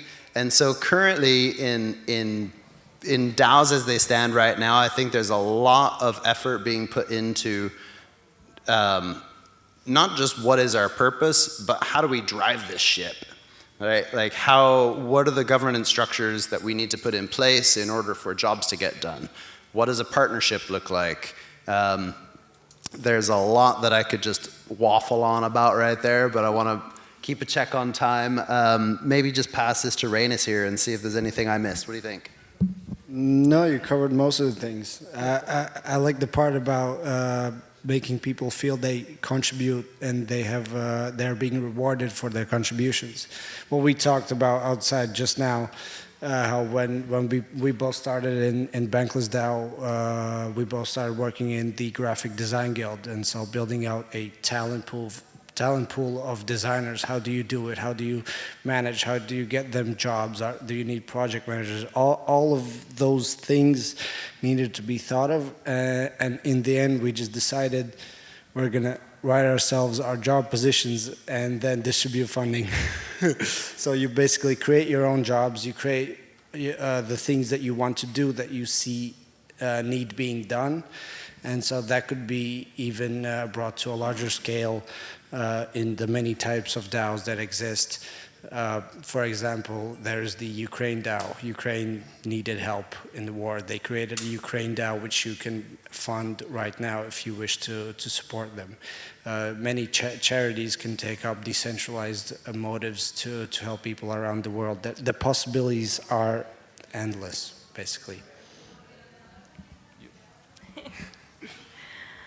Yeah, so many things to pick up on. But yeah, DAOs, I was just kind of reflecting on the difference a little bit between Bankless DAO when it started out, which was, it was generated from a token that I would think 3,000 people received the token who had been premium subscribers for the newsletter. And so suddenly there was like this primordial soup of really curious people that wanted to build something, but they didn't know what. The one thing that they knew was we have a mission to onboard 1 billion people into DeFi. And I think that's an important point with DAOs, is what every DAO needs is a mission. Something that aligns people to one cause, I think. But we can argue about that if you want. Yeah, the why is really important. Basically, no DAO would exist. At home in Latvia, we're trying to build a music DAO, a music record label, and how would that form? Why would people choose to go to a decentralized label, not a traditional label, when the traditional labels control the whole market? And these questions really circle back to why do you need this? Why is this relevant? Why is this needed? So yeah, figure out your why and build your DAO. The rest is the people who will contribute and the culture that will build it further. Thank you, guys. Thank you for that. It looks like you three of you converge in the idea that you need a why. You need why are you doing this? Why are you creating that? And let that subject, that mission, sort of populate and grab the energy of the DAO so that the drive can come in a way. Then I wonder if there's very different types of DAO, styles of DAO, coming from very different missions.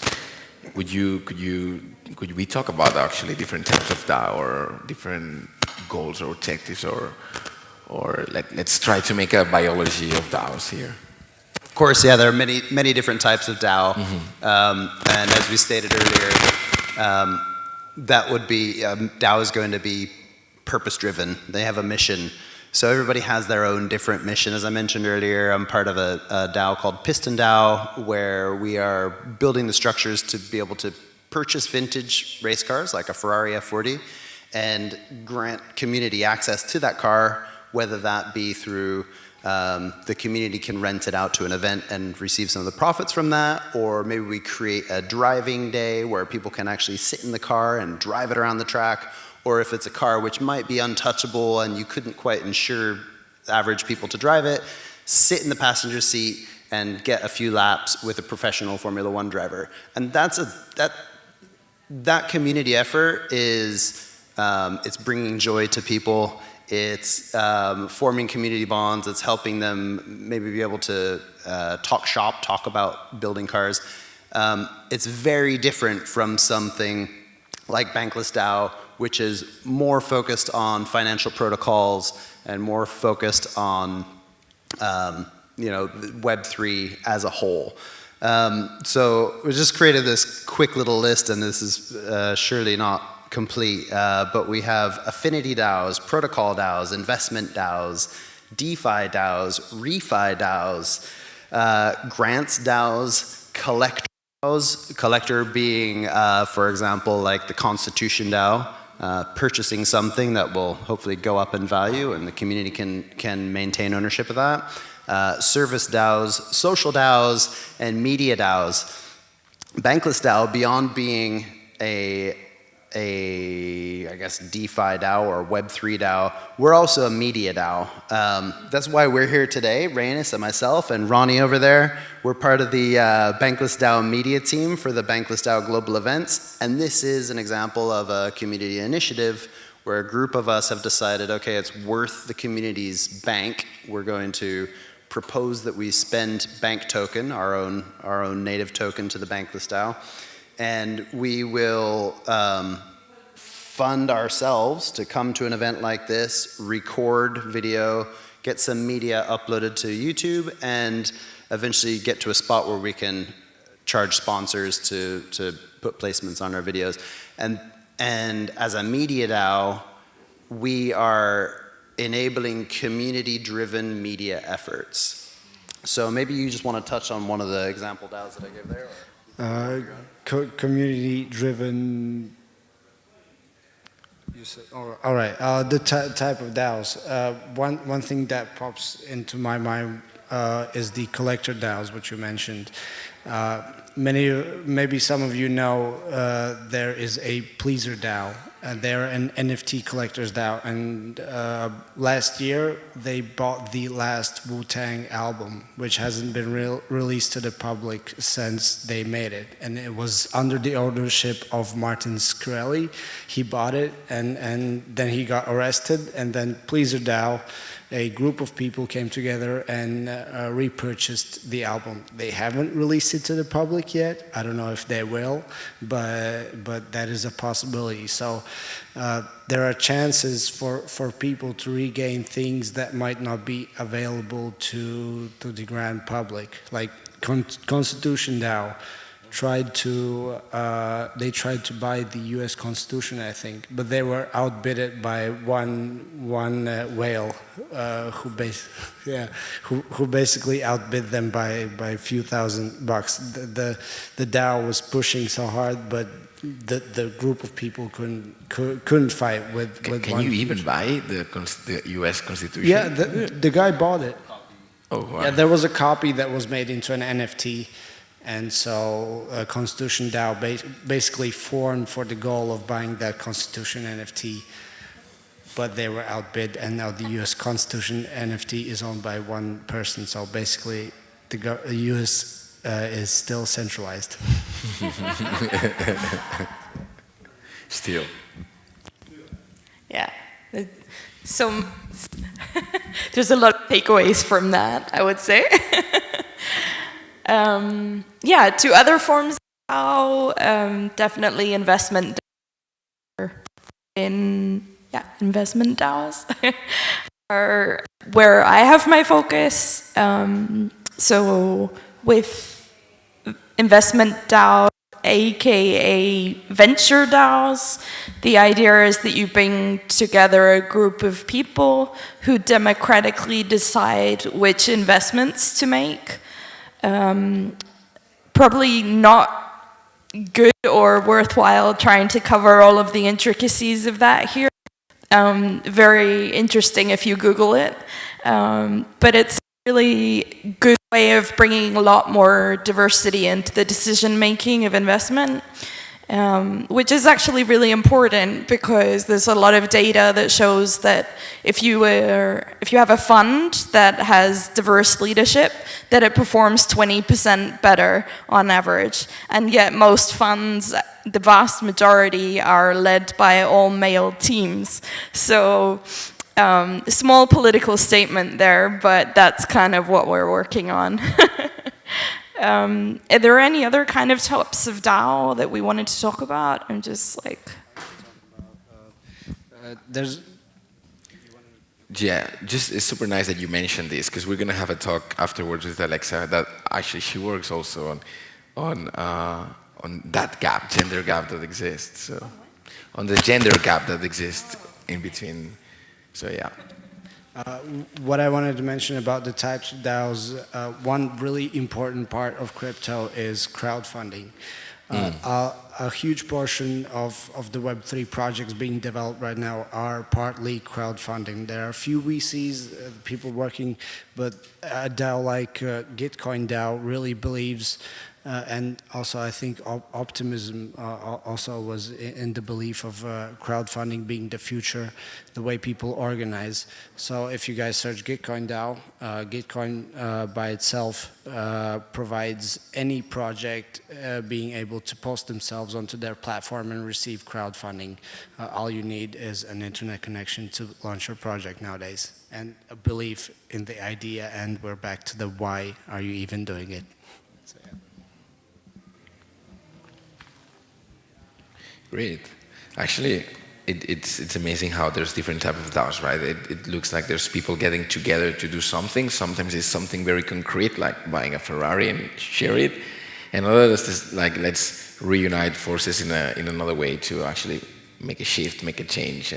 And there's like all sorts of levels, so it's amazing. Let's get to the bigger questions, such as why are DAOs capable of changing the world? First of all, do you think they are capable? Personally, I think DAOs, yes, are capable of changing the world if implemented correctly. One of the reasons why I think so, I firmly believe that DAOs are integral to a brand, and a company such as Adidas would be able to use community-led efforts and community ownership to really strengthen affinity to its own brand. So if you're familiar with Bored Apes and you're familiar with the work they've done with Adidas and the partnership they had there, they have essentially tied the two brands together. Now, how can they leverage that even further? They can reward contributions to that community through ape tokens, which is the new Bored Ape Yacht Token, Bored Ape Yacht Club token, and ways that they can help change the Adidas brand would be through,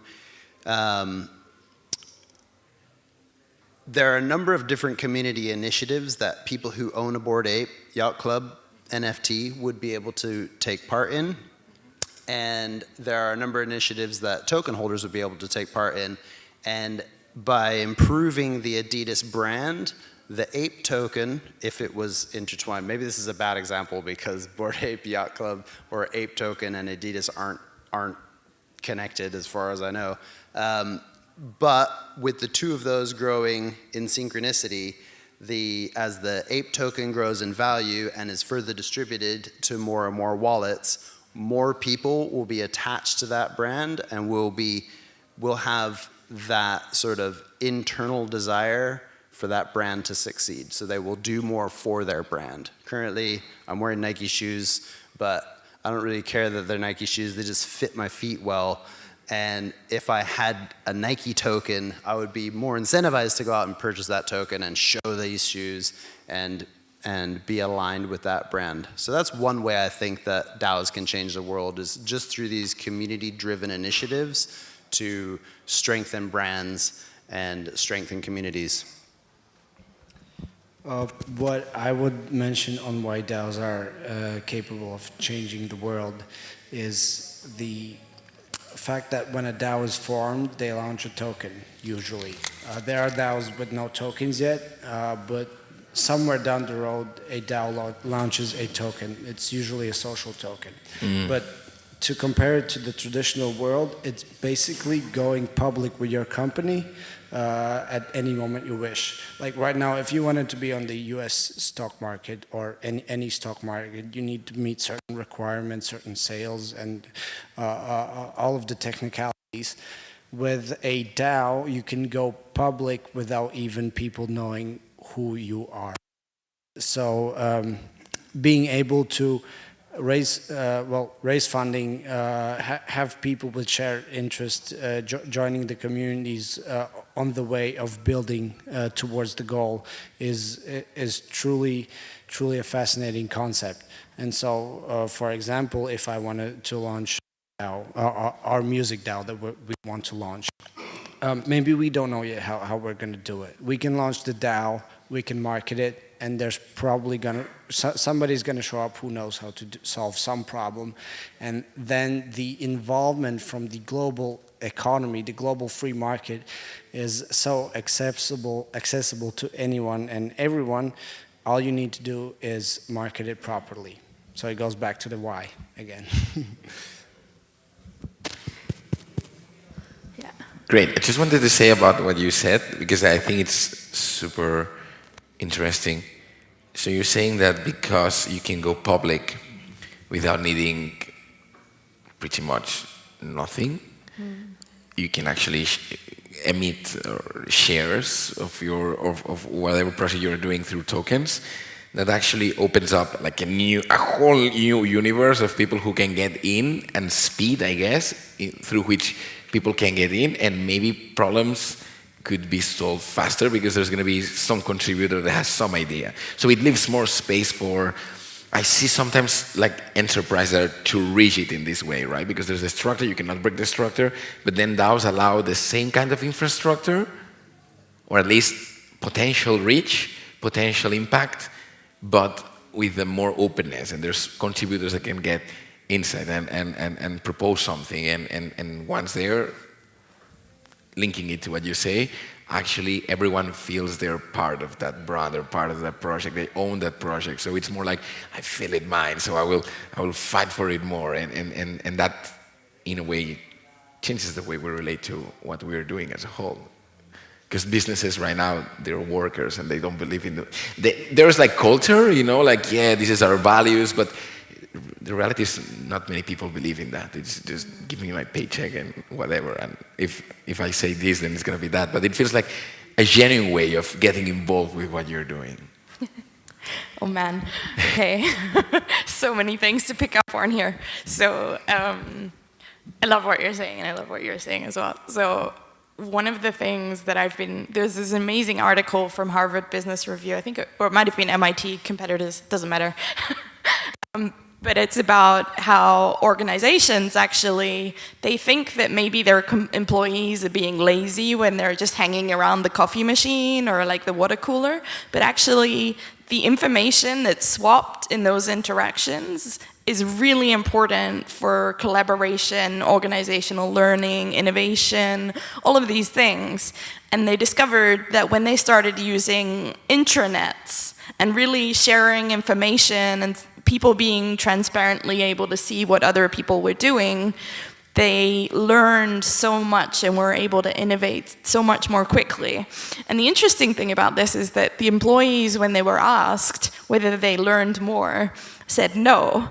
But actually, when they were measuring the results, they knew a lot more about the organization. And then they were confronted with this, and they were like, "Oh, that's like that. I didn't realize I was learning so much about the people I'm working with." And the reason I'm telling this kind of slightly elongated story is because this is how it works in DAOs, is that you have proposals open, anyone can see them, anyone can be part of the discussion, anybody can chip in. And it's so powerful because when you see that your colleague somewhere doing something that you're not doing anything with at all, actually has a problem that you might be able to solve because you know someone somewhere in the world that's doing exactly that, that's really powerful. And it can be really powerful for organizations of all kinds, for financial organizations, just for corporates that want to innovate. There's so many ways that this can be like applied. But I also wanted to come back to something you said, which was like around the kind of human aspect and like the opportunities and the accessibility and being able to take something public without bringing your identity out there. And I have a specific case in mind that I wanted to share. So I have a really good friend who I brought into Web3. He lives illegally in Mallorca. He's from Argentina. Really good human being, extremely hardworking, but being like, you know, because he wanted and needed to get out of Argentina, he's living in these illegal circumstances. And in that circumstance, like, he has no way of lobbying for himself. There's no way he can go out on the street and protest when there are these laws that would actually protect him, but the bureaucracy is taking maybe 3 years to process the application, and he's living illegally during that time.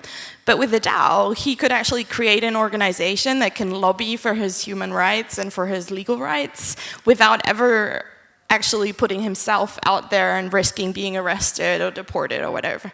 And I know Spain is really good in many ways, much better than most places, so I don't want to diss Spain here at all. I love Spain. But I think it's a really important example of where DAOs can be super powerful, so I wanted to share that. Yeah.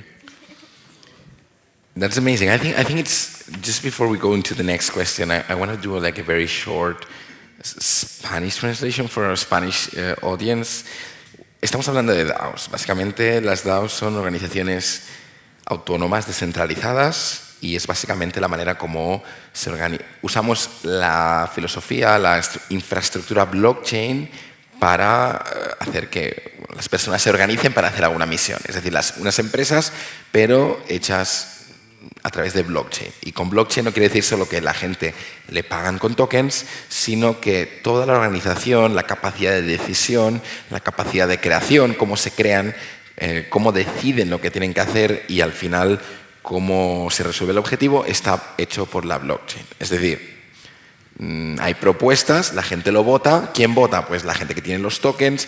Como más tokens tengas, más voz tengas, o de diferentes maneras. Pero al final es una DAO, ¿no? De lo que estamos hablando. Y lo que decían nuestros compañeros es que hay diferentes tipos de DAO. Puede haber una DAO para comprar un Ferrari, un grupo de gente que se junta para comprar un Ferrari y, pues yo qué sé, una vez al año cada uno lo puede usar. Sería una idea. Pero luego también está, por ejemplo, DAOs como Bangles, que su objetivo es meter a más de 1 millón de personas. ¿It was 1 million? 1 billion. Oh my God. Ok. 1.000 millones de personas en el mundo Web3. Ese es su objetivo, el de Bangles DAO. Entonces, ¿cómo organizar un grupo de gente para conseguir ese objetivo? Hay muchos tipos de DAO. Hay algunas DAOs que son por afinidad, otros por protocolo, otros de inversión, que hablaremos ahora más adelante, algunas de finanzas, de becas de coleccionistas, por ejemplo, cómo juntar un grupo de gente que sola no se podría comprar algo de gran valor, una casa, un piso, un Ferrari, un país, bueno, un país igual no se puede comprar todavía, pero una propiedad, una casa, y luego pues repartirlo entre ellos, por ejemplo.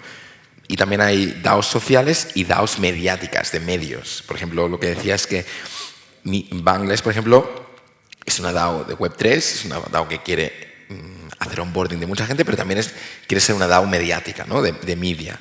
Y luego hablábamos de por qué las DAOs pueden cambiar el mundo y decíamos que habían 3 cosas. Una, porque el hecho de que haya tokens y haya una tokenización permite que, ponía el ejemplo de Nike, yo puedo tener unas Nike y me gustan y las compro, pero no me siento parte de Nike. En cambio, si yo soy dentro de la organización de Nike y tengo tokens o acciones de Nike, me voy a sentir que al usarlas, al promocionarlas, al interactuar, voy a ser, bueno, pues estoy haciendo que yo mismo crezca porque yo tengo acciones de eso.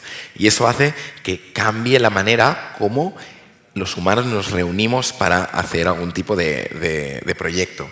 Además, también decía por aquí que el hecho de que son mucho más rápidas es como subir una empresa a bolsa, pero mucho más rápido, sin papeleo.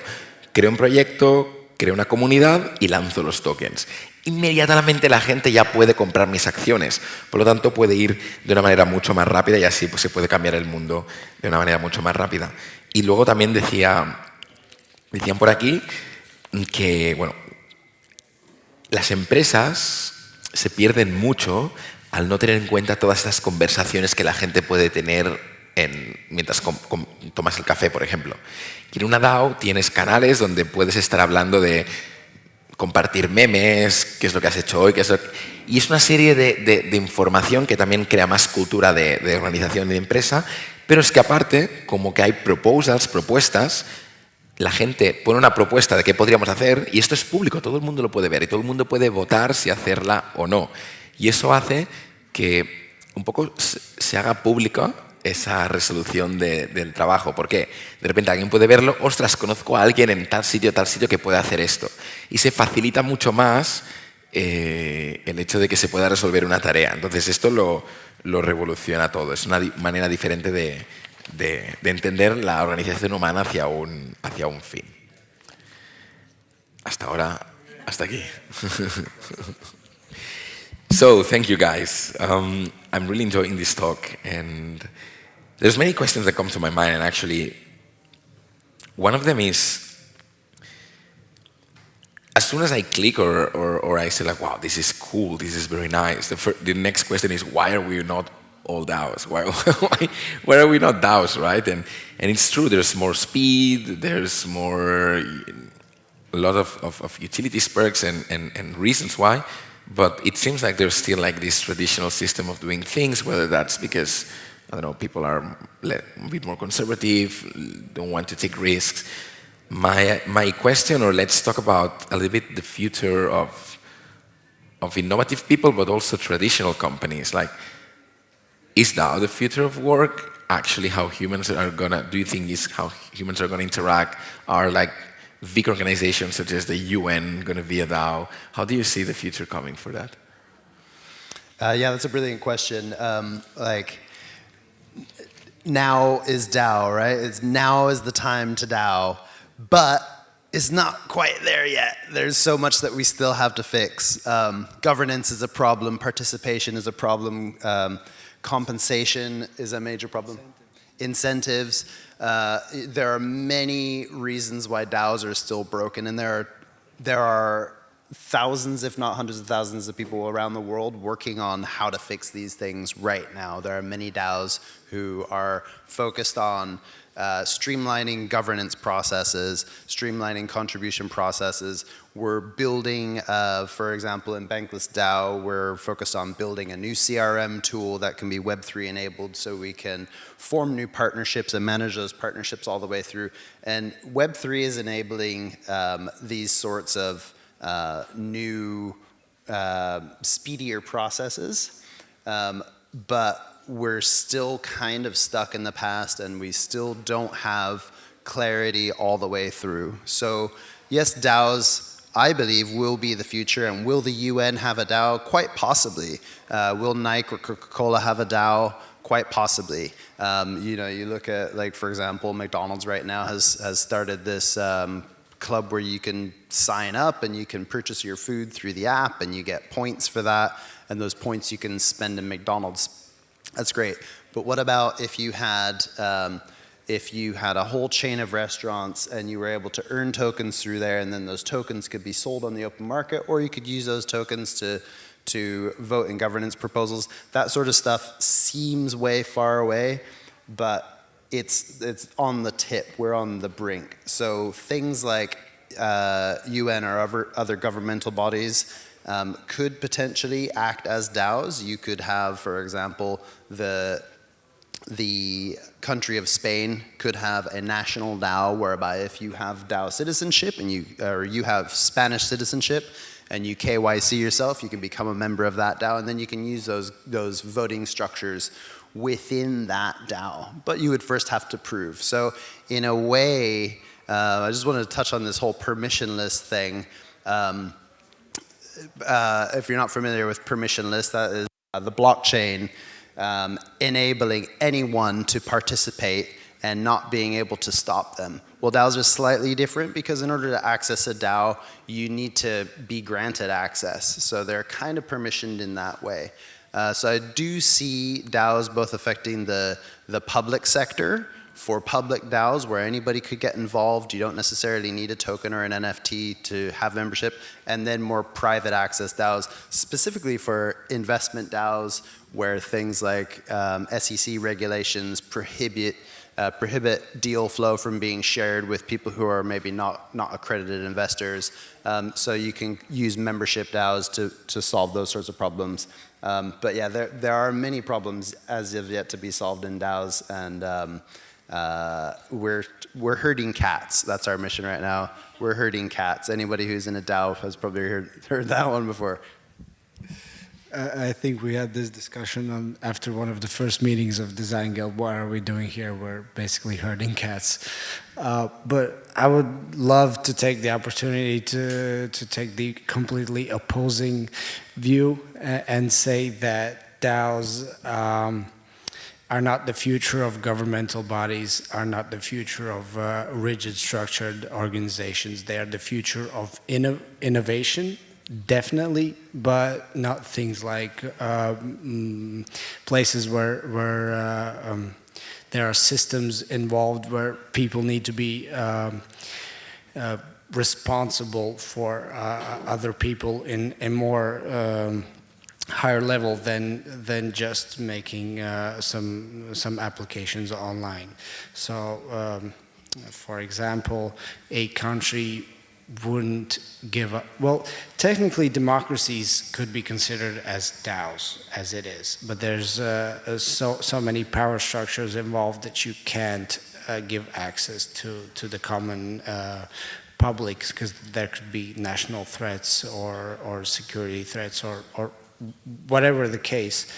And to what NFT mentioned, there are so many problems we are still solving. Like within Bankless DAO, it's nowhere near perfect. Every day we meet something where I'm like, why can't people just communicate, you know? And so what one of the reoccurring themes on the Bankless podcast. The guys talk about slaying Moloch, fighting against the entity that disorganizes people, disorganizes communication, and so that we don't get to evolve to a type 0 or type 1 civilization. Yeah, we're talking utopias right now, but what I see DAOs moving in the future is like returning back to the Greek city-states. If you take that comparison, DAOs are like tribes, people working together to achieve some sort of ideological or philosophical common ground. And so taking the account that we're moving towards globalization, and this there are talks of losing ownership, central bank digital currencies, real estate markets being overbought. All these things are putting some fear into people that they might be losing the chance to gain economic power. And so what DAOs could be doing is making people turn more towards close-knit communities than to become a global observer in a global economy of global things where you don't have any access to what's going on. So yeah, that would be my take on the future of DAOs. Thank you. Actually, what you just said, for me, the sentence of DAOs allows for going back or staying, whatever you want to say, in tribalization in the midst of radical globalization. It allows for us to still keep the sense of tribe and small cultures and sense of belonging in a world or in an infrastructure that's literally built for expansion and group and global, like lose those bonds and belongings because we were part of something that's too big for us to feel recognized. So that's what comes to me with what you said, and I really like it actually. This is amazing. Let's continue. Yeah, I guess I'll try and be contradictory as well. So I want to come back to something that was said in the previous talk, which was around the future of DAOs being like connection to the real world and to legal entities. And coming back to your point as well, I'm a little more optimistic. We're in the fortunate position of being based in Switzerland, where while DAOs aren't recognized themselves, there are legal entities that we are able to leverage to represent the DAO. So at the moment, For the Wind DAO has an association entity, which is like a club. It's a not-for-profit organization. So we have a legal entity. We can do everything that a normal business or non-profit can do. We have a bank account. And I think that, at least in many use cases, not all, is really important.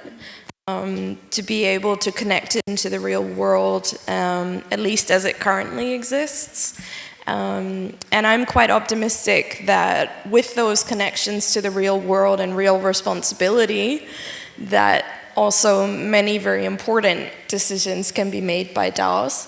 But I'm with you totally that at the moment, many DAOs, and especially the bigger ones and the ones that maybe have more genuinely decentralized leadership, they're not necessarily capable of making big decisions, or maybe they are, but they're like, it's a bit chaotic.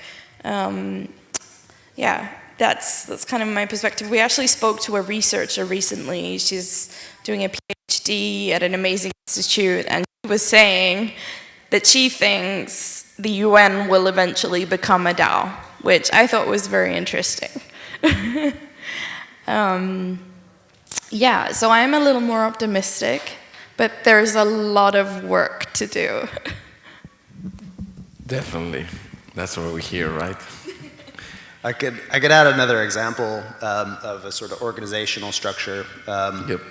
one of the AMAs that I hosted a while back was with MoonDAO, and Corey Rogers, who's one of the co-founders of MoonDAO, told me a DAO should be capable of saying, okay, so first of all, MoonDAO's mission is to decentralize space exploration. They want to send a rocket to the moon. They want to be the first DAO on the moon.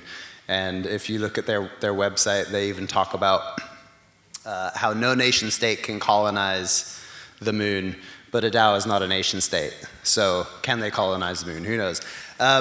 One of his arguments was that, yes, a community should be able to say, right, we're going to send a rocket to space, we're going to fund it, and we're going to put a payload on it, and it's going to have a mission, and that mission will either succeed.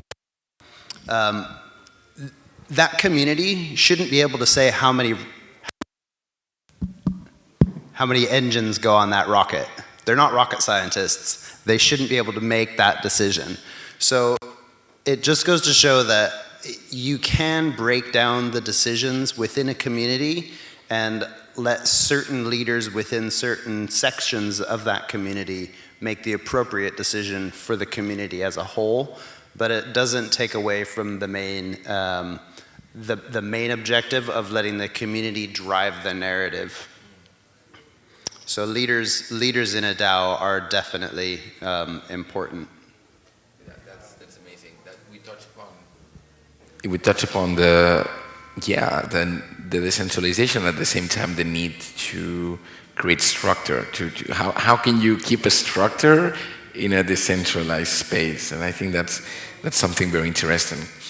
Actually, I really want to touch at least fast about this concept of network states, because I really think that's amazing. It's something I've been exposed to by Balaji, and actually there's I don't know if you know them, but WestDAO, W3ST, they're from Spain, and I know them, and they are actually inside this kind of Balaji definition of a network state, which, for those of you who don't know, it's basically states that are not territorial states, but they're DAO states in a way. They have members, which are members of the DAO. They have land, which is bought by the DAO. They have a GDP, which is basically the total amount of money that the people from the DAO have. And you may have like some kind of NFTs as passports, and then you can have like a decentralized state. Maybe this building is the state, and there's another place in Bali that's from the state, and then another place in Luxembourg, and I can be in my state. So how do you see that? Do you see that going forward? Do you really think, as you said, like maybe we're a bit far away from that? No? What's happening? What's the tipping point looking like? Yeah, you mentioned Balaji there. So if you're familiar with Web3, then you've probably heard of Balaji. He's one of the main influencers that we all know and follow. And his talk on network states actually sparked the idea for Nation 3? Oh, no, I'm blanking this one now. We did an AMA. I wasn't actually the host on there. Sanad is going to be... He's going to be hating me right now. I think it was Nation 3, and they're creating their own network state. They have their own token, nice. And they have their own governance structures. So for me, I'm just trying to figure out, how does this sit within traditional governmental structures? Obviously, as things stand now, you must be a citizen of somewhere. And if you are a citizen, say, for example, of Spain, but you want to join the Nation 3 tribe, will you be able to relinquish your citizenship and live with them? I don't think that's necessarily going to be possible yet. There's a lot to see in terms of what these nations will bring us. It does seem more of a Metaverse initiative to me currently, but my eyes are wide open, and I'm looking forward to seeing what else comes from it. Yeah, to that point, I would like to mention that the notion of the nation state is not that old. It's a few hundred years. Like, we've been living in nation states as nations and patriots for only a few generations. Before that, the world was way more different. And so, by the rate of technology advancing, innovation, in maybe not like to what I said before, maybe not nation states becoming DAOs, but these new network states forming is a complete reality. If people have economic power, they can buy up land. Only thing stopping them is that nation states have guns. So, guns. Oh, yeah. So there was this one talk I was listening to that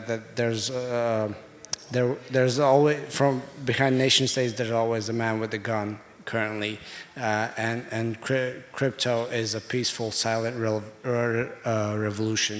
We're not trying to do any harm to the world.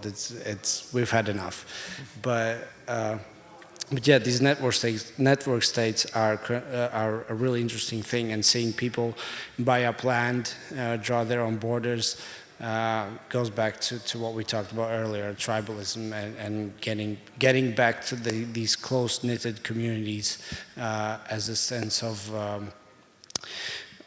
global change in the thought of we're not just citizens of the whole world, we're people with identities, wishes, beliefs, and so it's a human thing that's happening, and I love seeing it. That's what I'm here for mostly. Man, so much material right there. Where to take it? Yeah. So nation states.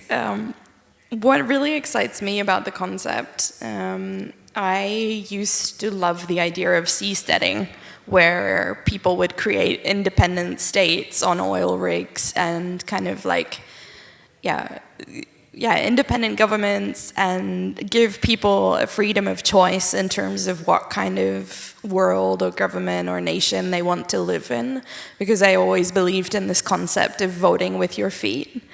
At the same time, who the hell wants to live on an oil rig? And what I see emerging with nation states is that you can live physically in Ibiza, which is a much better idea, but potentially build a nation with your friends and colleagues, people that you connect with, vibe with, and do that across this layer of Web3 or across this layer of a particular DAO or community, and use that power to lobby for whatever it is that you need or whatever rights you want to have. And it's kind of interesting to me to think about, because I'm from New Zealand originally. I lived there half my life. Then I came to Europe. I lived in Austria. I lived in Switzerland. I've lived in Italy. I spent some time in Spain. And I never really kind of had if you ask me where I'm from, I was kind of like, Europe, maybe? And lately I'm starting to think like I'm part of the Web3 nation. Like that's where I feel the strongest sense of belonging in my entire life. And I spend so much of my time on Discord with these people that think a lot more similarly to me than my neighbors in Switzerland. And yeah, it's a really interesting thing that's emerging about being able to like explore your identity and like live your identity with a core community. I also wanted to come back to something about like DAO decision making. There's something that's been on my mind for a while, which is if you had two armies about to go to war with each other and you gave every single soldier in that army a vote on whether to attack the other, what would happen? And I don't know the answer. I feel like I maybe do, but I just want to put it to everyone to think about. Like, my hypothesis is that probably nobody wants to go to battle, and that everyone individually would decide, no, let's not do this. And then they could all go home. But I would love if anyone has any perspectives, or if you guys have any thoughts on that. I mean, there's the case of resource war. So the reason in history we had like the first war is that food started drying up. You know, things to survive on, and when like sadly, the natural instinct of people takes control. So everything is based on the situation, but I love the hypothetical of and if these votes between these armies were public and you could see people voting, the peer pressure would probably step in, and if like hypothetically everybody starts voting, let's not go to war, that might escalate. But if there's let's go to war, you kind of, those armies would build up anger. Also, so these dudes wanna, all right, we're gonna get them, you know. So it's an interesting hypothetical, philosophical paradox. And just to sort of expand on that, you know, giving the people the vote, each individual looks at that war and says, I don't really want to go into battle because I don't want to die. I have family. But on the other side, they also have this honor to their nation or to their cause, whatever that cause may be. Now, it sort of unravels this other question that we have within DAOs on voting and voting structures and how votes are actually run.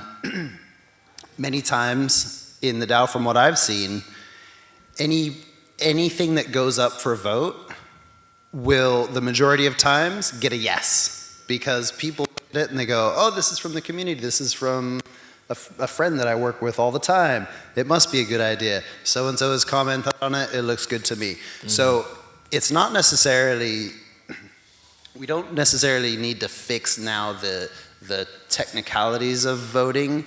We need to fix the understanding. People need to know what they're voting on and why they're voting. And this exposes yet another challenge of overload. There's so much happening just in Bankless DAO. I can't keep my eye on the forums. There are a few people who contribute in Bankless DAO. Big shout out to Lynx. Hey Lynx. Lynx seems to be everywhere. He comments on every single forum proposal. He's commenting in all the channels, but we can't all be like Lynx. We want to just live our lives, and he has a normal job and kids and everything as well, and a wife, and he seems to somehow find his balance. Personally, I can't find that balance, and so I think one of the biggest challenges that we do need to overcome as DAOs and potentially as nation states is making sure that the community members are informed thoroughly and that they're able to make up their own mind, because what we're trying to enable is individual liberties, and we're trying to allow people to vote with their own hearts and minds without being swayed by the community, because we've already landed there. We've already voted with money, and we've already voted with power, and voted through sheer force of, you know, making people vote, and you know, historically these have not really worked well for us. So expanding on making people more knowledgeable about the communities they're participating in, I think will make a big difference. Makes a lot of sense. Actually, whether DAOs are everywhere or not in the future, whether they're going to be the mega trend or the reality tomorrow, I think definitely people contributing and being involved with DAOs are researching a very important question, which is, how do we build community? How do we organize ourselves into futures that we actually want to do? Because that question of what do we want as an individual and what do we want to participate on is many times bypassed in other kinds of business structure, for example. And for that, I really celebrate it. Guys, we've been here an hour. Yes. So there's a lot of topics I would like to cover. We have a lot of ideas, but I would honestly would like to give the opportunity, if you want to ask someone, to the guys as active DAO contributors and people who are really living the DAO life. And yeah.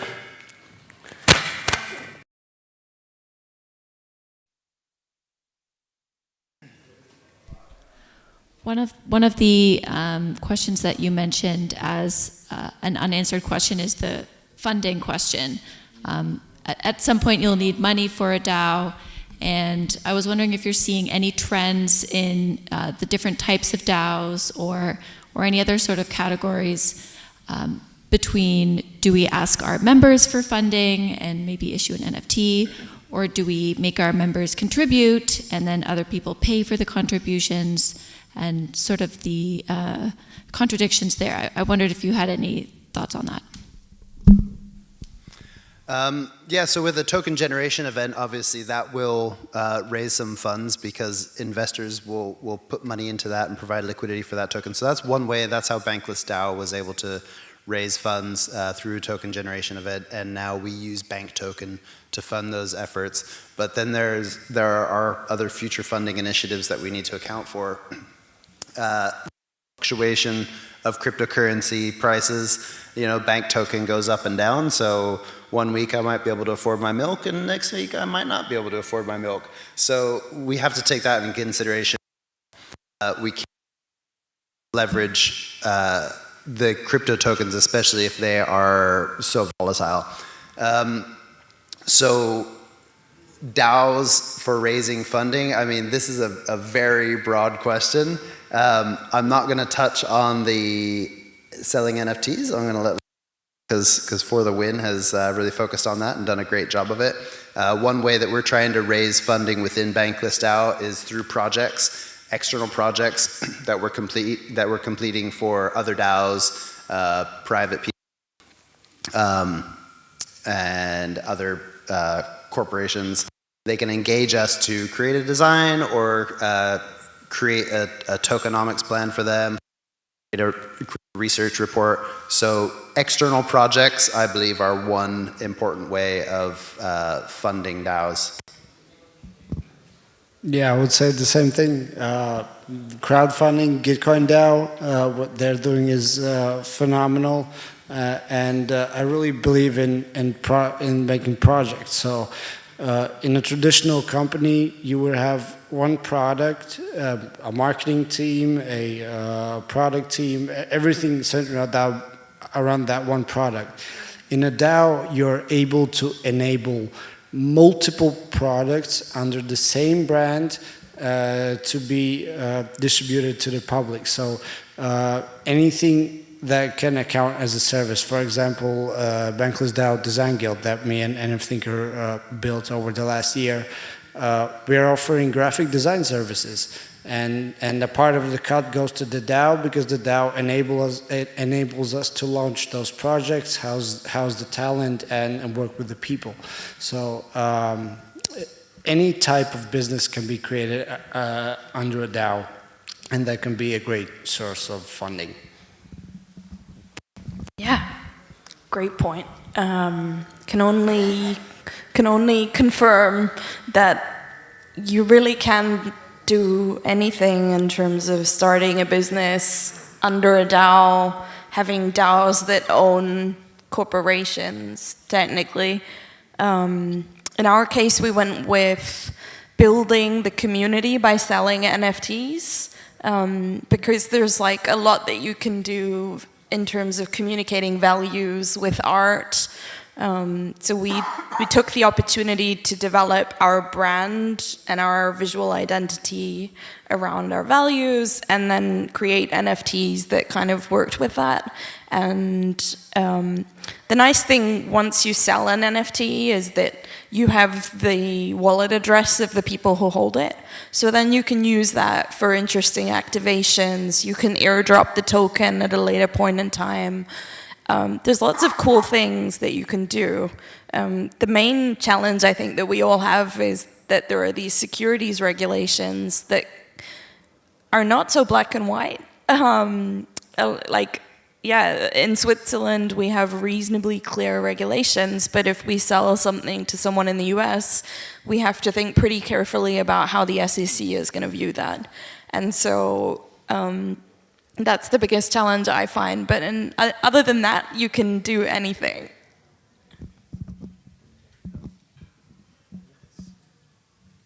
Well, I think we could be here 7 hours, and I actually invite us to continue that in other formats anytime. I'm really grateful for your time, and I invite everyone to connect with them.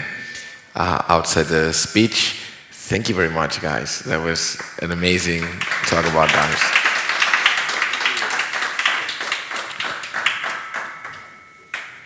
Yay. Thanks. And we Bankless DAO and For the Win will be here through Saturday. So if you have any questions on how to participate in a DAO or how to start your own DAO, come and find us, and we'd love to help you.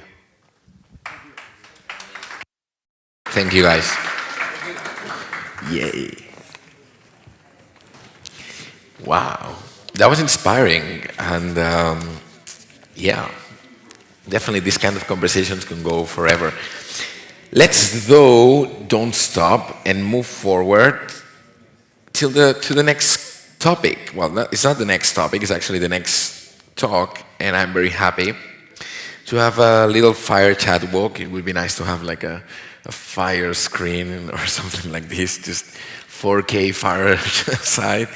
We're going to have a chat about governance, legal structure, and compliance for DAOs with Alexa Mil. So, Alexa, would you join me on stage, please?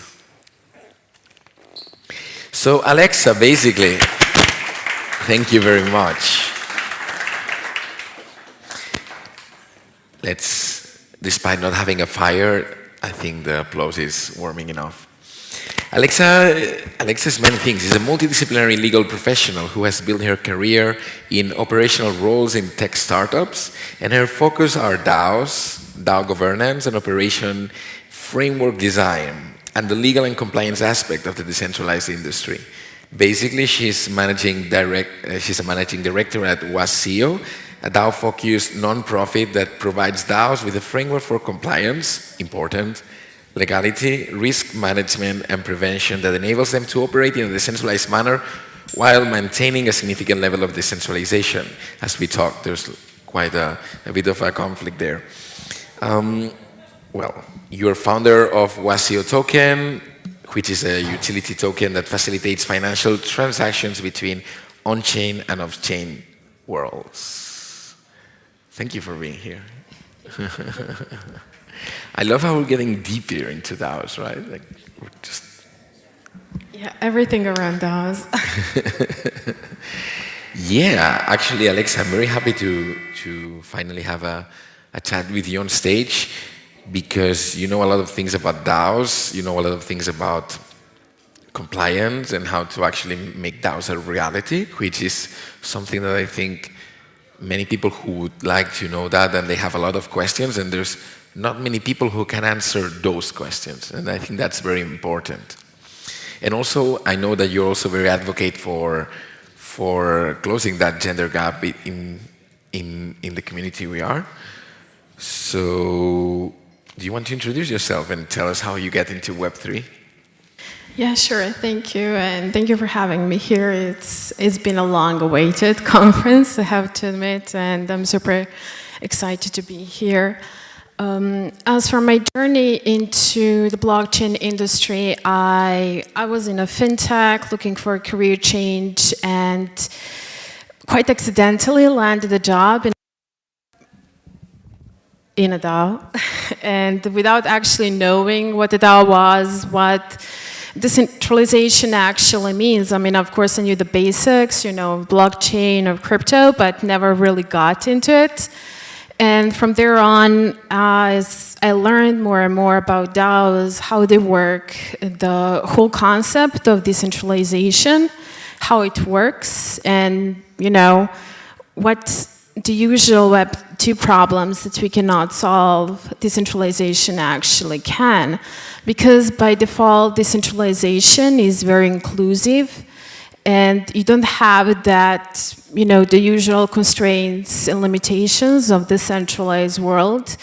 And decentralization by default, right, it just allows everyone in. And what matters is what you know and what you can do, not where you come from, or what you have, or what you don't, or your, you know, fancy schools or whatever, right? It just matters what you can build. And from there on, I just focused on learning how to design frameworks, how to support blockchain-based projects in their decentralization, but at the same time keep them compliant and a good legal standing, because after all, right, even though we are building on-chain, we still have the traditional work constraints that we have to manage somehow. So that's how I came in. Thank you for sharing. Looks like there's these two worlds, right? The world of creators, dreamers, enthusiasts that are really wanting to use this technology to make things, as the guys from Bangladesh and For the Win said, faster and more focused on one's own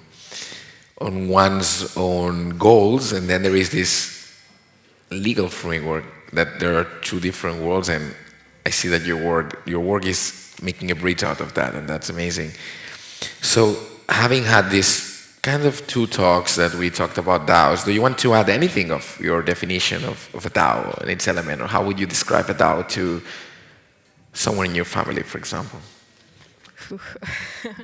Well, DAO, right, is a decentralized autonomous organization, right? So it's important to understand what that means. Decentralization by default is removing central authority where the power lies within the community, not one person. Autonomous, right? So we know, like, in code we have the governance, and it again removes the need for human involvement, and it's automatically executed whatever we vote on or whatever we decide, or how we decide to build our governance. So what I would say, I mean, right, it's a decentralized organization that is I wouldn't say like a collection of people that came together around that share similar cause, have similar beliefs, and are working towards the mutual goal. And they have, in that environment, they have the ability to actually directly influence what is the future of the project and how they want to get from A to B. Nice, thank you. Let me translate that because I think it's very interesting. So, bueno, Alexa nos ha contado un poco la historia de cómo llegó a proyectos Web3, venía de un background de startups y bueno, ella se considera un puente entre DAOs y el mundo legal. Su pasión y su trabajo es el compliance, básicamente que las DAOs puedan cumplir las leyes que existen y al final, bueno, pues puedan navegar esta diferencia entre cómo hacer que un proyecto descentralizado, donde todo el mundo tiene su voz y realmente ese liderazgo, ese objetivo está descentralizado y distribuido entre toda la gente, con la centralización o las estructuras más jerárquicas de vamos a liderar, esto va para allá y vamos de una, ¿no? Lo que sería una empresa normal con un jefe, un líder, etc. Entonces, ¿cómo hacer que esto funcione y encima dentro de un marco legal? ¿Vale? Que también es una cosa que no tanta gente tiene tanta información. Y ya definía las DAOs como al final una organización de gente que tiene objetivos parecidos y que además los integrantes de esta organización tienen influencia en hacia dónde va esta organización. Y me parece una definición muy acertada porque sí, es organización de gente con objetivos parecidos, que no es obvio, ¿vale? No todas las empresas son así, no todos los trabajadores tienen los mismos objetivos que la empresa, pero están ahí. Por lo tanto, por un lado esto y por otro lado el hecho de que las personas tienen influencia en hacia dónde va esta organización. So I think that was a very clear definition. Thank you.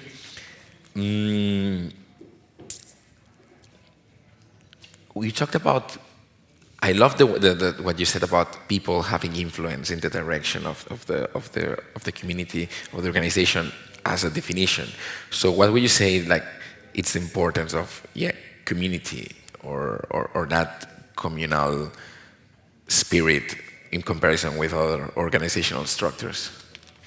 I think community is the vital part of any blockchain-based project, right? So usually when you talk with people, right, so how they explain DAO, right, it's hardly usually like a very technical definition, but the fact is that there is two-layered approach to decentralized autonomous organizations, right? Because you can have like the best tech ever, but if you don't have the community to actually be there, support the project and see how they can further develop it and scale it, well, you know, at some point you can throw the tech into trash, right? Because there is no proper community to actually support that. And what is also important to understand, right, like it's how a DAO actually works. So the fact is that the governance is basically embedded in the smart contracts, right? So that is the tech part. But the operations are heavily human powered, right? Like, and there you need to have a very good involvement in the community so you can actually grow and scale further. Because the fact is that the market changes a lot, situation change a lot, and in the good and the bad times, you need that support of the community. And again, right, so we're now in the bear market, so what do you usually say, right? It's not bear market, it's the builder market, I mean, builder season, right? So, but again, during that time, you still need to have a community to hear their voice, to tell you like, okay, we like this is not good, like let's do this and that. So there is no DAO without community, and that's you know, like a very important element, and that cannot be neglected or just, you know, seen as a bunch of people on Discord that are just there to chat. Actually, just by saying that or by highlighting the humanity or the importance of people and community inside the organization, the word that I sometimes heard around when referring to DAOs, instead of saying DAO, there's some people who call it DHO. I don't know if you heard about it, like decentralized human organization. Because if you say autonomous organization, it really feels a bit cold in a way, as if actually the governance gets coded into the smart contract and it's autonomous, right? It's coded and that's how it is and that's how it's going to work. But as you pointed out, there's a very important human part in it, right? Because at the end of the day, it's humans who... You need humans to put that into code, right? You need humans to put that into code, right? So, and if you compare it, right, to, I don't know, like a regular entity or even a government, right? So let's say you have a bunch of funds. And if those funds are highly dependent on the human actions, right, as we've seen in the regular world a lot, somehow, you know, unfortunately, those funds can get lost, right? Like there isn't a proper allocation, there is no transparency what happened with that money, right? But in a DAO with smart contracts, you have a clear overview of the funds, right? It's not, you know, gone in the dark and you cannot find out what happened further. And that's the beauty of it. So that part is autonomous, that part is transparent, and that part is immutable. And that's what makes a big difference, because in regular world you don't have that overview, but in on-chain world you do. So in a way, would you say that you still need, how would you say there's this tension between the need for a leadership and to give direction and to set up those rules, and also the decentralization or distributing of that leadership? Meaning, do we still need leaders in DAO, very clear leaders? How flexible those decisions are? Because as you said, smart contracts allow for that transparency, that things are done as the way it's set. For example, I imagine, okay, it's not that we don't need property registers, or we don't need politicians. We need them to know how to put the rules, but then blockchain can be used as a way to enforce or to know that these things are happening as they were said. So how do you see these two things happening? The tension between leadership and taking decisions by some, and also at the same time having a governance that everybody has a say? So I think whoever says there is leadership in a DAO is complete BS, to be honest, right? So you don't have DAO leadership, you don't choose, you don't vote leaders. What you do, you vote your representatives. Like people that have no higher or bigger power than any other community member. What they do is do operational tasks that do support the growth, the life of the DAO, and they get paid for it, they get rewarded, but they get rewarded by the community from the community funds, right? Because all the tokens, they're of the community, right? So those are community assets that are in one specific DAO. Again, the DAO has a mission statement, it has its goal, it has its purpose, it has its community, and it has its tokens. But what matters to understand that all that is the community ownership. It's community-based and it's a community-focused ownership, right? So you don't have DAO leaders, right? So that is, that is kind of like, well, Web 2 is not cool anymore, so I'm gonna go on chain to Web 3, and I'm gonna launch a DAO, and I'm gonna get some community, do some hype marketing, and then I'm gonna be CEO of a DAO, which happens more than often, right? So in the conferences, I met so many CFOs, CTOs, CEOs, CMOs of DAOs that the more than I met in a fintech conference, to be honest, right? So the issue is that the community first does not really understand how a DAO actually works and how it should work. And that also comes from people, from that representatives team, because, it's no strange to human nature that there is that hunger power, and that, I want to be the main in this project, right? I want everyone to listen, to follow, etc.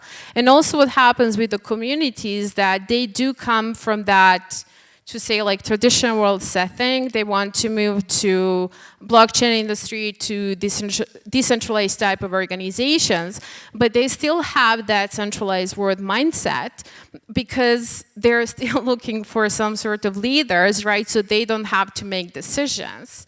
Well, it's completely wrong approach, right? So I worked with community that were like, well, he's our founder or this and that. Well, I mean, you can vote the guy out from that position. Yes, he started the project, he had the idea, but you gave him the assets, right? So you brought that idea to life with your own money. And if the founder is not working towards the initial goal of the DAO, and if it's not designing decentralized framework, well, he's there for the wrong reasons, and you don't need to say the representative as such, or the whole representative team. And we definitely need better terminology for DAOs, and that team that is there to support the project, get rewarded for it, and has the ability, has necessary skills and experience to push the project forward. But there are no leaders, they're representatives. It's a very flat environment. It should be a flat environment where everyone has equal right to vote, right? Like proportional, depends on how the governance is established in terms of the voting structure, right? But the fact is that there are no leaders. And whoever who is a member of a DAO or is in the to say that team and call themselves leaders, no, it's BS completely. Crystal clear. Actually then, how do you start a DAO? Well, in my opinion, I think a project needs to be it needs to be at least at some mature stage that it can be a DAO. Right, so there are projects that want to start very decentralized, or they want to, or they call themselves DAO just for having that that in the name, right? But you need to have the project, you need to have so the basic elements, right? So you need to have the mission, you need to have the purpose, right? You need to understand what you want to achieve, what problem you want to solve, what product you want to build, how you want your governance, or at least have some basic idea. You need to have basic education on how DAO actually works, and it should work. And of course, the community, right? But the community is something that you get over time. And it's also important to know that community is not just the numbers, right? So you need a community that is actually involved in the project and cares about the project. And the basics are there, right? Like having the tokenomics, having the white paper, having a plan, you know, how to launch, when to launch, and understand when you're actually ready to move to a stage when you're a DAO. The fact is that each and every project starts very centralized, right? Because you have 1, 2, 3 people that come together. Okay, so we have this great idea, we want to solve this problem, you know, let's do it. And what often happens is they decide, to put it that way, to be a DAO sooner than they are able to. Because the fact is that you need to build to get to a certain stage so you're able to start decentralizing the operations and everything what's happening within the DAO, right? So it's a process, and it doesn't come after a month of existence.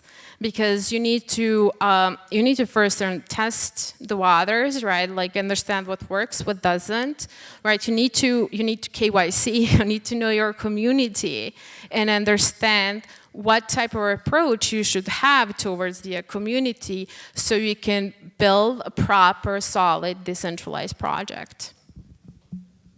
Amazing. That's way more than a step-by-step. It's actually really foundational. Yeah, definitely. And actually you said that people decide to be a DAO beforehand, before time. Did you say that's usually what happens, that people decide to go DAO before time? Yeah. Yeah, that's very interesting, actually. I mean, I will give an example. Right? So when we talk with, you know, projects in the making, right? So I see 1 to 3 people on the call. There is no community involved, right? So there is no transparency towards the community. And even though they do have that, you know, community page, I mean, community place, right? Such as Discord, Discourse, or Telegram, or whatever, Twitter, whatever medium you're using, right? But they're the ones making all the shots. Right, so what you're doing there from the start, by doing so and calling yourself a DAO at the same time, you're instilling distrust of the community towards you. Because it's fair to be honest, to be transparent. Okay, so now we're doing this and that, and we are planning to, you know, to see when is a good time to be a DAO, whether it's, you know, in 3 months from now, in 4 months from now, in a year from now, right? So what we want to do is to get to that stage where we can decentralize the project for real, because you need that community trust. And if you're not transparent, and if you have those community calls when you have 2 people talking with this, that, and we're gonna do this and that, you know, see you next week. You know, that's a CEO, CTO call, right? It's not really a DAO community call. So it's important to be transparent and honest from the very beginning, and move into the DAO stage when you're really ready for it. And then you can follow through with decentralization, with full transparency, with real communication, with asking your community, with understanding what level of education you need to provide to your community when it comes to voting. Right? Because some proposals are too technical and not everyone can read that, right? So you need to understand what language you need to use towards your community so they understand that they can vote properly. And many projects that just don't do that, right? They take that part into account and they just like, you know, well, our community is stupid, they cannot make decisions, so we have to do that on their behalf, right? Well, there was no proper assessment of the community and what is the approach. And if you go DAO, in a week or in a month, you don't get to learn that. Sounds exactly how Web2 marketing strategies work. Like, let's try to think what the community wants, and if they don't, let's try to manipulate them into that. So, interesting. Actually, I'm going to take like a little break to translate because this is very interesting. Acabo de preguntarle a Alexa cómo haces una DAO. Y ella dice que, bueno, aparte de los básicos que tienes que tener en cuenta, por supuesto, los tokenomics, tu white paper, que, bueno, sería como el libro del proyecto, tener claro tu misión, tu visión, tu propósito, el proyecto, obviamente tener algo de liquidez para poder hacer el proyecto. Y bueno, tener entendimiento de quién es tu comunidad. Eso es muy importante porque es lo que decía. Decía que el KYC o Know Your Community es mucho más importante de lo que pensamos, porque al final sí, todas las comunidades van a empezar como una entidad centralizada, es decir, nos unimos unos cuantos, tenemos una idea, la ponemos a trabajar y creamos ese proyecto o empresa. Pero en algún momento, si quieres hacer una DAO, tienes que dejar el control. Entonces, Alexa decía que muchas DAOs dejan el control o descentralizan, quiere decir, pues dejan de tener el control sobre las decisiones, el grupito, el CEO, CTO, etc., antes de tiempo. ¿Y qué significa antes de tiempo? Antes de tener la confianza de tu comunidad, antes de haber sabido cómo comunicar con tu comunidad y antes de haber tenido esta transparencia o de tener suficiente gente. Entonces, ¿qué pasa? Pues que no se crea una confianza suficientemente sólida. Porque al final recordad que las DAOs lo que quieren hacer es tener un grupo de gente descentralizada hacia un objetivo. Y realmente es algo que es bastante diferente al modelo de líder empleado que tenemos hasta ahora. Y de hecho también uniéndolo con eso, decía que cualquier persona que habla de líderes en DAO no entiende la DAO. Porque realmente en una DAO no hay líderes, sino que tienes representativos de la misión o, ¿cómo llamarle? El ethos, ¿no? La misión, la idea, el propósito de la DAO. Tienes representativos que se dedican más a representar eso, pero no tienes líderes. ¿Por qué? Porque esa es una visión muy de Web 2, de CEO, de arriba hasta abajo. Y bueno, aparte de eso también ha comentado que sí, la importancia de la comunidad y esa diferencia, entre que la rigidez de tener un smart contract, que es lo que te define la gobernanza, depende de cómo tú la quieras usar, pero también el hecho de que los líderes, que no son líderes, sino son los representativos, tienen que empieza siendo centralizado y luego se descentraliza. Básicamente, estos son los temas que hemos ido cubriendo, que me parece súper interesante realmente para empezar DAOs o tener una visión de lo que es una DAO realmente. So, yes, that's super interesting. I really like it. I really love this vision of it.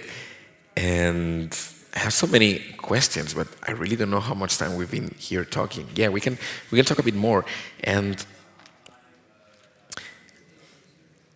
how is it the legal framework? Are countries recognizing DAOs as legal entities? Or how is it? Is it like an island of freaky people that get together and have no legal ground? How is it with governments or countries and DAOs? Recognition. Yeah, sure. I will just take a step back and explain why DAOs have legal issues, right? So in the traditional world, right, so we have different structures that are seen by the law. Right? So for example, LLCs, LTDs, nonprofits, etc., right? So the law sees them, gives them a certain structure, and depends on the structure, they have certain abilities how to work, right? But when it comes to DAOs, they are basically invisible to the law. They do not exist because, of course, they're novel on-chain structure, they're decentralized, and the regulators don't have a clue. It's a bit difficult to grasp. So one of the main challenges that DAO do have, if, for example, if they do want to collaborate with the traditional world, they cannot, because they cannot pass any KYC, ML, and CFT requirements, meaning they cannot sign contracts. In case that you have someone sign a contract on behalf of the DAO, what happens is that person is taking on personal unlimited liabilities and centralization risks. Then, of course, you cannot open a bank account because the bank cannot do certain checks on you, which is, of course, required that they can do, for example, for LLC. And since the law does not recognize DAOs as decentralized autonomous organizations, what happens in law, you look for a type of organization that is very similar to the one you're assessing.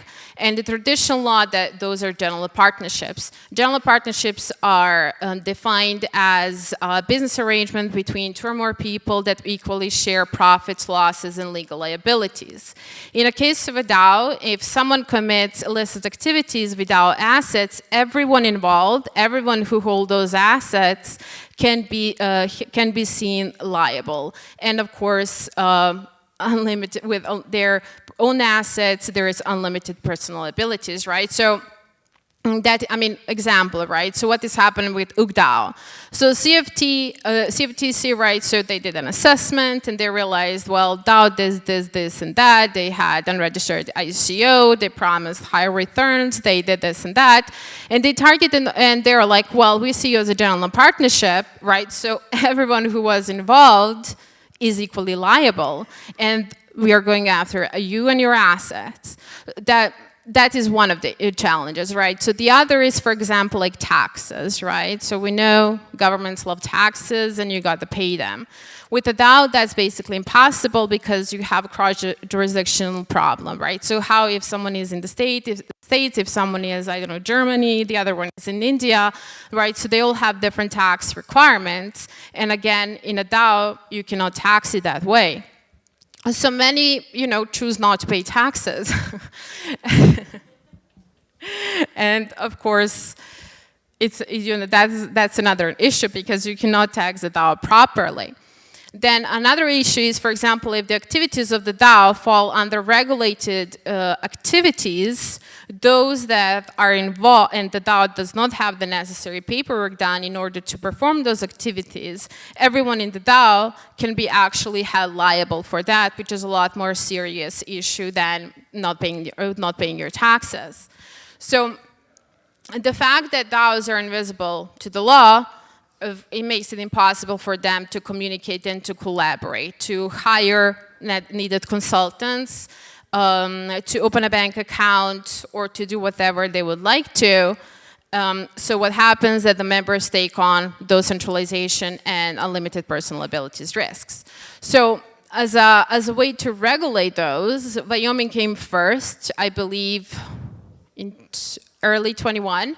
And they were the first who brought a framework for DAOs, which was a great change for everyone in the space, right? So everyone got super excited about it, but when they did an actual analysis of the Wyoming bill, it was like, well, it's not the very best one because DAOs are by nature decentralized, but by the way the Wyoming structures DAOs, there is no limitation of liabilities for those that are outside of Wyoming, right? So which is, not really logical, right? So if you don't post the proposal, they cancel your DAO within a year, right? So then they do require they do require KYCing of the members, right? Understanding the community, like knowing where the community is. So again, it's a step forward, but not the best step. So Marshall Islands followed later that year, and they went a step further, but they see DAOs as nonprofit foundations. But the tricky part with Marshall Islands is they're looking to recognize smart contracts and the governance, but if you have a legal paper or anything, they will look first at the legal paper. So you update the governance, but if you don't update the legal document, right? So what's on the paper will prevail, and they allow you to register a DAO only through one organization. So you cannot go. And of course, like that incurs a bunch of additional expenses than if you could do it yourself or with a team. Then other countries, for example, El Salvador also sees DAOs. There is Tennessee. There is Panama recently. So there are like 5 countries, more or less, that do see DAOs as to say like legally visible organization. But it's something that is a meaningful step forward, but it still needs a lot of improvement so the DAOs can actually be what they are.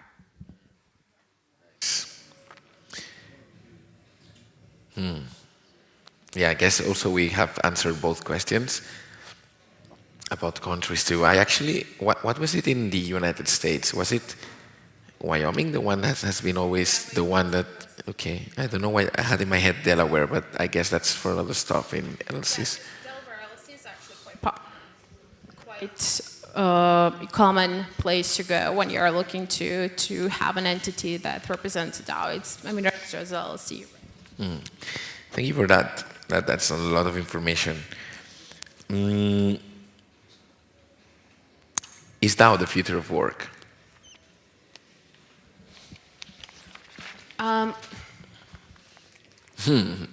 I definitely do believe that the future is decentralized, and DAOs can really bring a lot new, and they can really innovate and fix so many problems, gaps, and issues. But I do not believe that each and every project and business that we, for example, have in traditional world in Web 2 can and should be a DAO. No, I think the DAO in this industry is for everyone. You know, I mean, if you look back, right, like before COVID, so I was working remotely since I think 2016. I would tell someone, right, you know, I work online, they would usually ask me like, you know, how can you work online? Are you, you know, on webcam? I'm like, what the fuck? Anyways, right? So, but then the COVID hit, right? Like, and everyone went online, and then people started realizing that working online is actually possible. Then we went on-chain, right? But it's not for everyone, right? Because the ethos of on-chain industry and ethos of Web 2 are very different, right? So in Web 2, you have very specific mindset when it comes to businesses, right? So business, profit, product, then consumers. While on-chain is, I mean, at least as it should be, is members, your community, the product you're building, and the solution you're providing. So it's not for everyone, right? And I do hope that at some point in time, probably tens of years from now, it's going to be a lot different how DAOs operate, how the industry operates, and how people see it. How it changes, how it can change the future work, well, it's a lot more freedom, right? Freedom of movement, it's financial freedom, and you don't have the border constraints, you don't have visa issues, right? And you can work with people from all over the world and travel around the world, right? And have that financial freedom and how your own personal freedom, because here you have the ability to be who you are and build what you want, right? So in this industry, you can build what you believe in and what you represent and what your principles are. And it allows a lot more space for creativity. And I think those are the things that can definitely affect and have DAOs as a new way of how people work, how people organize, but it's just not for everyone, and that's perfectly fine. I mean, you have a life in a DAO, right? I mean, it's, all day long, and just not everyone is cut out for it. Like, that's fine. Totally. I really relate with when that was the discussion of city or countryside, right? It depends also the way you want to live, the way you like to live. Not everyone can give up power, right? So there are people who just want to be, the central authority to take all, to make all decisions, and that's again perfectly fine. You still have the people who just want to be told what to do and not really think outside of the box, and that's okay too, just not for everyone. That's amazing. I really think though that if this gets implemented more, it will also give models and examples, and maybe other people. There's some people maybe who are caught to give orders or to follow orders, but there's maybe others that don't have the examples and may have been inspired by things that are happening, and they can also have more options. So I really see that happening. amazing. Thank you very much, Alexa. I want to make you a last question about DAOs and gender. Are you like, in general, like, how the gender bias of the industry, the gender gap, or just like specifically in DAOs and... No, yeah, my question was more in what you said about the gender gap, but if you do know DAOs that actually talk about specifically about gender and that gender gap, that's also amazing. Yeah, I mean, the fact is that tech industry as a whole is highly male-dominated, right? Like narrowing down to blockchain, it's extremely male-dominated. Given some stats, right? So in whole 2020, less than 2% of projects that were female-founded received money from the VCs, while the rest, everything went to men. In the first 6 months of 2022, again, less than 2% went to females. If we're going to the more, like looking more at the racial factor, right, so majority goes to white women, while 0 goes to, for example, like women in South America, right? So there is like a huge gender bias, and there is also research done and stats that say that, for example, the projects that started off as being funded by female VCs are likely not to get second round from male-owned VCs for the reason that they think that initially they were funded just because they're women, not because they're bringing quality projects. If you go to NFTs, right, so around less than 5% of women artists are involved in NFT sales, and you have around like 16% only of female investors. If you go to Metaverse, right, so what you can see that the brands and the Metaverse as a whole, when it comes to women, they're mainly focused on shopping and selling and the fashion and, these are amazing shoes, right? So, and that women are highly, that the products in Metaverse that are made for women are mostly around shopping and fashion, while the cool tech is left for the boys because women are just not interested in it. Rather, the fact is that there is a bias in tech industry as a whole, and there is a huge retention issues. There is a big problem with the culture in tech industry, especially in blockchain. There is like the well-known bro culture, and also you have the stats where they show that the VCs would give money to male-funded projects quite easily, while they would go through a lot longer process of assessing and due diligence of the projects that are female-founded. Thank you. And what do you do? What's your actions on it? What's your projects about that? So I'm mainly focused on designing frameworks for governance and operations, of course, with a focus on high level of decentralization, but that cannot be done without legal and compliance aspects. So you can create like so you can create and build a healthy project, right? So I have legal background, right, but I'm not practicing lawyer, so I work with a team of lawyers.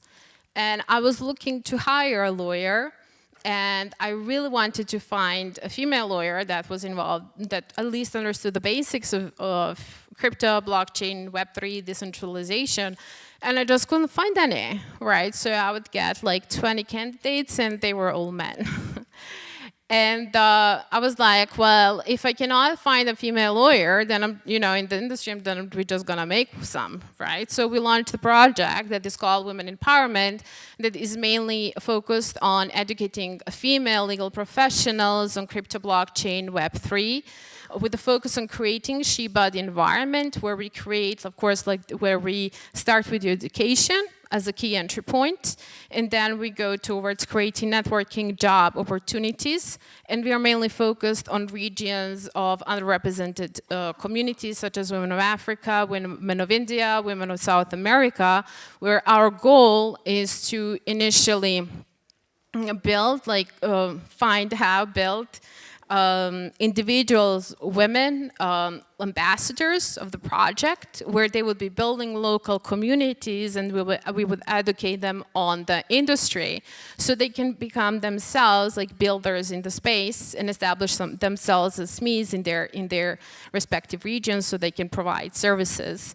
Basically like a kick-off platform for future female entrepreneurs in compliance, risk management, and cybersecurity.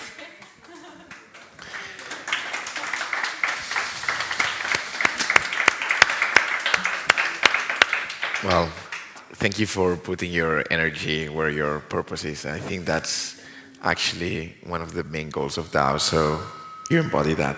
Thank you so much. Any question for Alexa?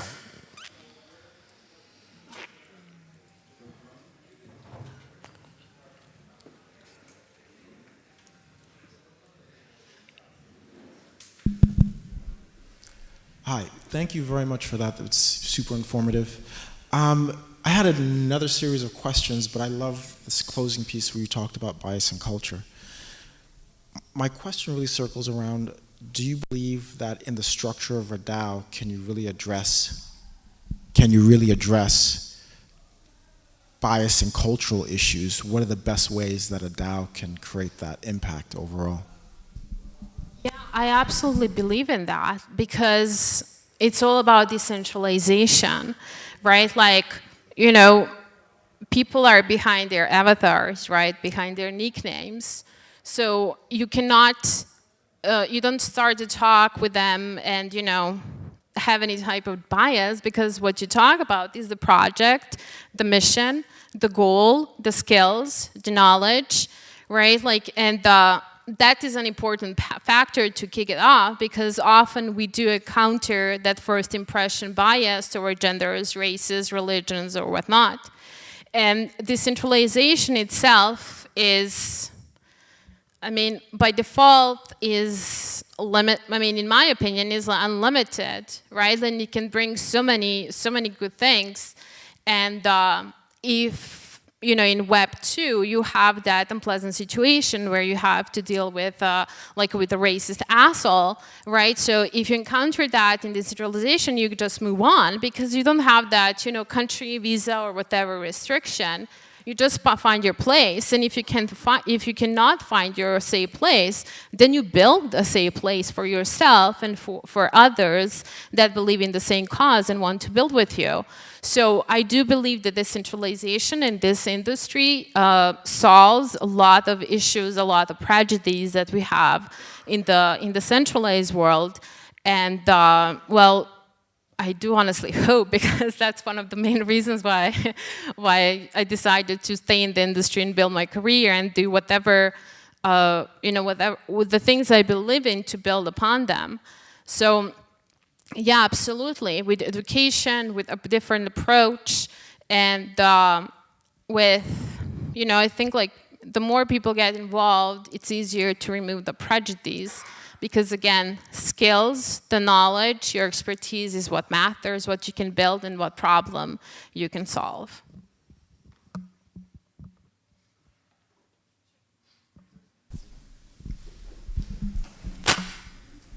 Hi, I think I know the answer to this, but I know your work is sort of to avoid selecting a jurisdiction necessarily, but how soon is, or like how early is it very important for a DAO to consult with someone to either select a jurisdiction or figure out how to avoid jurisdiction selection? So of course, are jurisdictions that do recognize DAOs, but they are not necessarily the best jurisdiction to have an entity that represents the DAO. Because what matters is to understand what do you want to achieve with the DAO. And the person that you're asking for advice needs to understand that so they can give proper recommendation. So how we approach that is we do legal and business assessments on the project, where it's a collaborative work with the team, and we understand the project, where the project is now, what does the project want to achieve, short term, long term, what is the vision, what is the community like, where the community is from, and based on that, we give a recommendation best jurisdictions to have that entity incorporated. Of course, we take several factors, right? So for example, the tax, right? Like, you know, usually the main thing, because what you need to know, what will be the tax implications on the project, right? So then we assess the white paper, better said, tokenomics, where we don't deal with, you know, how good or bad tokenomics is, but understanding, for example, whether the token can be regarded as a security, right? In that case, right, it's a red flag. So let's see what we can do, how we can help, right? So then again, like where the community is from, where the majority of community is from, and how global you want to go, because as we know, right, in the US, you have so many restrictions on, you know, what to, you know, who can buy, and, you know, all the requirements, and many do not want to be involved in that because it's too much paperwork, and again, it's too much of a, you know, the centralization factors that we all want to achieve. So I am strongly against template DAOs where you'd go and, you know, launch, you know, you open your Chrome and, you know, well, now, you know, click 2 buttons and now I have a DAO.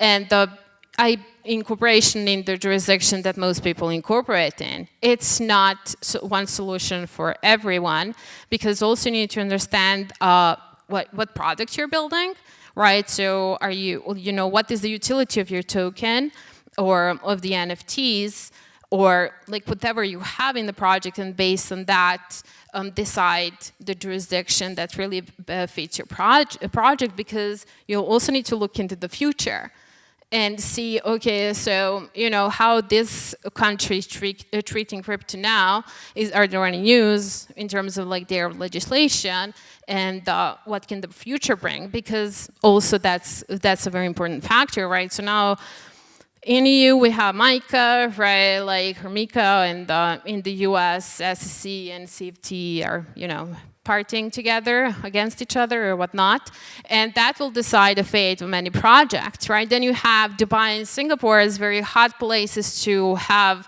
incorporated like a blockchain-based business. But what you encounter there is that both Europe and the USA have already posed requirements towards Singapore to increase how strict their regulations are, because their regulations are really not strict, and that doesn't really agree well with EU and with the US, right? So for example, in Dubai, right, Dubai is a hot place now for everyone because of low taxes. But what will happen when MiCA actually comes into play, because MiCA is bringing so many restrictions on many businesses, and you also need to understand the international laws, right? Because again, it's a decentralized project, right? Your community is from all over the place. You want to establish partnerships with different businesses again, right? So how can your country of choice communicate and collaborate with a different one? So you need to understand where the focus is there as well. Would be to consult with you as soon as possible, probably. Well, I don't do incorporation consultation because I'm more on the DAO and governance side, but there is of course like a team that does that sort of assessment. And I mean, it's not only us, right? So you have many other like traditional law offices, but then the issue is, you know, they apply great like traditional law, but what happens with your own chain governance? How well do you actually understand how the community works? I mean, we work with a bunch of lawyers, and I get a bunch of calls with lawyers, and they're like, "Oh, you do DAO governance? we are like, yeah, well, we don't know how to do that, but many ask us because they just don't know the governance and the decentralized aspect of the project and how it should be built and how that on-chain should and needs to communicate with the off-chain.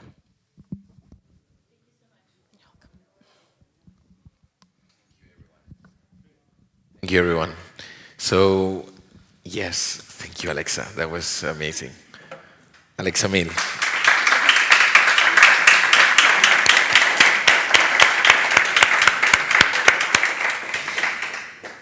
Well, wow, okay, we're diving deep here, and finally we're going to change a little bit topics. We're going to go away from DAOs. We are having a bit of an Ibiza time, if that means anything. But we're going to change into branding and reputation in Web3, which is huge, whether that's for projects, businesses, DAOs, personal brands, whatever it is. So I think we have Claudia here. Claudia Giraldo, can you come on stage with me, please? Thank you very much. Hola, ¿qué tal? ¿Cómo estás? Claudia Giraldo is basically founder of Bamboo PR. It's a communication agency which specializes on Web3 and startups. And well, from Bamboo PR, they have launched their spin-off kind of media communication, their own media, let's say, company project about Web3 and blockchain. That's called blockmedia.com. Is that right? You have to shake it, I think. Hola, hola, hola. Ahora. That's the trick. What is the tip? This, no? Okay. It's like mysteries of the universe. Yes, I started working in PR, public relations and communications, like 14 years ago. Working, a long time ago, working with big tech companies like Intel, Amazon. I've seen all the waves, like the cloud computing, the Internet of Things, and more recently, blockchain. And then 5 years ago, I started my own PR agency because I was doing a lot of PR for startups, but more and more blockchain projects and Web3 projects were approaching me to do the PR campaigns. And then now we have blockmedia.com, which is a media outlet where we give visibility to founders and projects, mainly in LATAM and in Spain. And also I have a startup, which is, this is not my startup. I would like to be the owner of this, but no.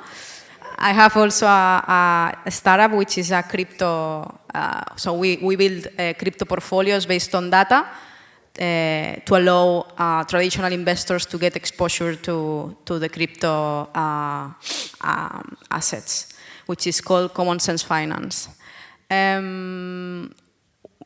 We were about to talk about branding in Web3.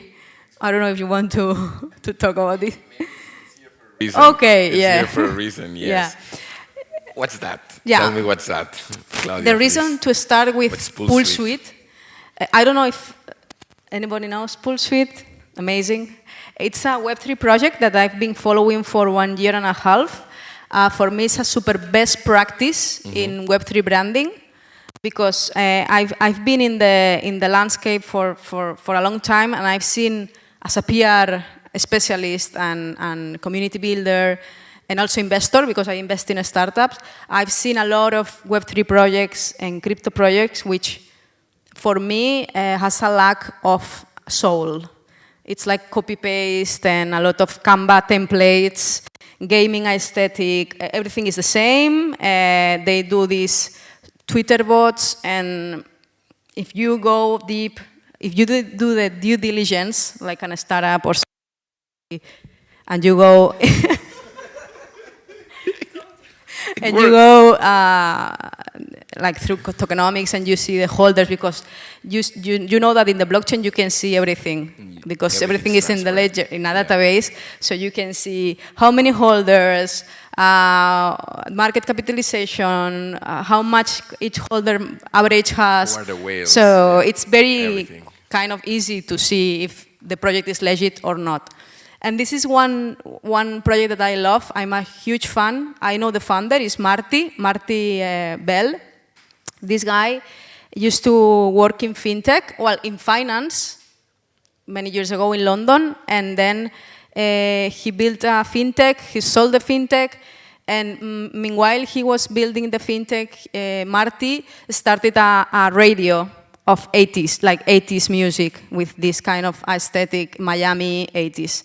But it started as a radio, like a hobby radio, like, I don't know if we have sound here, but it's... ¿Tenemos audio? Es para que escuchéis la kind of music that...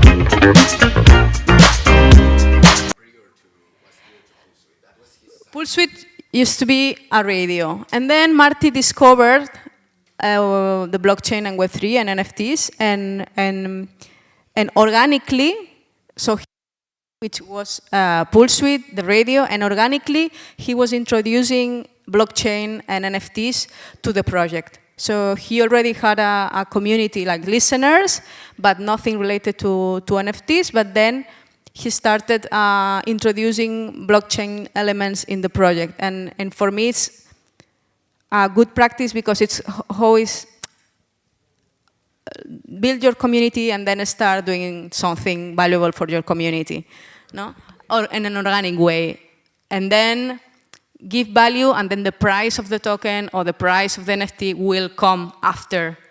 You cannot start with a price, a token with a price, because value gives the price, not the other way. Also in traditional markets or any other thing, like everything here has a value and then you give a price, no? And then he started introducing you could purchase an NFT, mint an NFT, which allows you to participate in the community, to go to parties, which is for me an important part, because we see a lot of Web3 projects that only exist online. And for me, it's important also to have something offline, because we are humans, and I think that it's important to translate also all of that is happening online into offline. And then he created the NFTs, a limited number of NFTs. There is already a secondary market in OpenSea, and the NFT is like in 5,000 euros, more or less, something like that. So like, Marty didn't expect that rise of the prices. When was that launched, more or less? What's the timeline?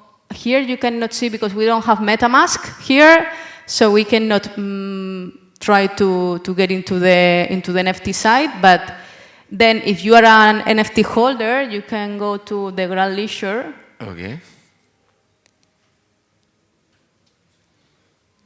Which is...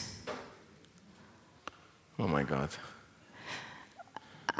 Like, do you see like the aesthetic, which is very 80s? So here you can mint your own avatar. With your NFT, you can mint your own avatar. With this avatar is having fun in parties online, and offline is you're going to the parties, no? Okay. Because he's building experiences online and offline. Mm-hmm. And then you can see, you can go to the a ver. But yeah, because you cannot, you can see the demo. So he created this kind of platform PC, old PC, because everything is based in this 80s aesthetic. So here you can mint your own avatar, like choosing your tone of skin, your color, your outfit, everything, no? The funny thing of this, if you go to the website, is that there is the music running in the back, and in the background, and all the sounds. It's a full experience. It's a full experience. It's a super experience. Still in screen, but full immersive. Yeah, but it's experience like a very well curated in terms of branding, because he wants to translate the 80s aesthetic to every single corner in the project, like the website, how to mint. And then when you go to the, so you can go here to, a ver.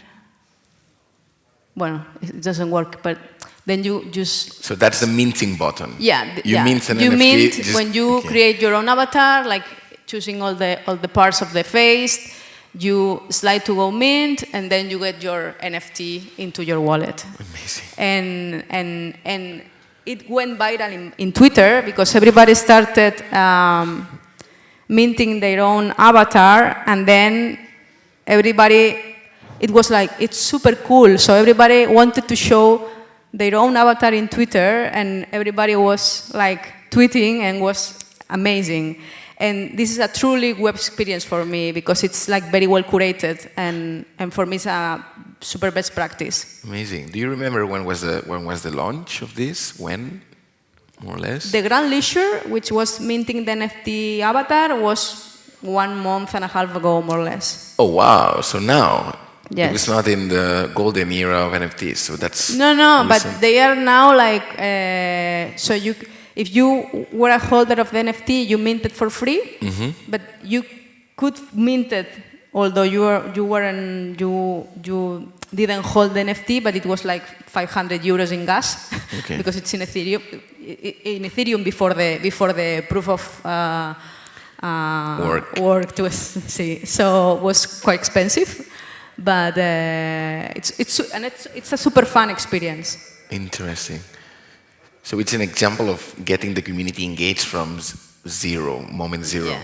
We're seeing this also as an example of branding, of amazing branding, and it goes, as we see, right beyond the graphics. And yes, it's a graphic on the 80s, but it's how he could recreate a whole universe in a way, and actually bring that universe outside of the computer. Yeah, here you can see if you have the NFT if you are an NFT holder of PoolSuite, you can see all the executive member perks that you have for holding the NFT. And one of these is that you can participate in the DAO, because Marty built a DAO after seeing and realizing that the project was a success. And people was like excited, like, we want more things. Like, he's very innovative. Every month is launching something new. And he built the Manor DAO, and what it's super fun. So he has in Telegram, we have a group, so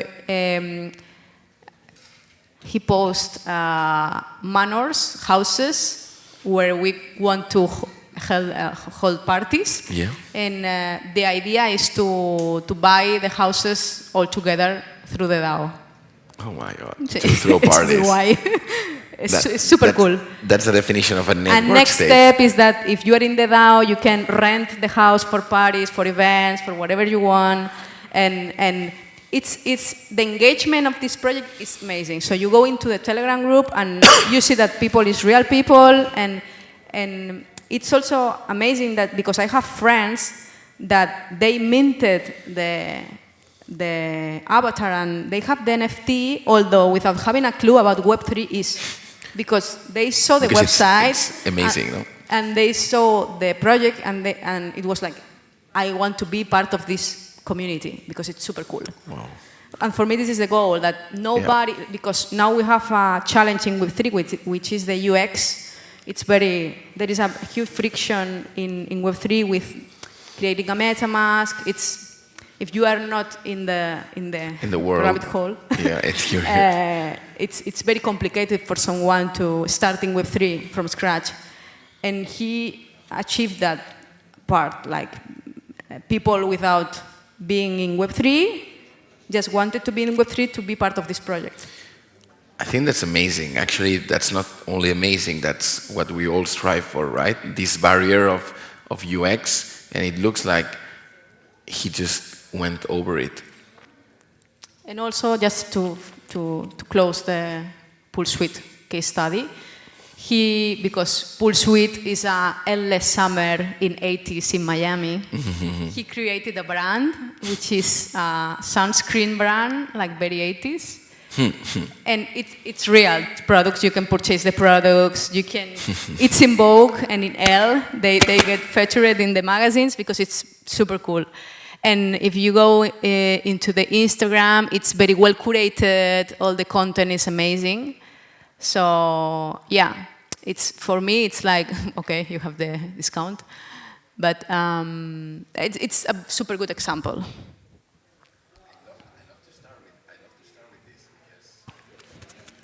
I love to start with this because it's, maybe I have to shake it too. Shake. I love to start with this because it's definitely an immersive experience. I already feel, is that Ibiza actually? No, it looks like it's better.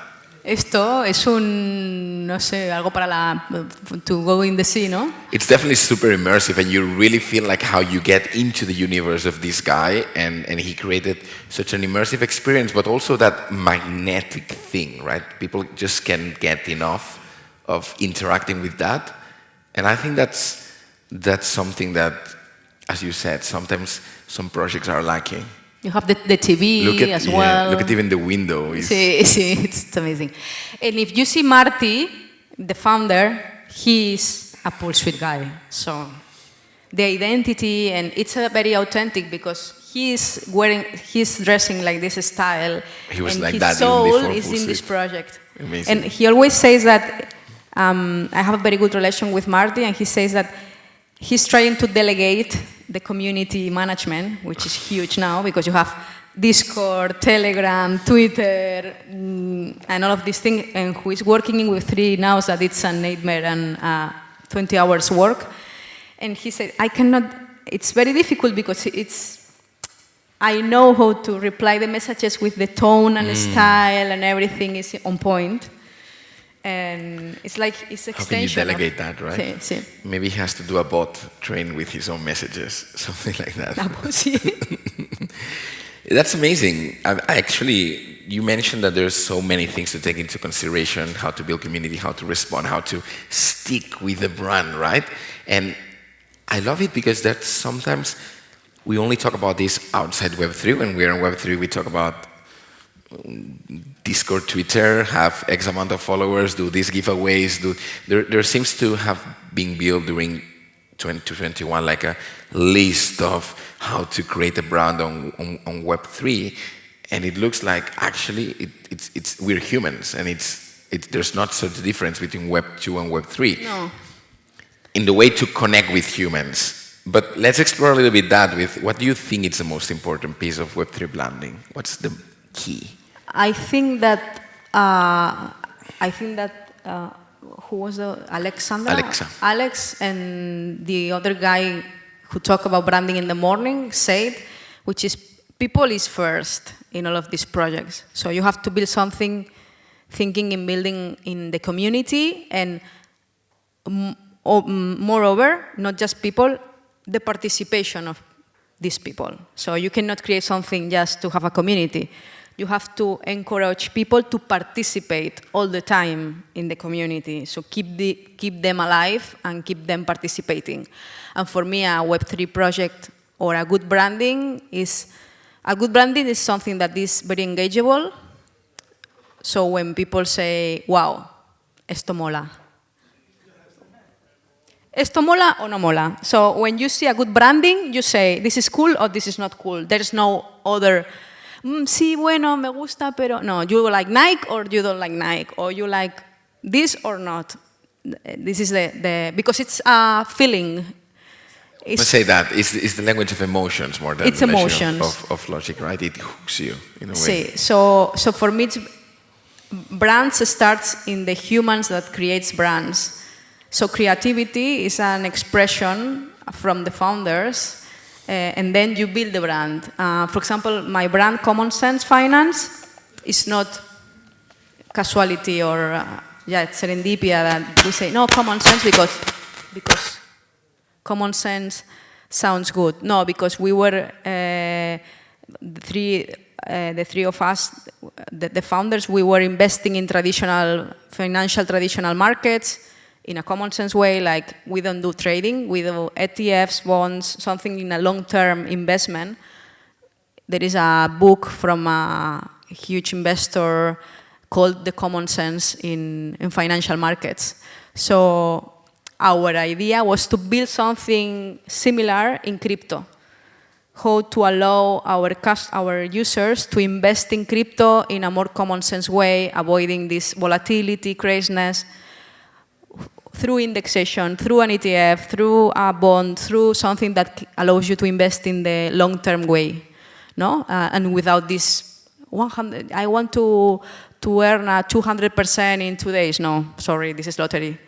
And this is not the value, this is the price of the token. So we were reading this book, The Common Sense in Traditional Markets, and we said, it's common sense. So it's common sense to do things like that. And that's how we build the brand. And I think that sometimes you go to an agency or to a marketing agency or to a brand agency, can you create a brand for me and for my company? Yes, I think that the best brands are built from the founders because there is something from the original idea and the soul, and as a piece of art, also in branding, there is a part of the life and experience of the founder in this piece of art or brand, no? Like, to be some originality, right? There's some soul that you have to actually find it yourself. One of the things that I liked a lot when I was researching on brand making in NFT projects or whatever is, okay, first of all, really find your vision and your mission, and that's where everything goes, right? Instead of trying to copycat other ones, because you can copy this, but it doesn't. It's not going to be the same. It's So not going to be the same. It looks like you're really saying, and we agree that branding is a human-centered thing. Like, well, at least projects should be human-centered, and what you're giving is to humans, and you're making humans and people feel.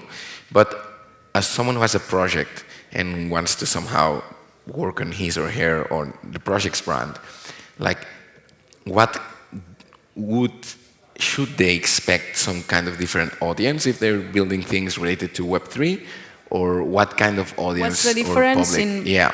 I think that the most important part in branding in Web3 is that you have to allow your community to participate, which is very important, the participation.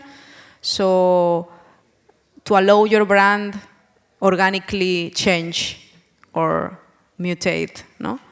And this is something because people want to feel part of something, so you have to allow your community to change or to decide how to maybe you start with a vision or with your brand values, and then you encourage people to participate in the DAO or in the project, and then they see that there is another value that we can add, or maybe we can vote to change the color of our branding or whatever, no? So I think that in Web3 it's going to be more alive. So in Web2 you change your brand every 10 years maybe, because you see that everybody's doing the same typography. So all the brands change the same typography at the same time. You see now that all the, like Louis Vuitton, Dior, and you can see that now they are using all the same typo, no? But I think that in Web2 it's more like schematic or more encapsulated, let's say, like more like following some rules, and everybody's following those rules, like the big brands. Like a box, inside the box, right? Sí, and in Web3, it can be more creative and with more diversity and no bias, no? Because if you encourage people to participate, we can be more creative and explore other ways. Yeah. I guess what I hear you say is that it's more dynamic, because also you include the feedback from the people. Whatever platform, we haven't spoken about platform, whether that's Discord, Telegram, traditional other social net, but there is this feedback from your community that you integrate, and you actually are you are Yeah. open to change. And Yes. that makes it like faster maybe too, right? Yeah, well, when you define your rules in your DAO or in your governance token, or because you can have a governance token, and those having the governance token can decide on the brand, for example, no?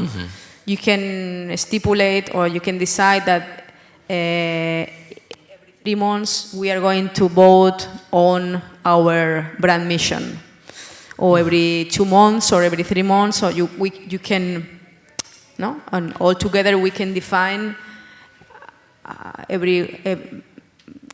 what's common sense, no? Every 3 months, 1 year, what's the way to reshape our brand? Yeah. Definitely more dynamic. I guess there's some people who might be scared about that, might be scared of losing grip of their own decisions and their own brand, where is it going? And I think, as Alexa was saying before, that there's kinds of people and kinds of people. People who are more open and people who are more close to that. Yeah. Well, as in every space, there is people more active and there is people less active. So I think that the goal is to achieve regular participation, a diverse participation. Men, women, people from all around the world, because we see branding in one way, but people in Asia like all other type of other colors or have other values, because Chinese people are more people in believing in the community, and maybe in the United States people is more individual. So brand values can be redefined as well in this way, because completely different. Culturally, people from one country or another can be very different, the view of the community. Yeah, completely. So following that, like, what do you think are some mistakes that some brands have done in marketing with Web3 product, like marketing their product? Bueno, marketing is a very important piece in a business, even more in the internet era, where we are living, or we are brands and companies and DAOs, and everybody is fighting for the attention of people and the participation of people. So for me, I think that we've been speaking before about this kind of the tokenomics, the price of the token, how you create all the tokenomics of the project. And first, I think that the first part is to define to find your vision, what you see, no? For example, if you are working in the music industry and you say that, okay, I see that in 10 years, producers, DJs, musicians, they are going to be owners of their own music, of their own productions. They will monetize their own tracks or albums without intermediaries, without the measures. This is my vision, and I want to contribute to change the music industry, because there are 4 players, which has 80% of the pie of the revenue. So this is my vision, and I want to change this. What we can do in Web3 to change this? Okay, let's do a DAO or like a token project where you participate in the production of an album of an artist. So you contribute, and then you can participate of the royalties of the album. Yeah. This is how you translate the vision into your mission, no? But you have to have the vision, because if not, you are not gonna build a brand. In a way, it's be clear and stay adaptive, no? Like, be clear with your vision. Be clear with your vision and with the values of this. So the vision, the mission, and what are your values? Because I think that the values of the founder is always reflected in the project. If someone is more earth, like more committed to the environment, of if someone is more committed to diversity, or if someone is more committed to women inclusion in whatever. You can see the values of you can detect these values in the brand. Yeah, you definitely mean. I mean, I totally see what's behind Pool Suite without knowing him in a way. This guy is a party guy because it's Pool Suite. He's or at least his clarity, right? Sí. So let's talk one thing about price, because it looks like price has been something very important in many collections. You know, the Bored Apes and all these blue chip collections, they look like they're good because they have a high price. And what do you think about using prices as building that brand or promoting your project? Like, we're going to go there, or we're going to achieve that, or is that a mistake? I think that it's the controversial part of all of this crypto scene and Web3, and I think that the last years, like with all the ICOs and all these rug pulls and all of these kind of failed tokens, came from all of these greedy, like these people that wanted to make money fast, but without purpose and without vision and without a project. That's just, I want to have a token to raise money, and once I raise money, I'll see what I can do with the money. No, it doesn't work like that. It's the other way. So you build something with value, giving value to the community, and then if it has a value, people will give the price organically. Because, for example, in Pool Suite, the first NFT tirada, like the first... Yeah, the first launch, or the first... See, the first launch, stack. I think that you could mint it for 400 euros or less, like with the gas fee in Ethereum, etc. And then 1 year after, you can find the NFTs in OpenSea, in a secondary market, for 10 times the price. But he didn't expect this. It's the community raised the value of the project because it was super cool and everybody wanted an NFT from Pool Suite to go to the parties and to be part of the community. So the community gave the price and is giving the price to the project. For example, Bored Apes, it's a kind of different project because there is a company behind, first of all, and they are founded also by venture capital money. So I'm not a huge... So I like Bored Apes because the aesthetic and the community that they built is cool, and they are doing a lot of things with Nike or with other projects, these these collaborations. Yeah. But it's Web3 or it's not Web3 because they have A16Z, I think, like as an investor. So they are VC founded, and this VC wants a return of the investment, no, as every VC. So I don't know at what point Bored Ape became. I don't know if at the beginning it was more like organic or something. They were also the first, in a way, of 10K tokens that give. But there was always in Bored Apes a point of very exclusivity, because you can have Paris Hilton and Eminem, they have an Bored Ape, so it's very exclusive, the community is very, very close, and then the price is like super insane. So it's a community, but it's an exclusive community. Yes. So you can like it or not, but... I think we're all... And the price is because it's a very exclusive community. If you go to a party of Bored Apes, you will have a drink with Paris Hilton because she goes to Bored Apes parties. Does she actually go there? Sí. Is she known for that? I have a friend that has a Bored Ape, and in New York, in the party were some celebrities that have the Bored Ape. Yeah, amazing. I mean, I think in all projects, in all sectors, you are always going to have like these top tiers. But I would think in Web3, like people who are not so top tiers, like maybe Pool Suite can, if they deliver a good value, that can be like directly reflected. So it's that opportunity. Yeah, and then we go to the centralized.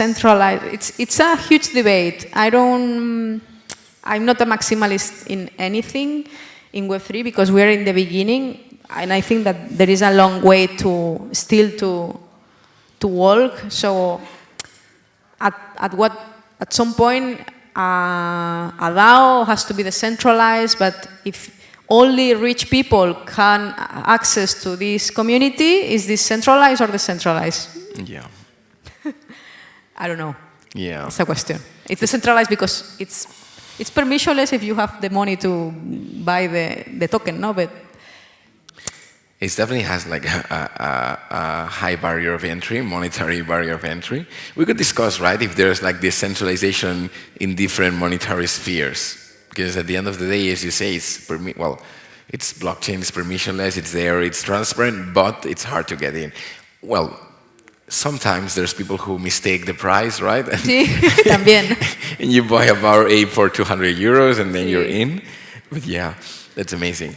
I wanted to before we end our talk, let's talk about reputation too, because it's so transparent, it looks like someone who makes a mistake, maybe they're like banned or they really carry their mistake with that. Is that so important? I think that with the decentralization and blockchain, all what you say and all what you do is registered in the blockchain. Mm-hmm. So it's going to be there forever.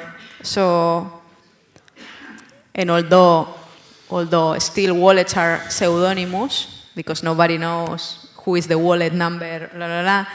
I think, based on my experience, and I know people from Uniswap, and KYC is going to be, I think that is going to be the rule, because when a lot of money will come into the blockchain, regulators are going to have an eye and there will be a soft KYC or a KYC. Well, that happened, right? I think, I don't know if it was with the land from Bored Ape, like the other deed, that they had to KYC, or there was something with Bored Ape that they needed KYC. So I think it's slowly.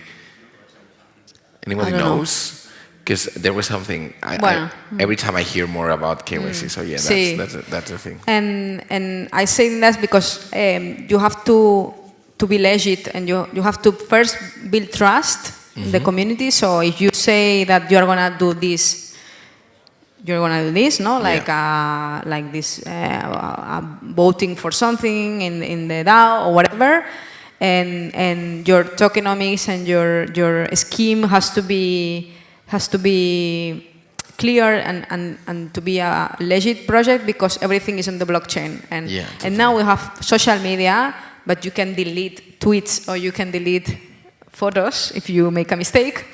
But in the blockchain, it's going to be there, and it's going to be difficult to your digital footprint. It's going to be difficult to erase or to delete. Yeah. So I think that it's important that that it takes a lot of time to build a reputation, and you can ruin it in 2 seconds. So it's very important when you build something in Web3, your values are aligned, and you are going to deliver a trustworthy experience, and everything is going to be legit. Yeah, I guess you have to have more responsibility also too, as a founder, or even as a user, like to think what you're doing, because it's there. As a user, as a founder, or as everyone, because everything is going to be exchange there, or marketplace or whatever. Yeah, that's true. This is the transparency of the blockchain, no? That everybody can see if this wallet is doing right things or bad things. Yeah, we could get into the point that, because there's some wallets banned when there's some hack or something like that. So there's also this discussion: is it ethical? No, because it's decentralized. It's a whole new discussion of how to be responsible, which I love. I think that crypto, when Satoshi or when the first crypto people created this new technology, it was quite. If you read the white paper and if you read the first people in the movement, it's quite utopicus, no? It's una utopia. Yeah. Because they say that if everybody hace las cosas de buena fe, no sé cómo se dice en inglés. So, Everybody what? ¿Hace las cosas? O sea, se basaban en que Okay. en actuar de buena fe, ¿no? Yeah. O sea, Everyone is trusting everyone else. exactly. That they will do So good blockchain is going to be a success, crypto is going to be a success, because if people is good, everyone is good. But in every sector, there are pirates and there are hackers, and so Yeah, we'll see. you can let the DAO run, but there is bad people outside as well. So We'll see if the infrastructures let them act bad or not. Yeah, it's interesting how it's growing. So thank you very much, Claudia. You're I don't know welcome. if someone has any question for her. You have a question there? No, don't worry, we have another mic.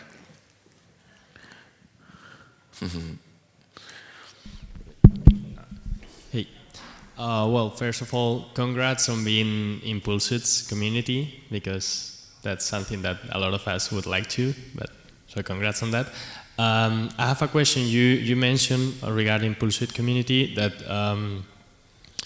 they combine Discord and Telegram, and I was wondering which are the uses they give to both of them? no, Pulsuit, they don't use Discord.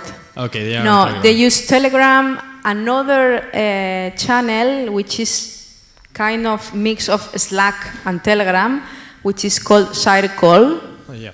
You know it? Yeah. It's like more like, I don't know, more like... It's for professionals, I Sí, guess. Yeah. sí.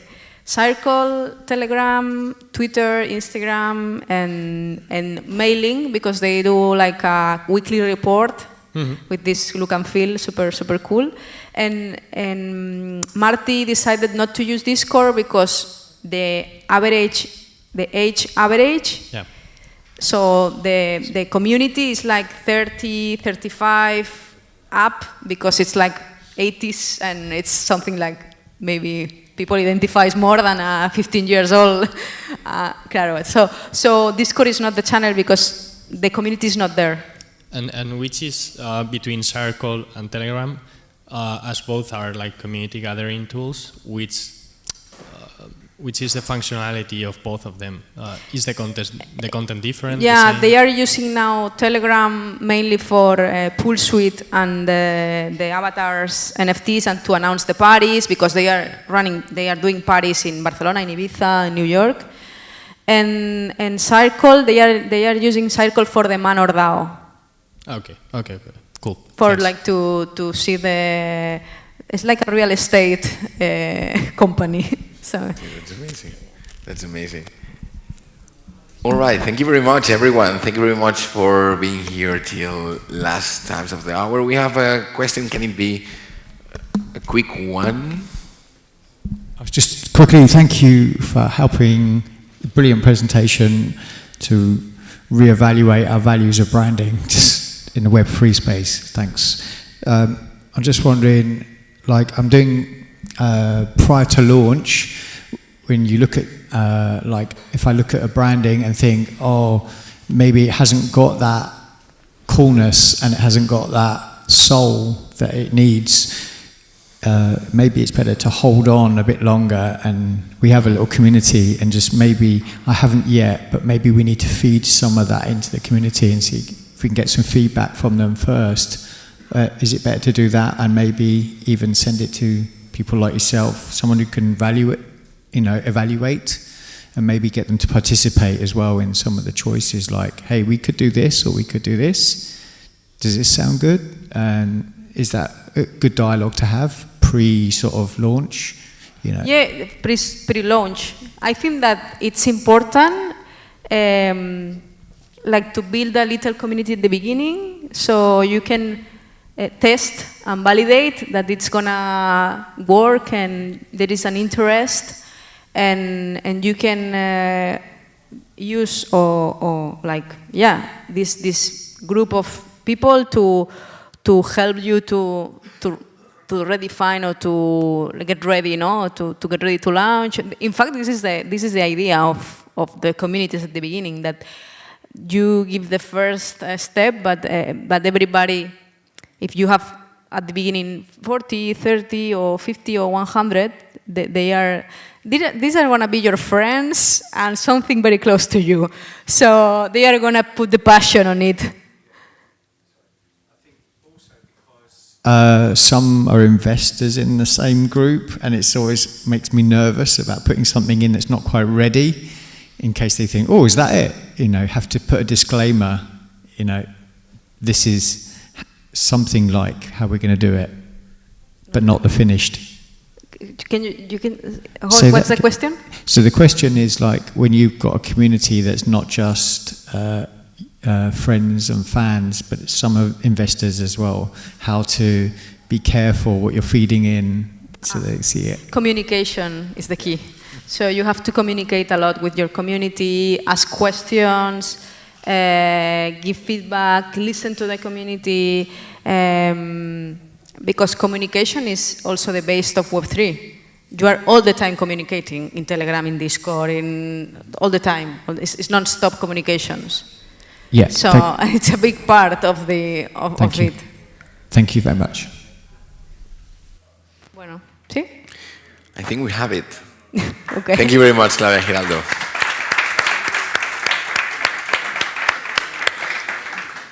Okay, and being late, but still alive, we're going to our last lap. Okay, we're gonna do probably a short fire chat talk, and this is gonna be quite open, and I like open things. So we're gonna talk about blockchain, a chain of brilliant ideas to just finish the day. So I would like to welcome to the stage Marco Crota. Thank you very much, Marco, for being here. He's a blockchain expert and consultant and co-founder at Blockchain Cafe. Exactly. Let's show some love, some energy at the end of the day. Thank you very much. I have to say, I'm The picture is from before the pandemic, of course. Okay. ¿Las hacemos en inglés, verdad? Sí, let's do it in English. We can go down to Spanish.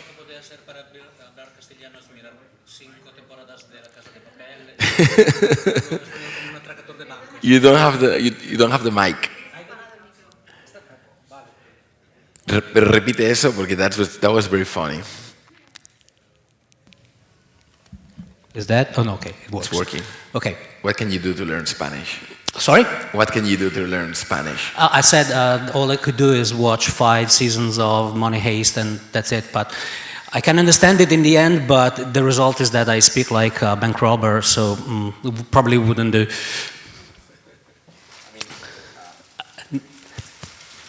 Yeah, great. I mean, I think actually Money Heist has been one of the most successful or international Spanish things coming from here. Definitely. I was amazed about how many people looked at Money Heist in random countries. Yeah, and it's also one of the most loved by people in the crypto world because there is this scene at the end of the last episode of season 2 where the bank robber explains the policewoman that said, "This is just paper, this is not money," right? And this sentence is glamorous. I mean, it's great. I've seen it all over, because it gives you the idea what you think that money is and what it actually is or might be. It sparks a lot of thoughts. Definitely. It's super inspiring, actually, some of these snippets that get into culture. It's like the hodl thing, right? That was like a mistake from someone who wanted to say hold, and then it said hodl, and it just stayed forever and ever on the blockchain almost. Right. So I think it's a super nice start of the end to ask you, how did you start? How Marco Crota gets into blockchain? I think I got from the wrong side of it because, well, I first had a shot of the white paper, and when we say the white paper, we all know we're talking about Bitcoin because that's the white paper. Because I was doing some research about peer-to-peer connection and peer-to-peer networks, and these Bitcoin things pop up, and I look at it and said, nah, this is not going to work, it's not interesting. I mean, I just wanted the peer-to-peer part. There is other protocol to study. And that's one of the moments of my life that I regret the most, probably, because 2010 was an incredible moment to jump into the space, but I didn't see it coming. And I saw the blockchain a couple of times after that, and I thought it could not work because it was, I mean, it was just sounding too good to be true. It was also explained in a way that didn't make much sense because it was like software with superpowers or something like this. So where I come from the academic world, you need to prove everything, and there was no such proof. So not in the crowd, not around the people.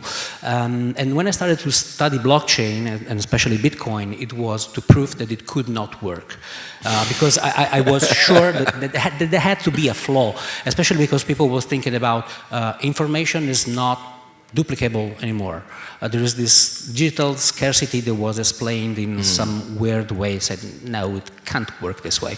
So I started studying it. It took me about 4 or 5 months to understand what was going on, trying it a bit. And in the end, I figured out that it is possible, but it was explained and thought in a way that it was not actually understandable. So I said, okay, I mean, I have a CS degree. I was a developer. I'm sort of a developer right now. Yeah, you never stop being a developer. Yeah, my fields were networking and cryptography, you know. So I was the one who was supposed to understand everything from the start, but it was very hard for me. So I figured out that I said, okay, first I was thrilled when I understood that what it actually was. And my first thought is, okay, this technology is going to change the world. I'm 100% sure of that. But it's very hard to grasp, it's very hard to understand, especially for the common people, it's very hard to have a feeling of what it is. Correct. And so I just jump on and I opened my YouTube channel with the idea of explaining it in simple terms to people, even the technical details, but not that much, in order to have everybody able to understand it and to understand that this technology is already, now we can say it's the present, but at the time it was the future. And I really wanted to give everyone the chance to jump on board as soon as possible. Because I mean, I was so committed to that, and I wanted to have with me as many people as possible. When was that? It was 2017. When I started the channel, 2017, I started studying it in 2016, the year before. And so I opened the channel. I started explaining what Bitcoin is, how blockchain works, especially in doing a lot of myth busting, so trying to correct the word of mouth. People say that, no, it's not exactly this. It actually worked the other way around. That's because amazing. If you have at least a good foundation of the technical understanding of how the blockchain works, it's easier to get a grasp on it and say, okay, now I get it. I agree. It's not that mysterious thing, you know, and I can give it a try. I can maybe make a project with my company, I can start a startup, I can invest in some crypto, I can dig deeper into it and see what's in there for me, maybe, or for my children, or for my community. And so I started with this. I started as a misbeliever, and then what usually happens, you know, like when you get married, no? Before you get married, you don't want to talk about marriage anyway. But once you get married, you go to your friend and say, "Hey, how about your girlfriend? When are you gonna?" That same thing, exactly the same thing. You're converted. That's amazing, actually. It's very nice that someone like you from cryptography, CS, is like, no, this cannot work. And by studying it and putting skepticism in it, then something sparks. No? What was the thing that sparked for you? What was the moment that you said, aha? Or maybe it was not a moment. I don't know if it was exactly a moment, but because I had to start learning it bit by bit, understanding every single step. It was like a puzzle, because the thing with blockchain, it's actually very complicated. It's very hard to understand. And the event today shows it, because you have people, it was amazing seeing people here on the stage, because they were talking about economics, brands, marketing, politics, all those different fields that apparently have nothing to do with technology, but that, they get together. So the blockchain itself, starting from Bitcoin, going to smart contracts, and then going to NFTs and everything that comes after that, actually involves us as a species, I think, because it has an impact on everything that we do. We heard a lot of people talking about the laws. What does the law think about the blockchain or about the DAO? This law of this country is different from the other one. So it's a challenging technology. So it's hard to understand for us, and it brings us to you put yourself some questions on things that you thought they were granted, like, for example, what is money? Like we started, what actually is money? We use money every day, and when I have to explain it to my daughters, well, actually it's not that linear, not that clear. So they look at me like, and they go, and I realize that it's me. The problem is me. I don't have the instrument to tell them what money actually is and why it has a value. Blockchain brings you to question what money is, what value is, what politics is, what everything. All the things that you take for granted, you start looking at them in a different angle. And that's the best part of it, because once you, like I did in the beginning, when you question something, the question that you put on, for example, Bitcoin, why Bitcoin has value, the question sticks. And then you put the same question, for example, why the euro has value? Why this and that has value? So it brings out the questions, and then questions are sticky. They remain with you, and you start applying the same question to different things, and it definitely changes the perspective. After that, you commit yourself to the question and trying to understand exactly what's behind all the things that you use every day, what they are for real, what are they for me. Is a DAO a new version of politics? Maybe. Is crypto a new version of the next version of money? Maybe. How many different things are there that we can change using this technology, leveraging this technology? How many changes we can bring to the world? This is the part that excites me the most.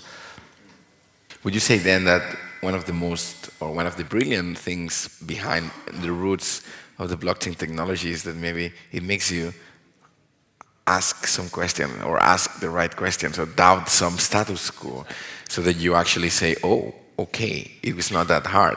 And,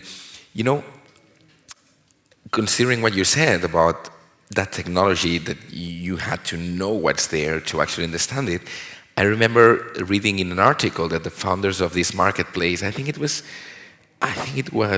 Foundation, I'm not 100% sure, maybe it was Super Rare, but I think it was Foundation. They said that at the beginning they wanted to do a marketplace where blockchain was invisible, like invisible. People could buy, sell, no thinking about wallets, no thinking about addresses or nothing. And they did quite a lot of repetitions, and at the end, their conclusion was that blockchain is a technology that wants to be shown. It doesn't want to hide. Because if you start compromising, then you don't have centralization. Then it's centralized. If you hold the keys of the people, then it's not decentralized. So I wonder if it wants to be shown, it wants to be understood, it wants to say, no, life is not so simple. Exactly. But I guess it's not this is the ultimate goal. This is the final point you want to get to. But we are still in a period where we are in a Web 2 world for most of the part, and we are making this transition slowly to the Web 3. And for example, if your project needs to onboard people from any part of society, not people that necessarily understand what a blockchain is, what a wallet is, then you have to make things very simple. And sometimes you make the choice of trying to hide the complexity. But if you try to do that, then you change the nature of the blockchain, and so the project is not that good under a conceptual level, but it onboards people. So there is I think that the next 5 to 10 years will be fought on this battlefield, like how do I get people to understand blockchain, not the details, not the consensus algorithm, but just I have a wallet, this is the way to backup it, this is how I use it. I don't care about the technicalities behind it, but it's an instrument that I am comfortable with. Because at the end of the day, we all use the web every single day, but nobody, I guess, understands what a DNS is, nobody understands an IP address, and those are the simple parts. You don't have to go to border gateway protocol or routing protocols, right? But it's part of the internet. That you know how to use the internet, even if you don't understand every single deep cog in this mechanism. We need to get there with the blockchain too. Like, you have your wallet, you understand how to use your wallet, you understand the responsibility that comes with using your wallet, and you use it in all the applications. So it becomes a tool, it becomes natural. I think we will go to get there because I have this. My mother, when my daughters were born, she didn't know how to use a cell phone. She still used those flip phones with numbers, the keypads you have to touch on, and she didn't want to use a smartphone at all. But in the moment that my daughters were born, she had this idea that a smartphone can take pictures, and I can share pictures with my friends of the tea club or whatever. And from 1 week to the next, I received this phone call from my mother and say, hey, you need to get me a smartphone because I need a plan with more gigabytes because I have to send pictures. And I said, Mom, you don't know what gigabytes are. Yeah, Mom, but my friends explain me everything. So if you have the right motivation behind it, even people 80 years old like my mother, they jump in and they have these propulsion that helps them skipping the first steps, which it's hard. Yes, it's hard, but you have a good reason to do that. You have your motivation, you have something that you like that will bring you there. And we need to do this, I guess, in the next 5 to 10 years. Making it so common, making it simple, right? This is what we do. We need to do it with UX designer, with changing the way that we think about the interfaces, or making better dApps that get easier for the people to use. That's one part, and the important part of the onboarding of new people, because we are aiming for the mass adoption at the end of the day. Because otherwise, you don't change the world. So you have to bring them inside as much people as you can. So make it easy, leverage all the things that we already know from Web 2, from web designing, from UX, and then make it simple for them to use. Yeah, I agree. I love actually that idea, and it's true. I think it's true that with the right motivation, people just do the work. It's. I think complexity helps. It's fun. It's like in the DAO. Exactly. It becomes fun. It becomes something that you like, something that you believe in. So it becomes part of your ideals or your motivation. So it's not work. It's not boring. So then I think that if people would see or would understand maybe some brilliant ideas that are behind the blockchain technology, that would become like a motivation for them. So, two simple terms for people, like imagine you're Morpheus in Matrix and you're telling the whole population of free people what are the brilliant ideas of blockchain. What would you say? Which pill to choose? Which pill to choose? Okay. Orange one. Well, the thing is, the brilliant idea behind the blockchain is that it's like many people have been fantasizing who's this Satoshi Nakamoto guy is, right? And somebody said, oh, it's an artificial intelligence coming from the future because it was impossible to conceive something of this kind. I like to think there's one case of this famous mathematician that didn't know that the problem was unsolvable, and he tried to solve it, and in the end he made it because he was looking at things from a completely different perspective.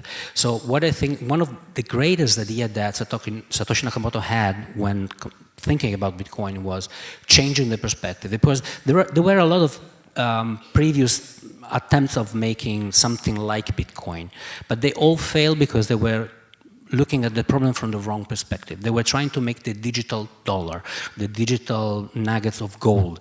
And the first thing that I think is genius is that Bitcoin doesn't have this approach. I mean, when we speak, we think of Bitcoin like a Unicode account, like a coin. Actually, it's not that. If you look at the code level, Bitcoin is the transaction, the passing of ownership from one people to the next. So you don't look at the object, but you look at who was owning it before and who is owning it now.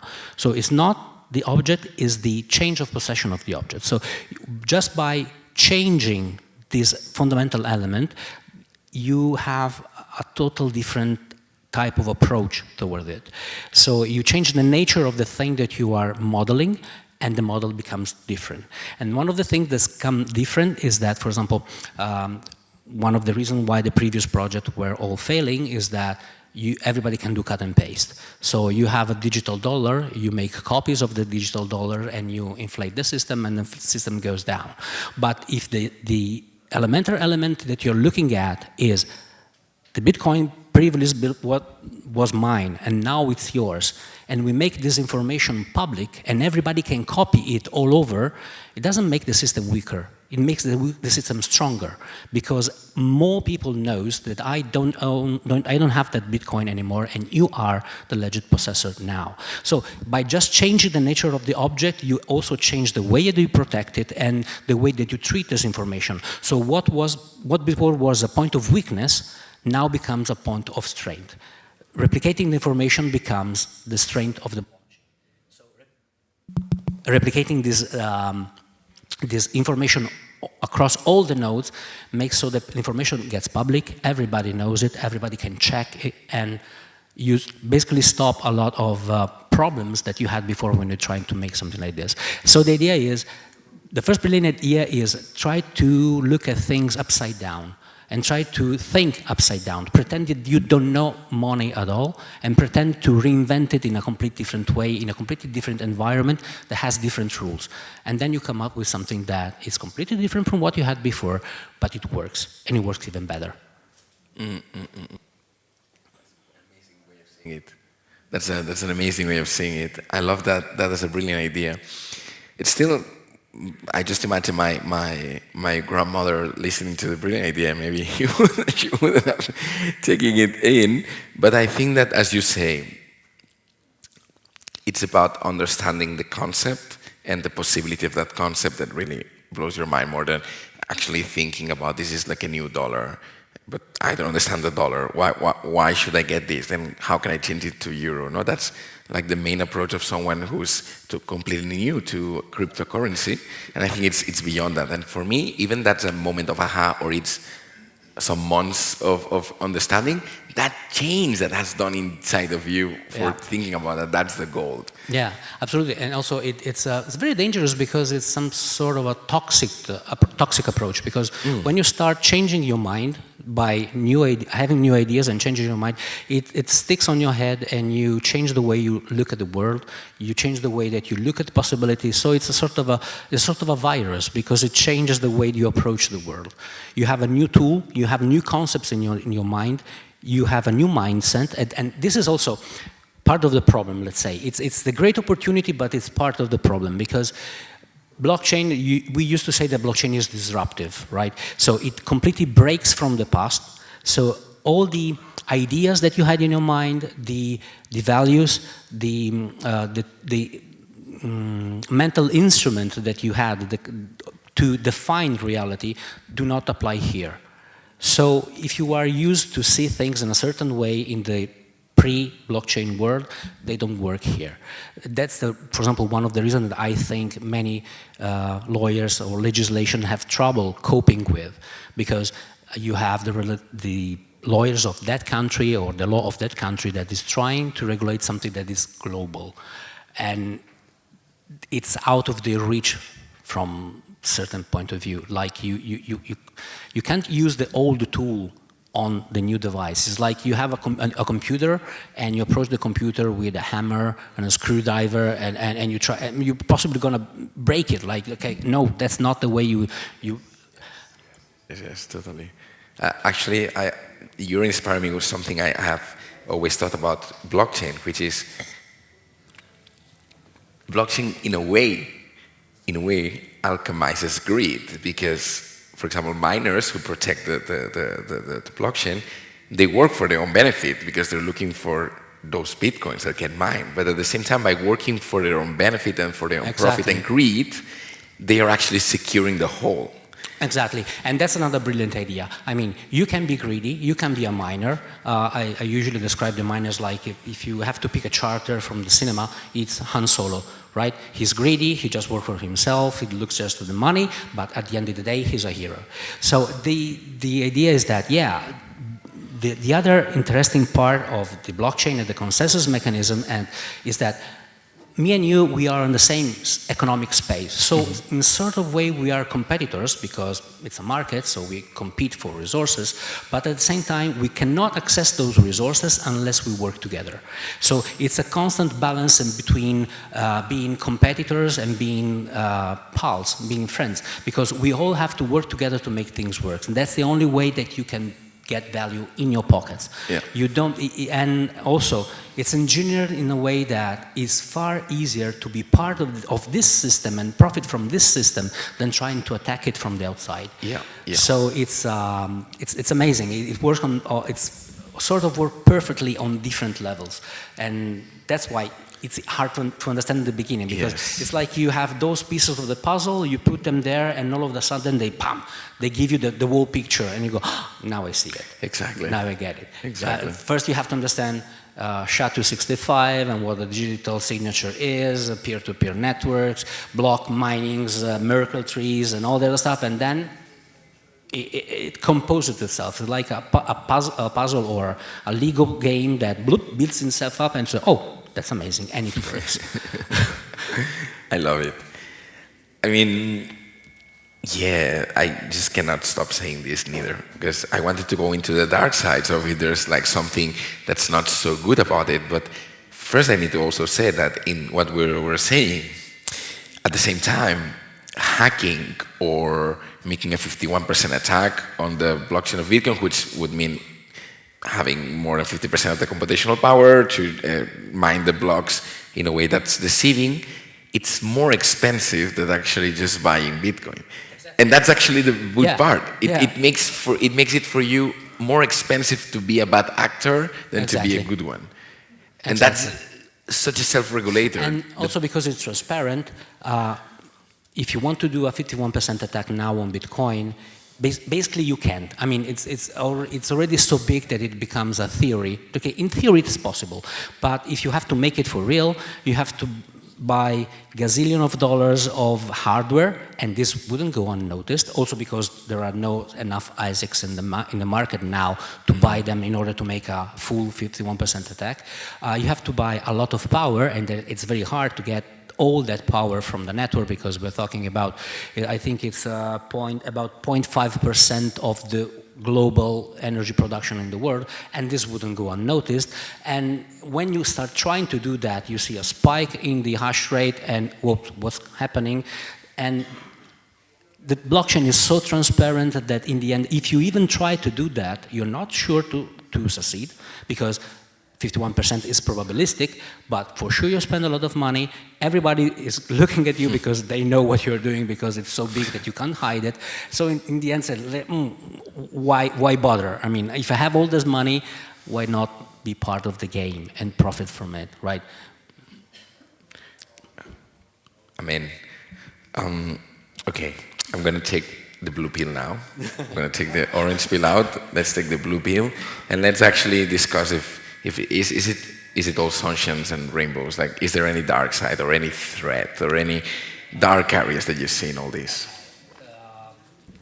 Blockchain is a technology, so like knives, guns, cars, furniture, it's not bad or good per se. It depends the use you make out of it. And for sure, the thing that it relates to money brought in the space a lot of scam, a lot of con artists, Ponzi schemes, and this is pollution of our beautiful environment. There are those aspects, we cannot deny that, and there are a lot. Most of the ICOs in the 2017 were pointless, like there was even this Ponzi token that was stating that it was a Ponzi scheme, and still people bought the token. There was this guy that was making his own token because he wanted to buy a TV set, and he advertised it publicly, and he made enough money to buy 15 or more those TV sets because there was this hype. Everybody was looking for it. You know, there's this way of saying when somebody points at the moon, don't look at the finger or something like this, like don't miss the big picture. And everybody was looking at the small picture, which is, I want to be rich now, I want to buy a Lambo. And that's not the point. At the beginning is the part, the shiny part that attracts everybody. The marketing, no? Yeah, the marketing, exactly. And when a project has some marketing behind it, think twice. But the idea is all people was looking at the space because they wanted to get rich. We have a joke, an inside joke that says that people wants to be rich in fiat. I mean, he wants to be rich in dollars. So he didn't get what actually Bitcoin and what crypto is. When you change the perspective, you don't care about getting rich in dollars. You want to get rich in technology, you want to get rich in Bitcoin, you want to get rich in freedom, because most of the project, especially Bitcoin, brings along the tail concept of freedom, of independence. So it's the first stage is I want to be rich, right? So many projects came into the space promising everybody to get rich for this and that reason, huge marketing which made no sense. I've been working with most people that have been scammed in order to try to get back the money, and it's unbelievable how stupid some scams are, because, for example, some of those tokens had a fake address in the white paper, or people working in the CTO of one of those scams previously was working as an ice cream seller. So, I mean, there was those strange things that didn't add up. So you just needed to do some sort of open source intelligence, very, very light, to understand that the project was fake. So the point is, when there is a lot of money involved, of course, there's going to be something bad happening, because it's human nature. But, I mean, it already happens with any other type of money, so it's sort of natural. So if you put money out of the equation, what do you think are some good uses, or some some applications for blockchain to make the world better?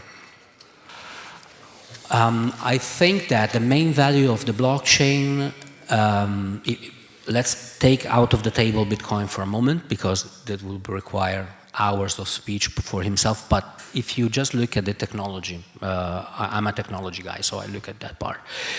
The great value of blockchain is transparency.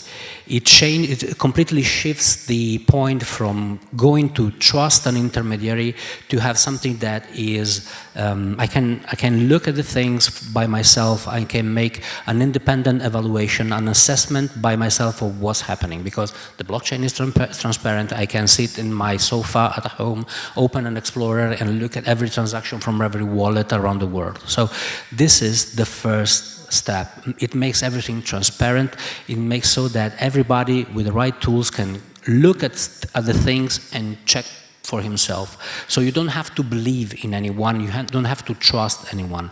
It takes trust out of the equation completely. So whenever you have a project that focuses on making things transparent, that's the right use for the blockchain. If you want to take out of the equation an intermediary, that's the right point for the blockchain. Because, for example, take an NFT. Before, you have to go through, if you are an artist, you have to go through the art market, which is a universe of his own, with his own rules, with his own home people. Some rules are spoken, some are not. If you are an independent artist, you want to make your NFTs, you make them on an OpenSea, and if you're good, they might get value. They might get value. Nobody makes you a promise that you're going to get rich again. But you don't need to go through all these things that like we did before. You're a musician, as the girl before me said, you can be an independent musician and try to produce your own music, maybe even get donations from the people that like you, and put out your tracks or your record and be independent. So this is the part of the freedom that we are talking about. And in doing so, you give everybody also the opportunity to check how much money did I get?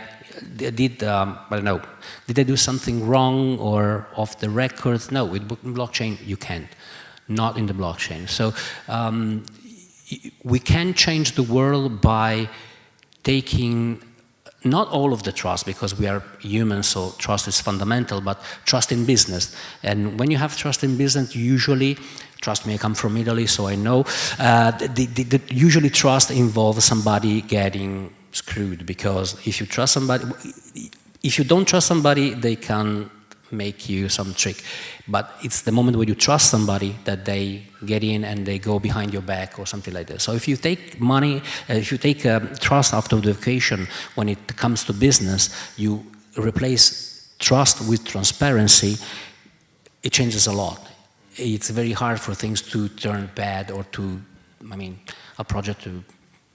There's accountability, because this is my address. When I talk to somebody and they have to pay me for something, or I want to raise capital for something, this is my address. You see what got in and what got out and where it went. It's easy to do follow the money when you are on the blockchain. Whoa, that's a super nice approach. I am really enjoying this talk, Marco. Maybe for starting to wrap it up, you could tell us about what are you working at now? I'm working as an independent consultant, mostly, because my mission is go to companies and talk to them about blockchain and to see if it's an opportunity, how they can implement a solution based on the blockchain in their space. It might be mechanics, avionics, textile, food. There are most cases that can be applied to different type of industries, and so I have to first educate them, to teach them about blockchain, maybe make up a POC just to get them started and make a small test and see if they like it, and see if that changes the business model or the value proposition of the company, and go on. I also have my own startup, which is working on the blockchain, and it does something completely, I think, unprecedented, because it's very strange. I put dogs and cats on the blockchain, and it's not a joke, because I literally do that because my wife is a famous animal trainer in Italy. He takes care of the well-being of dogs, training dogs, and mostly training dog owners. But the idea is that there is a huge problem in the pet industry. And the problem is that pets are mostly invisible. This opens the space to a lot of scams in the pet world. Like, for example, you think you bought a pure breed dog, which is not a pure breed dog, or vice versa, or they provide you with fake documents pretending that that was a pure breed dog, but it is not. There are puppy farms where dogs are forced to reproduce over and over and over and over just to make more puppies to sell to the market. And university don't have, or pharma industry don't have enough data on pets to develop new cures, new drugs. Insurance company don't know how to make a policy, especially for your dog, because your dog and her dog and his dog, for them, exactly as equally unknown. So what we do is we created an international pet registry on the blockchain, where every pet is basically a wallet, and you can attach all the documents of the pet to the pet itself. And whether there are pictures or his passport or his sanitary information, and it makes very easy to track pets, track pet owners, track diseases on pet, or for example for shelters, if they want to give a pet in adoption, it's very easy to track that this pet was first here, then I gave it to this new owner. Is the new owner treating the pet right? Meaning, do I see the new documents for the cures in the blockchain or not? So it brings transparency into a world that was completely dark, because basically, not because it was a bad industry, but because it was a dark industry, meaning that there was no light in it, there was no data. So we're trying to bring data on that particular field, which is the pet industry, in order to help every stakeholder. So we talk to owners, vets, dog food producers, shelters, pharma company, insurance company, because we basically collect the data in a transparent world so that everybody can benefit from it. It sounds more like a no profit or a charity. Yeah. It's sort of it, but it also has a business part, meaning that data has a value, so we're trying to collect it in a very profound, a very precise way, so that it's actually marketable and usable, and so that we can actually make something good out of it. Sounds amazing. actually. I think it's, yeah, everything that these people say is amazing, right? I'm just like, please just come, who's next? I mean, this was this thing with cats and internet going on since the 90s, so why not dogs on the blockchain? No, totally. and I think it's such a good thing to do, because also we have visibility, we have awareness, we just, as you said, everything that brings integrity, needs integrity, transparency, and lack of intermediaries. And also, this is another good thing about the blockchain. It allows you to invent a new solution to problems that before you didn't even know they were there, but it gives you a solution and ways to change the world. So Bitcoin says they want to fix the money, to fix the world. I take a very small step and say, I just want to fix dogs so that everybody is happy, dogs in the first place, but they're still part of our life. So I celebrate it. Really like that. And I think that's a really nice sentence to finish, because it's one of my favorite sentences. Like every sufficiently advanced technology should be indistinguishable from magic. Exactly. Okay. So we're putting some magic in it, but we know how to do it. Exactly. So anyone has any question for Marco with his so much appreciated and interesting approach to blockchain? And by the way, if you have a dog or a cat... Exactly. Or anyone has a pet. You know what to do. Exactly. Has to be Italian pet, or it can be... At the moment, the interface of the web app is just in Italian, so we are trying to spread it in Italy. We won a startup competition for just last week, so we will go into this city and we're trying to collect the data of all the dogs with the municipality, so with the major helping us, and all the vets in the same city, so that they use that as a common database, let's say, for all the pet information. So it's like making a digital identity for pet. It's easier with pet than with people for all the GDPR stuff and other stuff, but we start from there, we see where we can go. Thank you very much, Marco. That was amazing end of the day. Marco Crota. Thank you.